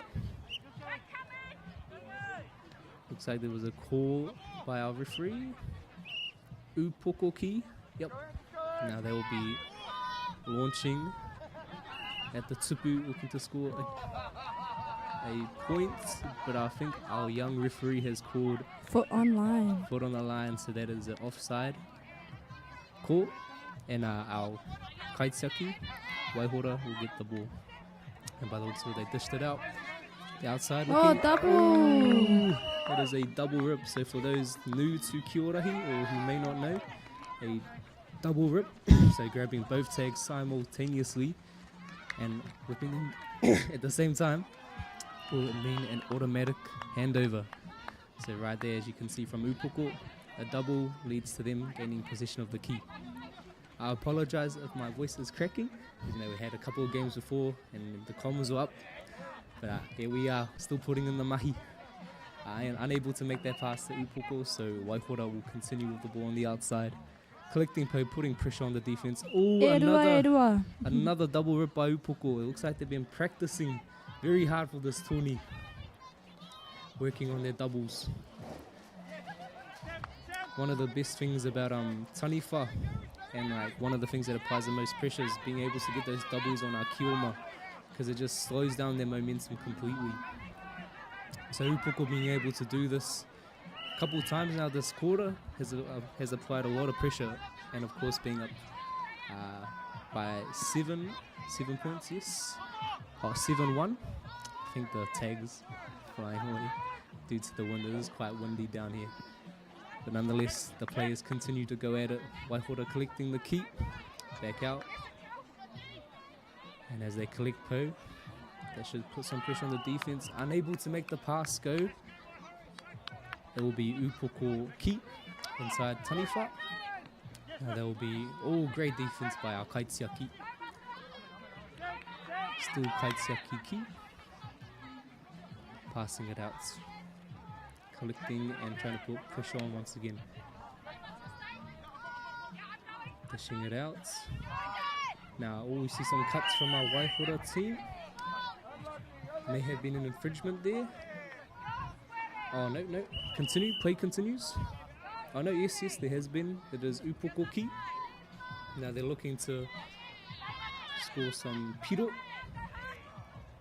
Now Waihora get the key back. Looking to stack some Po. Put on an attack against Upoko's defense. Moving the key around. Attacking. We have a call by our young ref. By the looks, it is Upoko keep. Great throw by Upoko. Great defense also by our Kaitiaki. We have a little brawl again. Ooh, koi. What is the ref going? The ref decides it is Waihora key. That was exciting, Etefano. I would agree. We love to see the passion show for Aotearoa Tākoro. See that they're putting everything out there. And as we see with that jump shot, then see the kaha with that throw.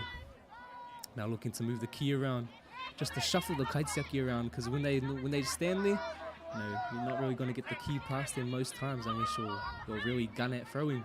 So that's why you might see our team and players move the key around between their players just to shuffle our Kaitiaki around to find the right angles. By the looks of it, they're keeping the pressure up, looking to keep throwing. Upoko able to continue. Oh no, Waihora keep. Now looking to put on an attack.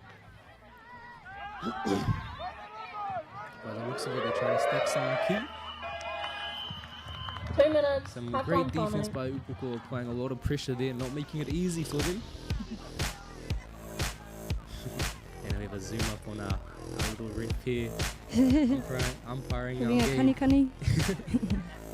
Look at that mallet flying in the wind. Yes. He's just wandering. Oh, I see it might be... Oh, it is half time now, so yes, our play has stopped. The score seems to be 7-0 to Upoko, and we will come back shortly.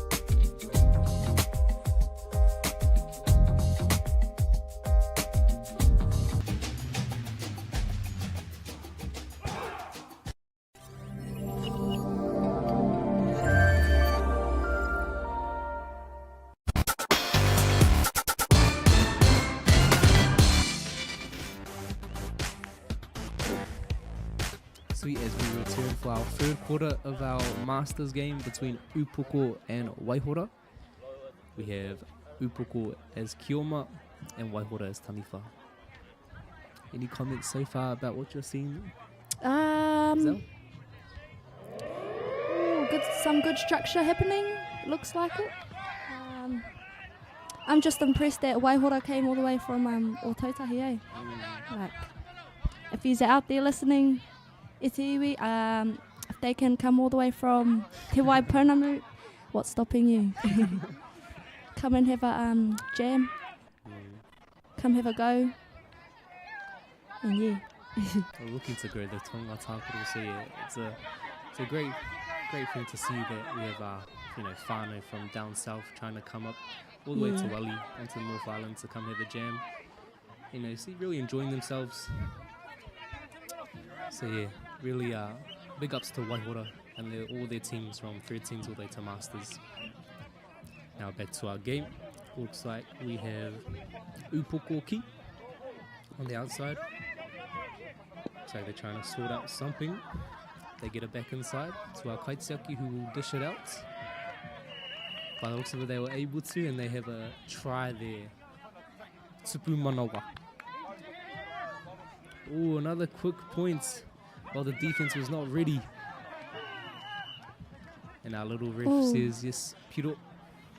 So our defender was able to get the tag there, but once the Kioma reaches past the Te Roto into Te Pāwero, the defending player is now offside. So they are not able to get the tag, and the Kioma is safe to place the ball or the key down. So that's why, even though there was a tag there, the defending player was offside. And our little ref there was able to call that, Mātauranga Junior.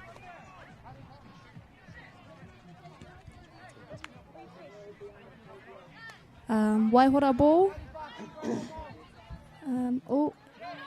Piro from Waihora. Rahi. Oh, nice block from Kaitiaki. Upoko ball. And here's Gary collecting po. Nice cut. Badara. Oh, Ocean. Oh, Tihai. Nice defense, Waihora. Not able to get that to go. Back to Upoko Ki. Running on the outside, collecting poke, putting some pressure on. Ooh. And an attack attempt by Upoko, but not able to get it to go. Fortunately for them, they were able to get possession of the key again. Oh, yeah, Waihora ball on the outside. Now back into Taniwha, looking to get some piro there from the tupu. Oh, nice intercept by our Kaitiaki. Dishing it out once again, applying pressure. Oh, okay. See some ball movement there. An attack. Oh, we have an infringement. Our referee has made a call that is Waihora Ki. And now they have made another call that is now Upoko Ki.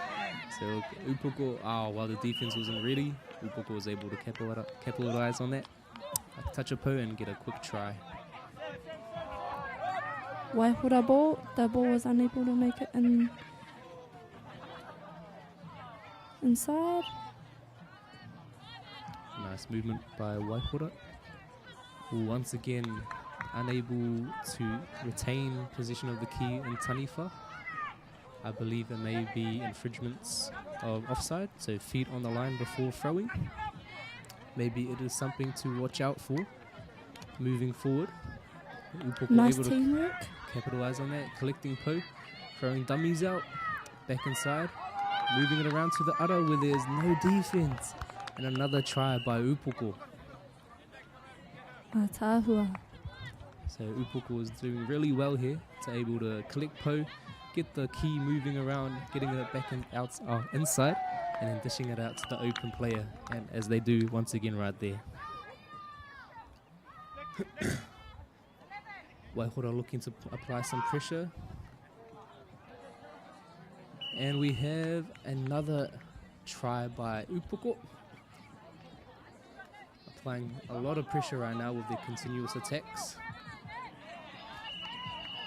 Another try by Upoko, applying so much pressure right now. So they are working, they are running, they are finding teammates, and they are attacking. Here we are. Waihora able to retain possession of the key. 30 seconds. And there goes the hooter. There goes the hooter. So now we are moving on to our final quarter, where Upoko will finish at Taniwha, and Waihora will have a go at Kioma. The score looks to be 19-1 to Upoko. Are Waihora able to pull out a comeback? In Kioma, you never know.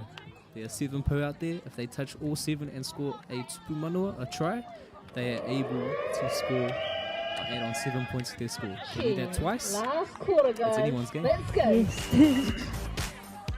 So you really never know. You really never know. So Upoko need to keep up the pressure. They can't just relax even with a score like this. So let's see what our I farmer down agree. south can pull out of the bag. Yep. Looking to dish it out. Please check. Upoko, only one tag, so they were able to continue. Score the board. Oh, intercepted by Upoko. Looking to Please check the board for referee. some piro. I will read out the next round. Unable to get the pass to go now. Waihora collecting once again. Back inside. Refereeing the next round, we have Ngati Blue Seems to be and Upoko. Tuwharetoa 2 on field 2. And then we have Jono and Jason on field They 1. move the key around. Ngati Blue 1, Tuwharetoa 2 on field 2.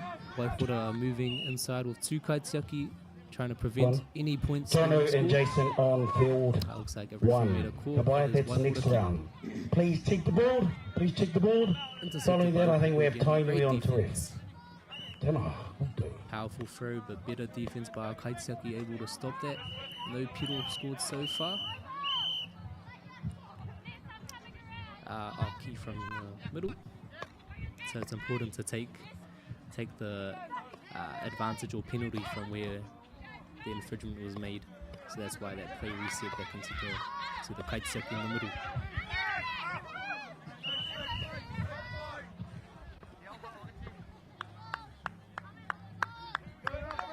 Here's Upoko ball.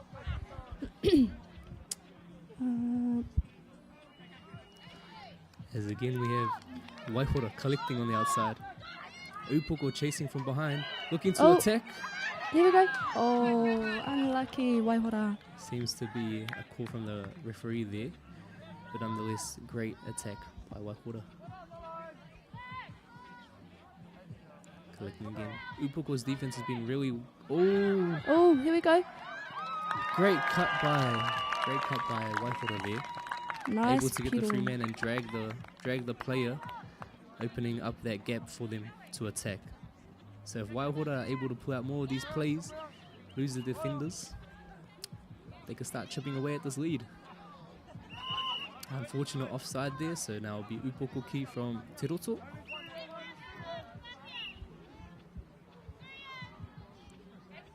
As they look to move the key around, we have the backhanded shot again by Upoko. Now I know number 10 personally, he loves those ones. Have some movement by the looks of it, moving the key around once again. And Waihora able to pick up the key. Intercepted by Upoko. And we have a shot. Great defense by our kaitiaki, allowing nothing to hit. Now here we are, we're looking to attack again by Upoko. Waihora looking to defend. Great defense, now dishing the key out. Now we have a double rip by Upoko. Once again, both rips simultaneously being tagged leads to a handover. So now it is Upoko key from where the double rip happened, and they may continue then. We have a jump shot, great defense by Waihora. Seems to be Upoko ball. Waihora ball. Oh. I think there was a foot on the line there, so there's an offside. Oh, okay. Oh, here we go. Ooh, great defense by Upoko there. But I'm really liking to see there's some plays happening on the outside now, leading to some holes being created. Yes. By Waihora. So,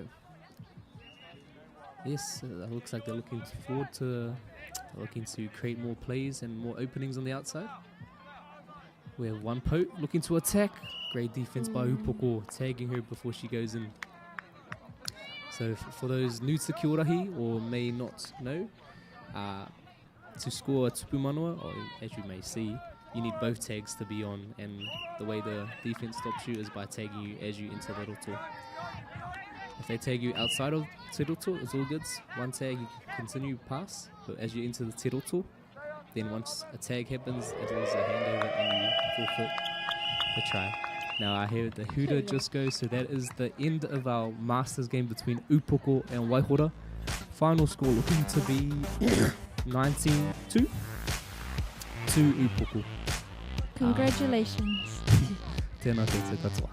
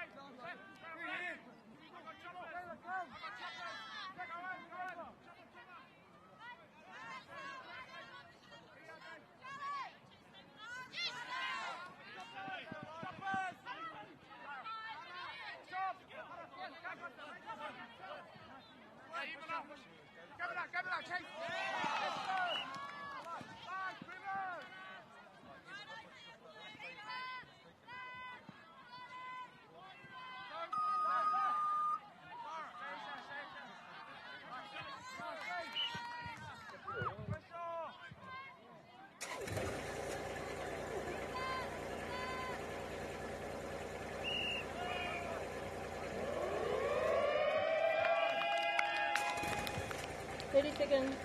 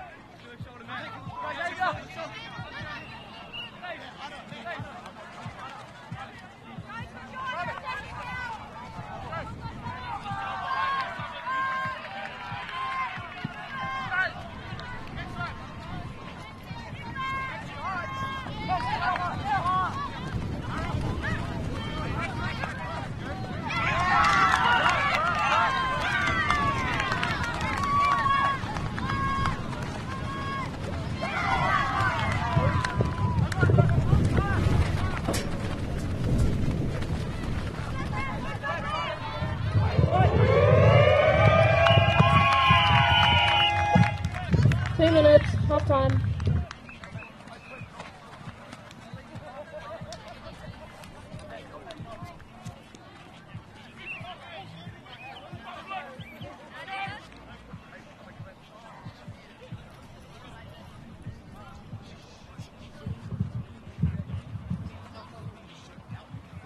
Kia ora whānau, just a reminder that our kura is smoke-free and vape-free, so please don't smoke and vape. If you want to indulge, you go back out the front driveway and stand on the roadside, please.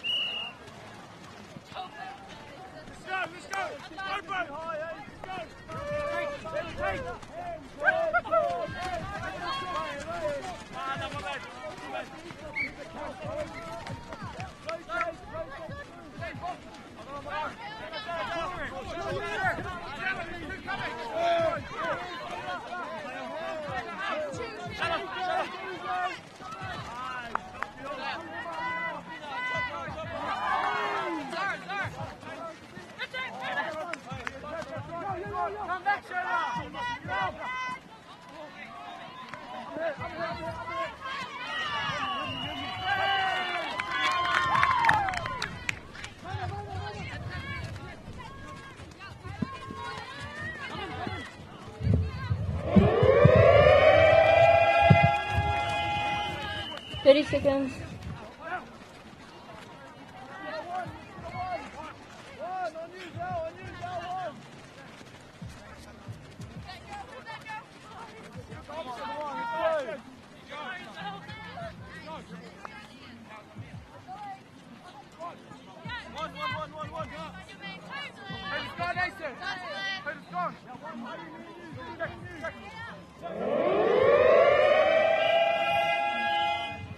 Last photo.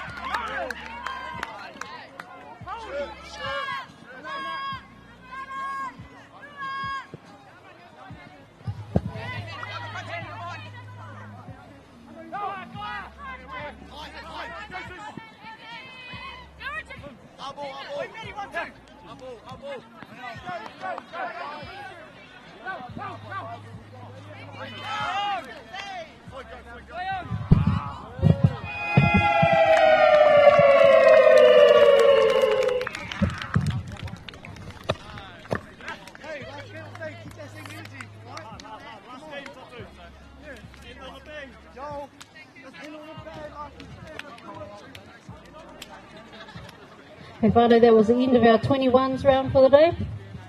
Come back to our opens.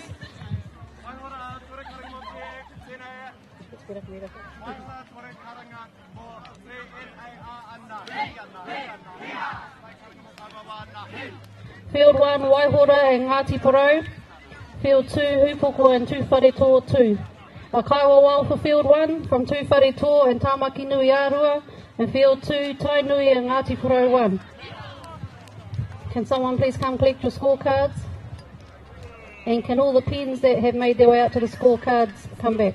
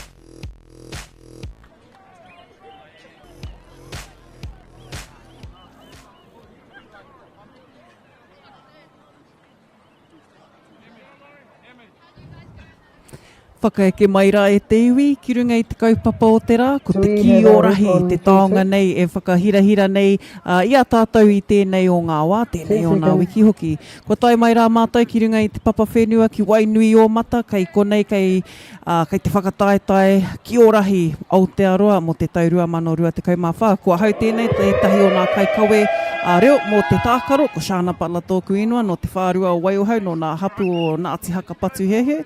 Ko tai mai ki te mura o te ahi kia pai ai te kawe i tēnei o nā kōrero. Kai konei anō hoki a hau me tētahi o nā kai wawao, tētahi o nā toki o te rohe nei, ko Matua kai a wharawhara, tēnā anō koe Matua. Tēnā koe a whā Shana, tēnā koe. Ai, ana kua tai mai anō hoki māua ki tēnei o nā oro reo, ki tēnei o nā kaikawe nā reo mo te kiorahi. Ai tēnei wā tonu e tākaro atu a Ngāti Porou kia Waihora. Ko Waihora nei no te whenua o te Waipounamu, ko takahi rātou i te huarahi anō hoki, te whakawhiti i te moana o Raukawa. Ngāti Porou, kua tai mai te urana mai o te rā, no te tai rāwhiti, e pakana atu nei rā rātou, mo tēnei taonga o te kiorahi. So, Matua, how's it been out on the Papatākaro, and how's the experience for our 21 grade and our Opens? It's been awesome, just walking around and having a bit of a titiro at our rangatahi and our pakeke, exploring our taonga tākoro Māori, ki orahi. It's been choice and it's been awesome. Seeing the display by our 21s and Opens, and I must say the Masters did very well today as well. Our whānau from Waihora and our whānau here local, Te Upoko Te Ika. So it's been choice. Awesome to see our Masters out on the Papatākaro and also joining the tournament. And that was a representation there from Waihora, as Matua mentioned. Be interesting next year to see more Masters enter into the category. Yes, please. Otira, more representatives. So the representatives today are coming from Ngāti Porou and Waihora. So we have Waihora in Kioma and Ngāti Porou, te tai rāwhiti and Taniwha. Ka pai, and so just to let our kaiwhakarongo know, Ngāti Porou and the team sheet, I must say, I'll run us through the old team list for Ngāti Porou as the game's playing whānau. So we have number 1, Destiny Kenworthy, number 2, Waiora Brown, number 3, Maia Te Rā Clark, number 4, Te Waireamana Te Rito, number Te Kaumātahi 11, Te Uarangi Olsen Baker, number 15 Harmony Mangu, and number 16 wrapping up the wahine for Ngāti Porou Harata Coleman. To our tāne for Ngāti Porou we have number 1 Nui Kārini, 5 Kuo Tangaire, number 6 Harlem Ngārimu, number 8 Poraurangi Pautu, number 10 Hemu Hoepa, number 16 Uenuku Kohatu, number 35 Dawn Kahu, number 9 Ngātai Hāpū.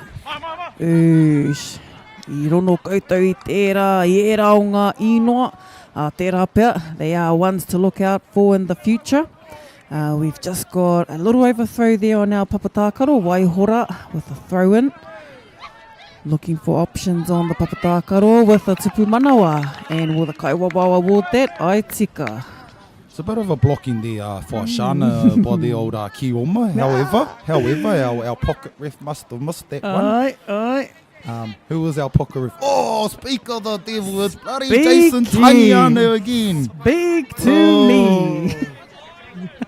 Mātua. Ko Mātua Jason. Mātua hahona kaitea. Kaitea Mātua. And Ngāti Porou with a little overthrow there, but they've managed to get possession. It looks like a familiar face there in Ngāti Porou there. That looks like a tūwharatua face. Koia. With the whānau love. Te whānau. Give our whānau from Waihora a bit of a mention here in their team list for this game. Waihora have possession of the ball, they're Kiome at the moment.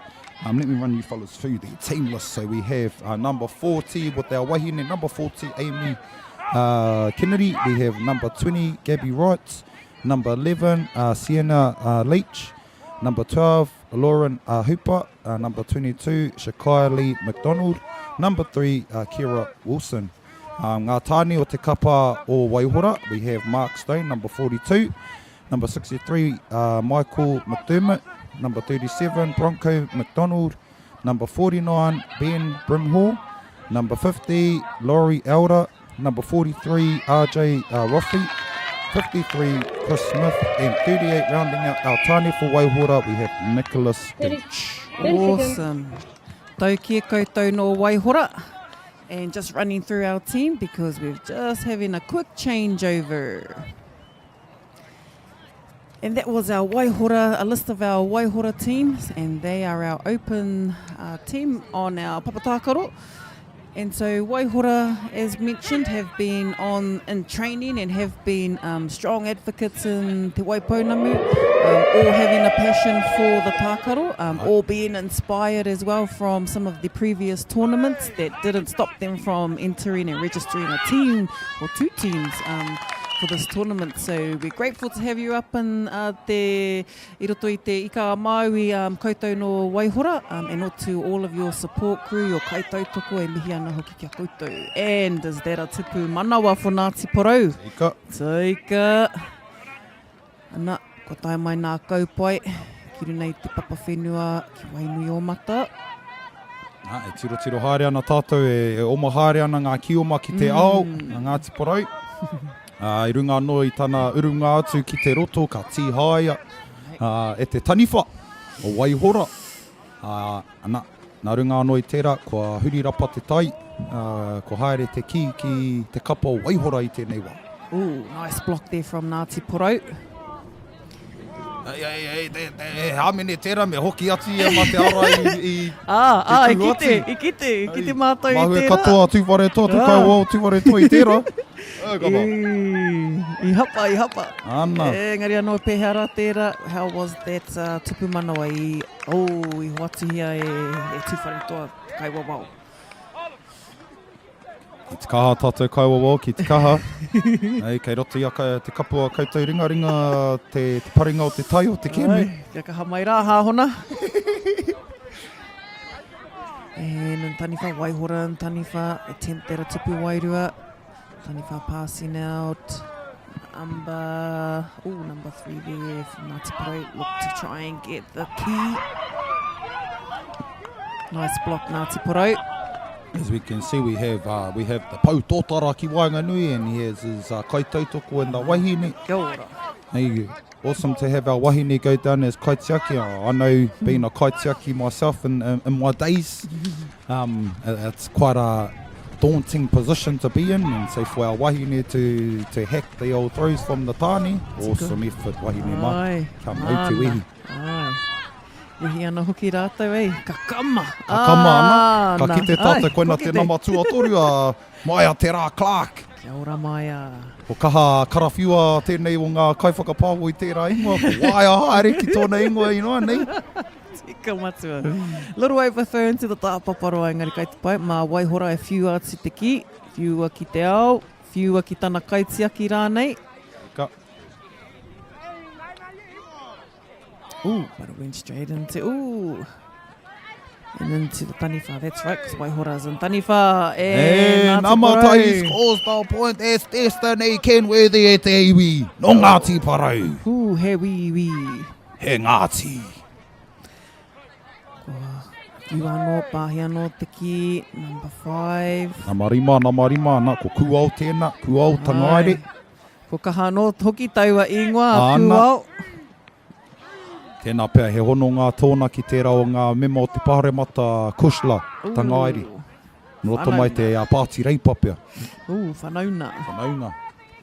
Waihora in taniwha, looking at a low tupu manawa, tupu wairua, he oi anō, kua kapohia e Waihora. Waihora going for tupu wairua, collected by Ngāti Porou into te ao. Looking for some more pou, we've got our kaiwa wau. Signalling they've got po touches, and we've got a reset. Taniwha, Waihora back in position, looking for a jump shot and blocked by Ngāti Porou. Te uarangi Olsen Baker. Ka pai te uarangi, kua roa hoki koe tuahine. Good to hear you back on the papatākaro. Ana. E ka mihi au ki tēnei o ngā kaitiaki, tēnei o ngā pautōtara, te pīki wharanei. Ana. A ko pīki nei te hanga, runga raro, peke. Ai. Hei, tārere, te whai piro. Ka mau te wehi e hika. Ai, koe mai hia. Ana. Oh, ko piro. Piro, kua hatia te kai wawao. Oh. Ei, puta tana wai. Ka aroha i ka, engari. Worth E for effort matua. Ana. Mau ana te wehi. Kuao nearly got you 8 pau. Nearly got you 7 pau aroha mai. Nearly got you 7 pau e a kuao. Nā koe nā te pere, te pūtātara, te hūtara anei. Hei a koe te kupu mo te rao ngā pere. Oi anō, ko tangi te pūtātara e tohu ana, ko whati tēnei o ngā hau whā. Anei, te hanga āhua nei ko te haurua tērā o te kēmu, o hau toru rani, hau whā.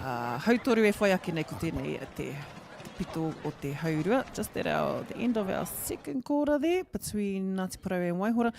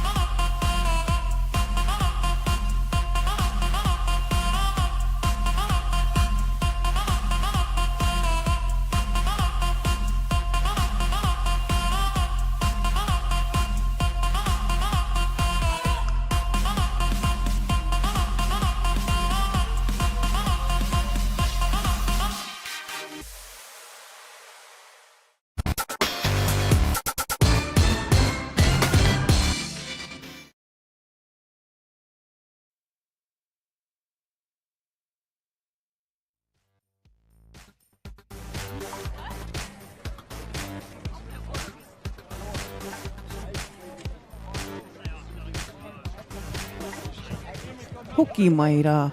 Hoki mai rā anō tātou ki te tākaro, ki Wainganui a Ngāti Porou rātou kia Waihora. In Taniwha, we will have Ngāti Porou, and in Kioma, Waihora. So we've just been down here at our papa whenua down at Wainuiomata. Kua rua rā tātou ki, kua toru rā, aroha mai. Kei te tino haere te wā. Ko tēnei te rā tuatoru mo te whakataetai a motu mo te TOARAHI, Aotearoa. Anei rā ko ngā kai haumaru, ko te TOARAHI ki te upoko o te ika, nā rātou te tono, ko tai mai hoki nā iwi, ki runga i te kaupapa, ko tai mai a tūwhare toa, tai nui waka, ko tai mai hoki i tai mai a Ngāti Kahununui nanahi, ko tai mai hoki a Ngāti Porou rātou anō hoki o nā uri o Tahupōtiki, ko nā uri o Waihora. Reira, kua huri anō, nā te mea, kua riro i a Waihora he tupu manawa. So Waihora have just scored them a tupu manawa. And how many pau were that? Was that he oi anō? No matter the pau, these guys have been on all weekend, a Waihora. And Ngāti Porou have come out for a good run as well. And how's the vibe been with Ngāti Porou? Matua Kaya, have you had the chance to have a tiro on the papatākaro? Yes. Ngāti Porou have been, they've been on, they've been on fire. The flair is true and real for Ngāti Porou. They are a rohe to be reckoned with in regards to TOARAHI. We saw at the beginning of this year, they had 2 teams qualify for Ngāti Porou for the secondary school final. They had Turanga Tāne, Turanga Wahine and Manu Tuke in that final, so we can see that the growth within Ngāti Porou is strong and it's true and it's real. So also like to acknowledge te tai rāwhiti whānui for the growth of our taonga tākoro, and And can't forget our brother Whetu who started that whole kaupapa back in Whetu Rangi Haiata, who started that kaupapa in Ngāti Porou and Uawa. And now, because of his hard mahi, the fruits are real. So, Ai, tika hoki. Ka mihi kia koutou kei te tai rāwhiti, kei mahu e he ingoa, engari kei te mōhi o tātou kōai rā koutou. And awesome to see your fellas uri out here on the Papatākaro, see Ngāti Porou, seeing some of the kaupoes out here representing, and tika tā matua kaya. Our whānau have been around the resurgence of TOARAHI for a very long time, and it's a very feature at their powers, isn't it? Have you been to a Ngāti Porou powers, matua? No, I haven't, but I do hear it's quite competitive for matua mātauranga, he uri no te tai rāwhiti who manages to get back for those powers as well. And he said that it's always accelerating, it's always energetic, and it's quite fierce as well, so... Ka pai pērā ki wēnei tupu wairua, just like these fierce tupu wairuas that these kaupoes have been dishing out. And with all of that have come a lot of these strong passes, a lot of these power throws. They've been actually shooting right across the field, so that's showing a little bit of kaha that's in a lot of these passes. You're probably, as Matu has mentioned over the last few days, that there's been a lot of pukenga, so there's been a lot of skills coming into the tākaro. We can see some of our softballers neha, some of those softball arms. You'll hear that echo in the tupu move, and that's always, that's not so exciting to hear, but it's definitely a sound that you know has got a bit of mana, bit of kaha behind the pass. And another pass out into te ao for Waihora, looking for their kioma. Kioma's touched the pope. Tried to find a loose kioma, and the kioma still in te ao for Waihora. Kaiwa wau. And a nice chop there by Waihora, who then gets ripped before he plants the ball. Yes, no. Points given to Waihora. Kia ora, Waihora. Kia ora te kaiwa wau. Nice chop there by Waihora to score those points. Tika. And if you can cut through the roto and still be able to have your rippers on. No. Now we can see Ngāti Porou are up by 4 points at this point in time, and Waihora would like to score a bit more pose and a bit more points to bring that score a bit closer to Ngāti Porou. Tika. And Kaitaki look for Kioma, and here we go, and we got one. They must have heard Matua Kai. Tupu manawa ki Waihora. Waihora looking for a restart, but the pūtātara has gone, and that brings us to the end of our third quarter. And our whānau down here at Wainuiomata are enjoying this shady day. Me kira nā te kāpuapua e pai ai te tākaro. Kai te ki te hoki te hau a tāwhiri, e hara i te hau kaha. Engari, kai te hauangi ki konei ki runga i te papa tākaro. Aotearoa rangi pai, ahakoa kāre i te tino kaha a tamanu i te rā. Ko te mea ke, kāre i te tino wera, koina pēr te painga. Koia. Ko kore hoki e tino kaha te pani o te ārai rā, he aoi anō, ko te mahi ke, he ārai tō huariri neha, nā reira kua tai anō ki te wāhanga te hauwha tuawha in our fourth quarter between Ngāti Porou and Waihora. Ngāti Porou taking the lead with 12, and Waihora just behind with 9 points on the scoreboard. I think it just makes it a little bit difficult when you, so obviously at the beginning of the game you are called to the ara by the kaiwa wau. At the ara, that's when you decide, or we decide who's who, by either playing a game of a friendly game of rock, scissors, paper, or we like to keep it a bit more traditional with whanu. So either or kemu are played to decide who's who. And ideally, whānau, you would like, if you won those particular games, you would like to start on taniwha whānau. Ana, I rongo koutou. The reason why you want to start on taniwha whānau is so that you end on ki o mai. As you can see with Ngāti Porou, they have these strategies in place to hold the ball and waste the time. And, so obviously you'd like to end with ki o mai. More chances to score whānau. Kia ora, he pukenga.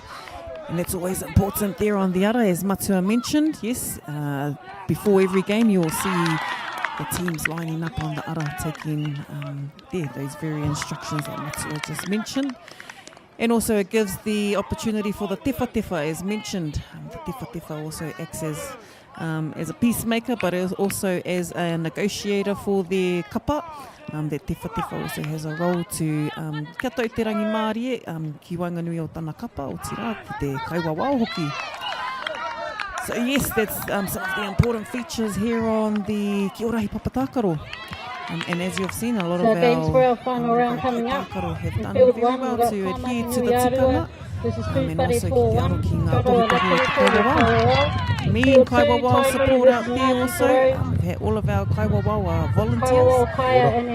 And also they've bringing their passion to the tākaro, so they've been out on our papatākaro for the last 3 days. That's including Matua Kaya here. So in between some of the kaikawe kōrero, he's been able to also be part of the action team down there on the Papa Whenua. Kia ora rawa atu Matua Kaya mō tō tautoko.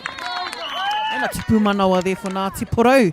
Restart from Te Marama, kick into the Pāwero. Whaia ka pai kōka. Piro tere, but a rip there from Waihora.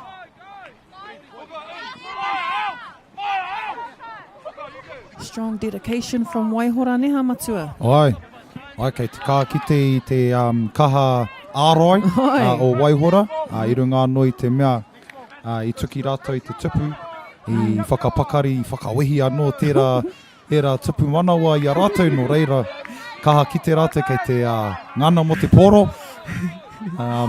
Kāre kore kei te ki te rātou I ngā piro. Tā rātou tino hehea he whakatata I ngā piro, hoi anō.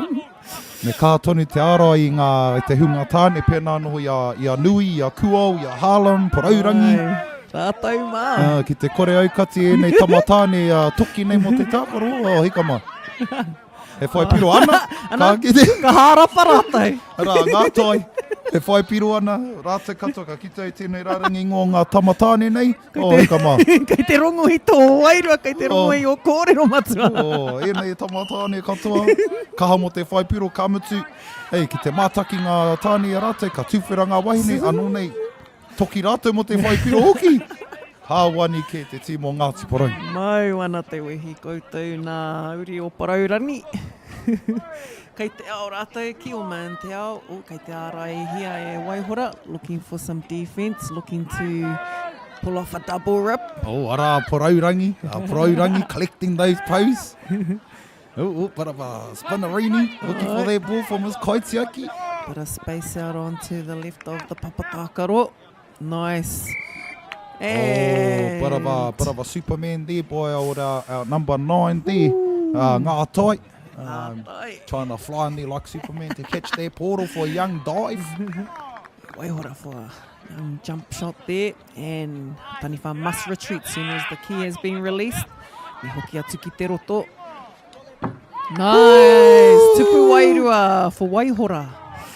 Ko te kaha riti o Hāmani, te toa pia te karo I tērā o ngā tupu. Koina te mutunga o te kēmu e te iwi. Tangi ana te pūtātara at the end of the fourth quarter between Ngāti Porou and Waihora. 22 to Ngāti Porou, te kaumātoru to Waihora. Mihi ana kia kōrua ki ēnei kapa e rua o tēnei wāhanga. Mautonu mai e te iwi.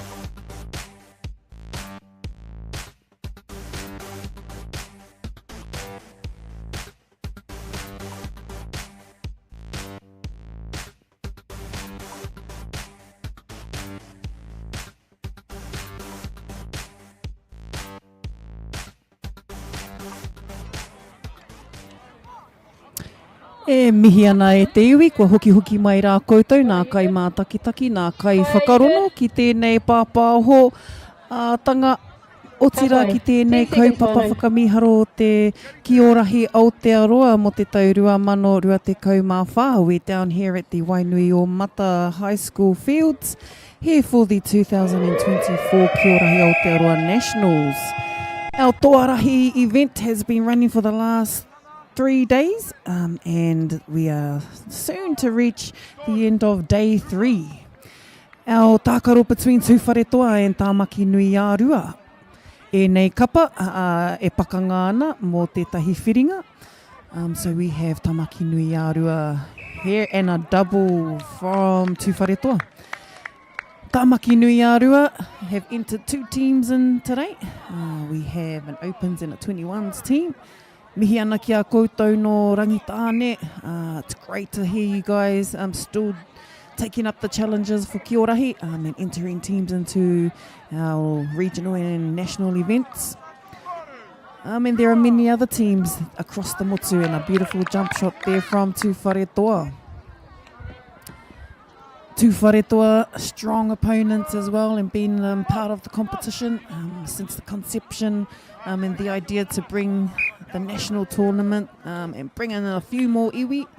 And great to see that they've responded well and brought across 2 teams. We've also had representation from the younger grades as well, so awesome that they were able to bring in a few more teams across I tēnei tau. Me tēnei kia matua roera. Kia ora matua, ana kai reira koe, kei te sideline. Awesome to see your team out here on the papatākaro. If we had numbers to your names, Tūwharetoa would be able to whakahua you fellas. Engari anō, tā Wainuiomata. Number 4 for tā Wainuiomata.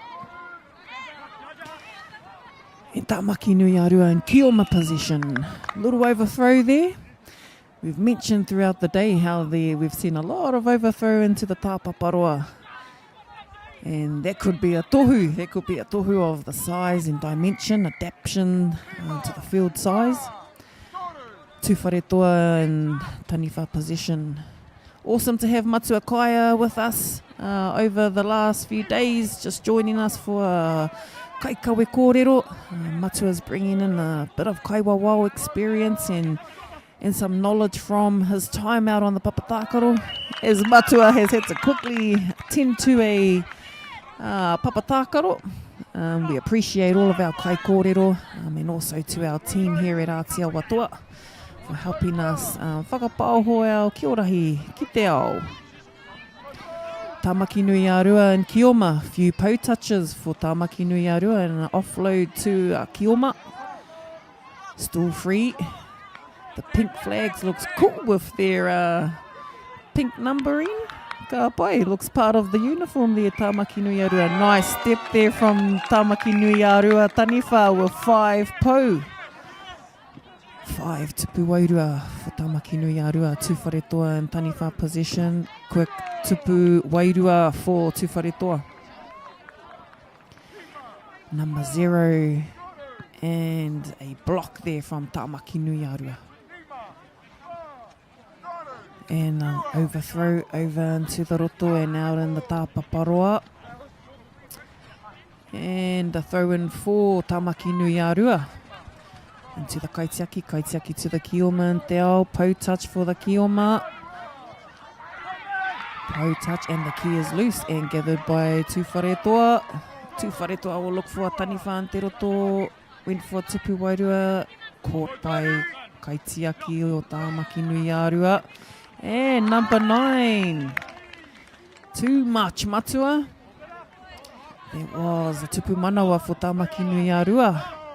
Nice through. Look, 3 players. Instant replay. Rawe. 1 for the record. Number 9. And offside there for Tā Wainuiomata. Hand over to Tūwharetoa. And an attempt there at tupu wairua. And a karanga from the kaiwawao. Matua Jono, ko koe tērā. Kia ora Matua.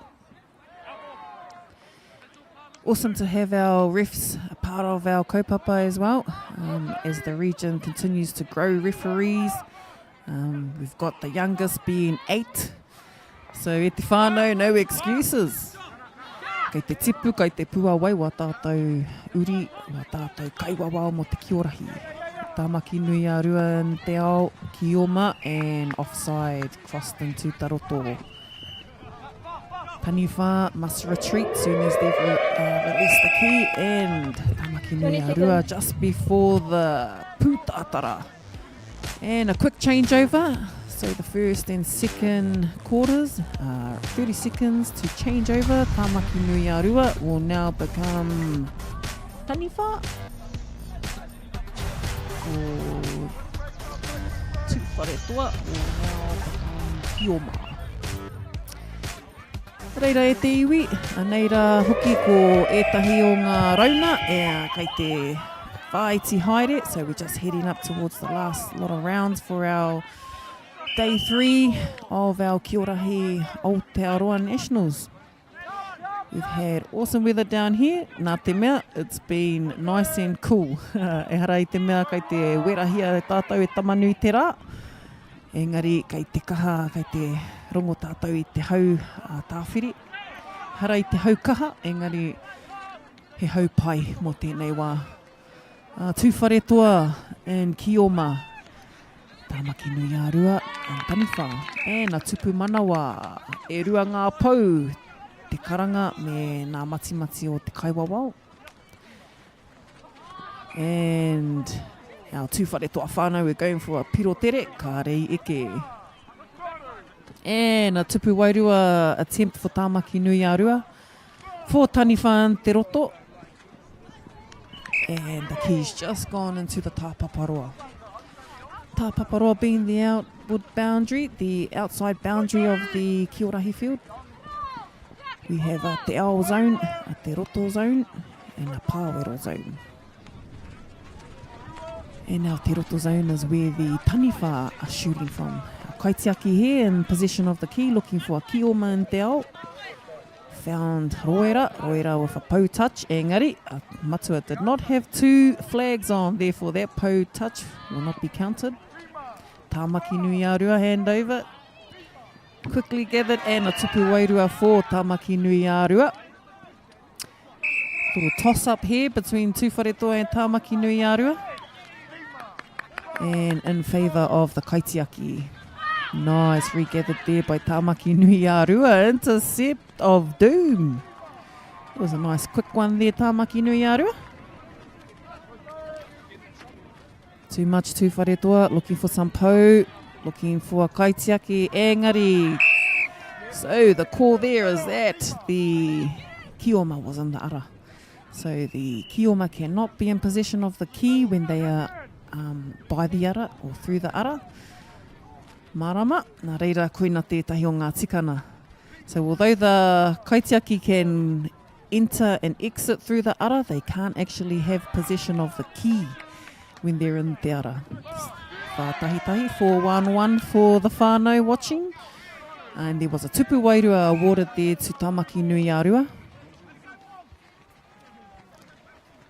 And an overthrow once again. And just a mihi to our sponsors. Te Aotearoa FM. They have been our live stream coverage over the last 3 days. And also to our Kaipa Pauho who have joined us over the day as well. We've had our rangatahi and our kaiwawao. And also to our Mantis who have also tautoko and sponsored majority of the Kiorahi resources. We've also got some promo out there on our papatakaro. Also to Kiorahi Aotearoa. Ko koutou hoki kei te kaha māngai i te kaupapa. Kiorahi.com for whānau who would like to find out any information of events happening around the motu. Check it out online, kiorahi.com. And Tūwharetoa in possession of the key. Kaitiaki throwing out to Kioma Roera looking for some tupu manawa and a score. Tupu manawa for Tūwharetoa. Mean Roera. Nice tupu manawa there from Roera. went through 1, 2, 3. Kai tākaro. Main score. And Tū Wharetoa still in position. Kick off from Te Marama. Caught by Kaitiaki. Pirotere. Wasn't able to hold the Pirotere. Kai te pai. Kua huri kia Tāmaki Nui Arua. Our whānau have come from Rangitane. For those who don't know, ko Dennyberg hoki tērā. Ko enei ngā uri o Rangitane o Tāmaki Nui Arua. Tēnā rau atu koutou. Matua Choi Tāwhai and in this contingent. Koutou hoki ko Zinnia. Me and te whānau Lilo. Awesome to see Tāmaki Nui Arua supporting the kaupapa. Also to their sponsors. And Miniana. So a quick changeover for our second half. So just at the end of our second quarter there. Mau tonu mai e te whānau.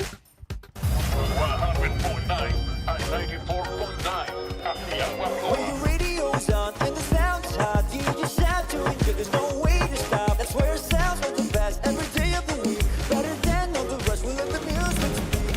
All the best throwbacks, 90s and more. Aotearoa. All the best throwbacks.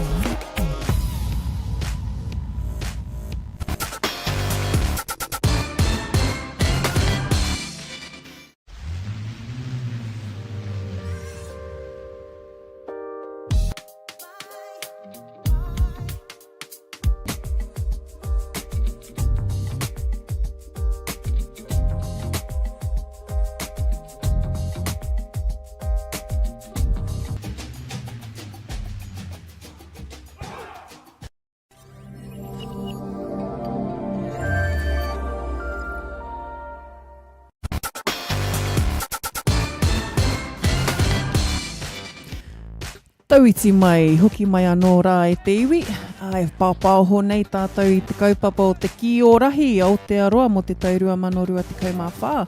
Kei konei mātou kei runga i te papa whenua o Wainuiomata, kei raro i te haumarutanga o te maunga o Puke Atua. Anei rā, ko te kaupapa o te rā. Here we are, day 3 of the 2024 Kia Rahi Aotearoa Nationals.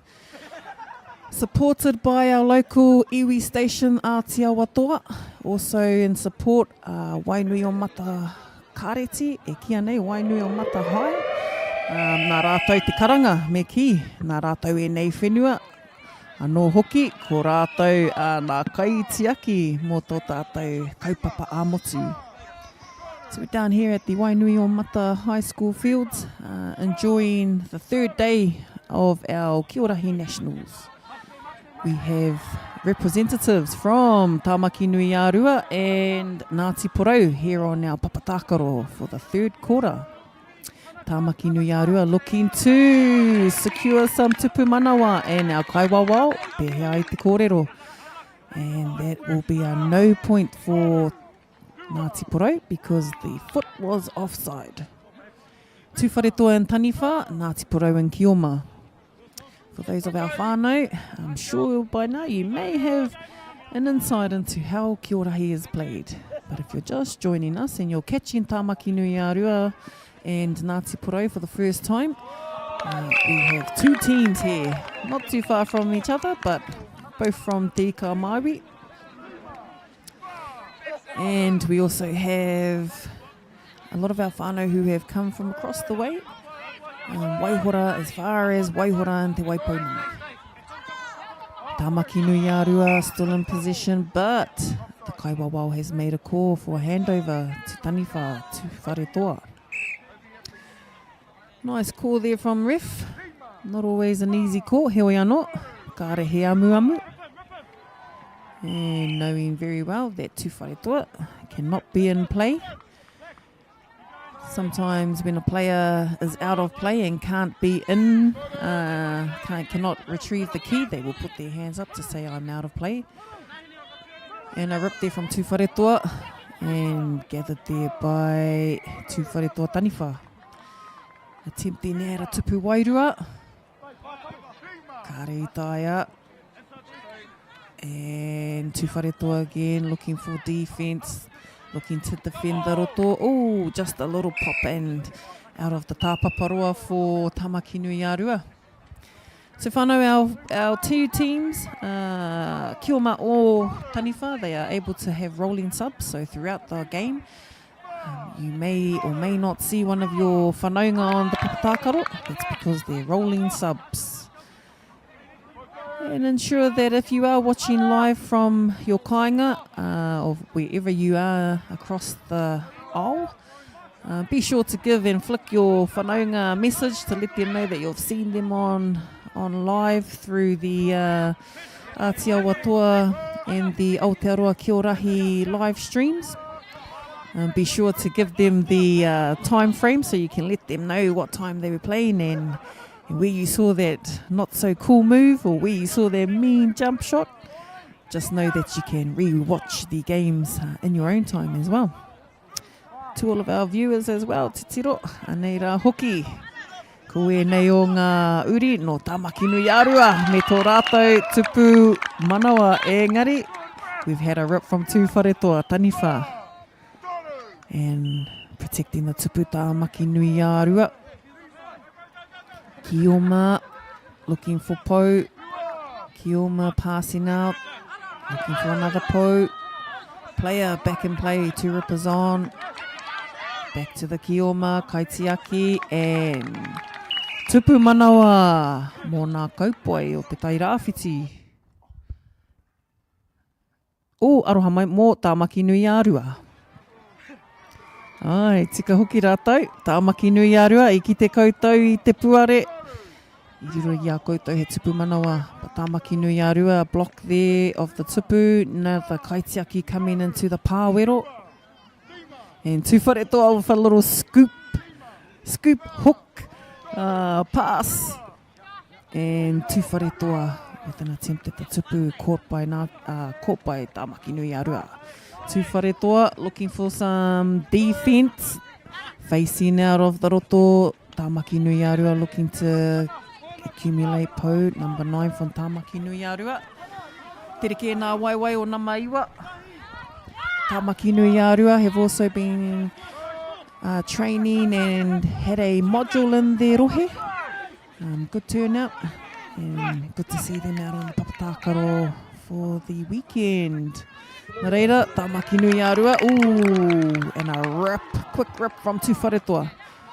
No mucking around, they're going to go for the tupu. And just before the hura and the pūtātara, kua tangi, kua huri, quick change around. A few seconds for a changeover. And Tamaki Nui Arua will be in Taniwha. Tuwharetoa, Kioma. And our 2 referees must not forget our kaiwawao. We have head ref Jono and supported by one of our rangatahi out on the papatakaro no te upoko teika. Great experience and exposure for our rangatahi. We've had a lot of experience for them out on across the tournament. We've had camera operators, we've had some kaikawe kōrero, we've got kaiwawao, and just looking for some rangatahi coaches. Tamaki Nui Arua and Taniwha. And how's the Taniwha form? Ooh, and a good block there from Tuwharetoa, Kaitiaki. Kaitiaki passing it out to Kioma, Roera Hartley. Looking for another Kioma and a little support pass there. And nice hips there, Roera. And passing to the Kaitiaki. Ooh, teed it up. Nice. Is that a Ferris? Is that you, Tiaki? Yep, that speed looked like some Ferris wheels. And Taniwha in position now. Rangitane o Tamaki Nui Arua. Hand over to Tuwharetoa. Tuwharetoa with 1 Po touch. Patu te mati o Matua Jono. E rua ngā pou. And tupu manawa. Yeah, tūwhare toa. Nice kick off there. Kick off. And back into the Kaitiaki. Kaitiaki wasn't able to get that pirotere for their Kioma. And look at that little bunch down there at the right side of the Papatakaro. Had a little bunch up there. Oh, nice. Tupu manawa there. Nice replay there for Tamaki Nuiarua. And tūwhare toa in protection of the tupu. 3 Kaitiaki in the pāwero. Nice, one pushing up on the Kahara iti. Rangitāne, few a te ki, kei te haere te wā. Tamaki Nuiarua, quick retreat in te ao. Get the ki back into te roto to the Taniwha. Taniwha looking to move the ki around to the Kaitākaro. By throwing the ki around in te roto, moves the Kaitiaki around in the pāwero. Mentioned over the last few days that the tikanga for the wairua, there's been a little adaptation. The wairua has now become part of the tupu. Nā reira, it's just to minimise some of the footing and the placements of the waiwai. It had become a bit of a challenge over the years, and so our whānau have made some slight adaptations. Nā reira, tūwhare toa looking for tupu manawa. Ooh, and Tamaki Nuiarua looking to secure them some tupu wairua before the third Kaitiaki entered the pāwero. And how swift are these Kaitākaro e te whānau? Hey, look how onto it these guys are. As soon as they know they are on defense or attack, they have to change tack in a split second. Koina te tino whakamiharo o tēnei tākaro. Tētahi. Speed of the man, tūwhare toa. Ooh, looking to hold his ground in te ao. And Kaitiaki was looking for a kioma from te ao. Now, as Matua Kaya mentioned in one of our quarters, that Kaitiaki must use the ara. And that is a tikanga I roto i te tākaro neha. So the Kaitiaki must not enter through the roto, they must go through the ara. Kia mōhio ai rā tātou. Tūwhare toa with a throw-in from the Taupaparoa. 2 rippers must be on to be in play. And we've just had tūwhare toa there. Quick offload into the pāwero to the Kaitiaki. Kaitiaki looking for a kioma. Kaihea koe kioma. And now we know why they're called kioma, neha i te whānau. Because they're running kei te oma me te ki. Kioma also represent Rahi tūtakahina, so they are actually representing the tipuna, Rahi. And the Taniwha are representing Utumai. Nā reira, a throw-in from the Tāpaparoa into the Kaitiaki. Kaitiaki looking for a kioma in te ao to touch some pou. And we've reached the end of the 4th quarter. Nā reira e te whānau, koi nei te pito, koi nei te whakamutunga o te tākaro ki Wainganui a tūwhare toa rātou o Rangitāne o Tamaki Nuiarua. And our score, final score for our tākaro, 12 to tūwhare toa, 13 to Rangitāne o Tamaki Nuiarua. Nā reira e te iwi, kua tai ki te whakamutuna, ki te pito tēnei whakataitai. O tira mō tēnei rā tuatoru, mō tō tātou kaupapa o te TOARAHI, Aotearoa, mō te taurua manorua te kaumāwhā. Kua hau tēnei, ko Shana Butler, tā koutou kai whakapāho, e mihi atu ana ki a koutou. A pōpō e hoki mai anō tātou mō ngā whiringa whaiti me ngā whiringa toa. Mō ēnei reanga mō ngā taurua te kaumātahi me ngā opens, taurua atu ki ngā masters. So a pōpō, join us again as we come back for the day 4 of the 2024 Aotearoa TOARAHI Nationals.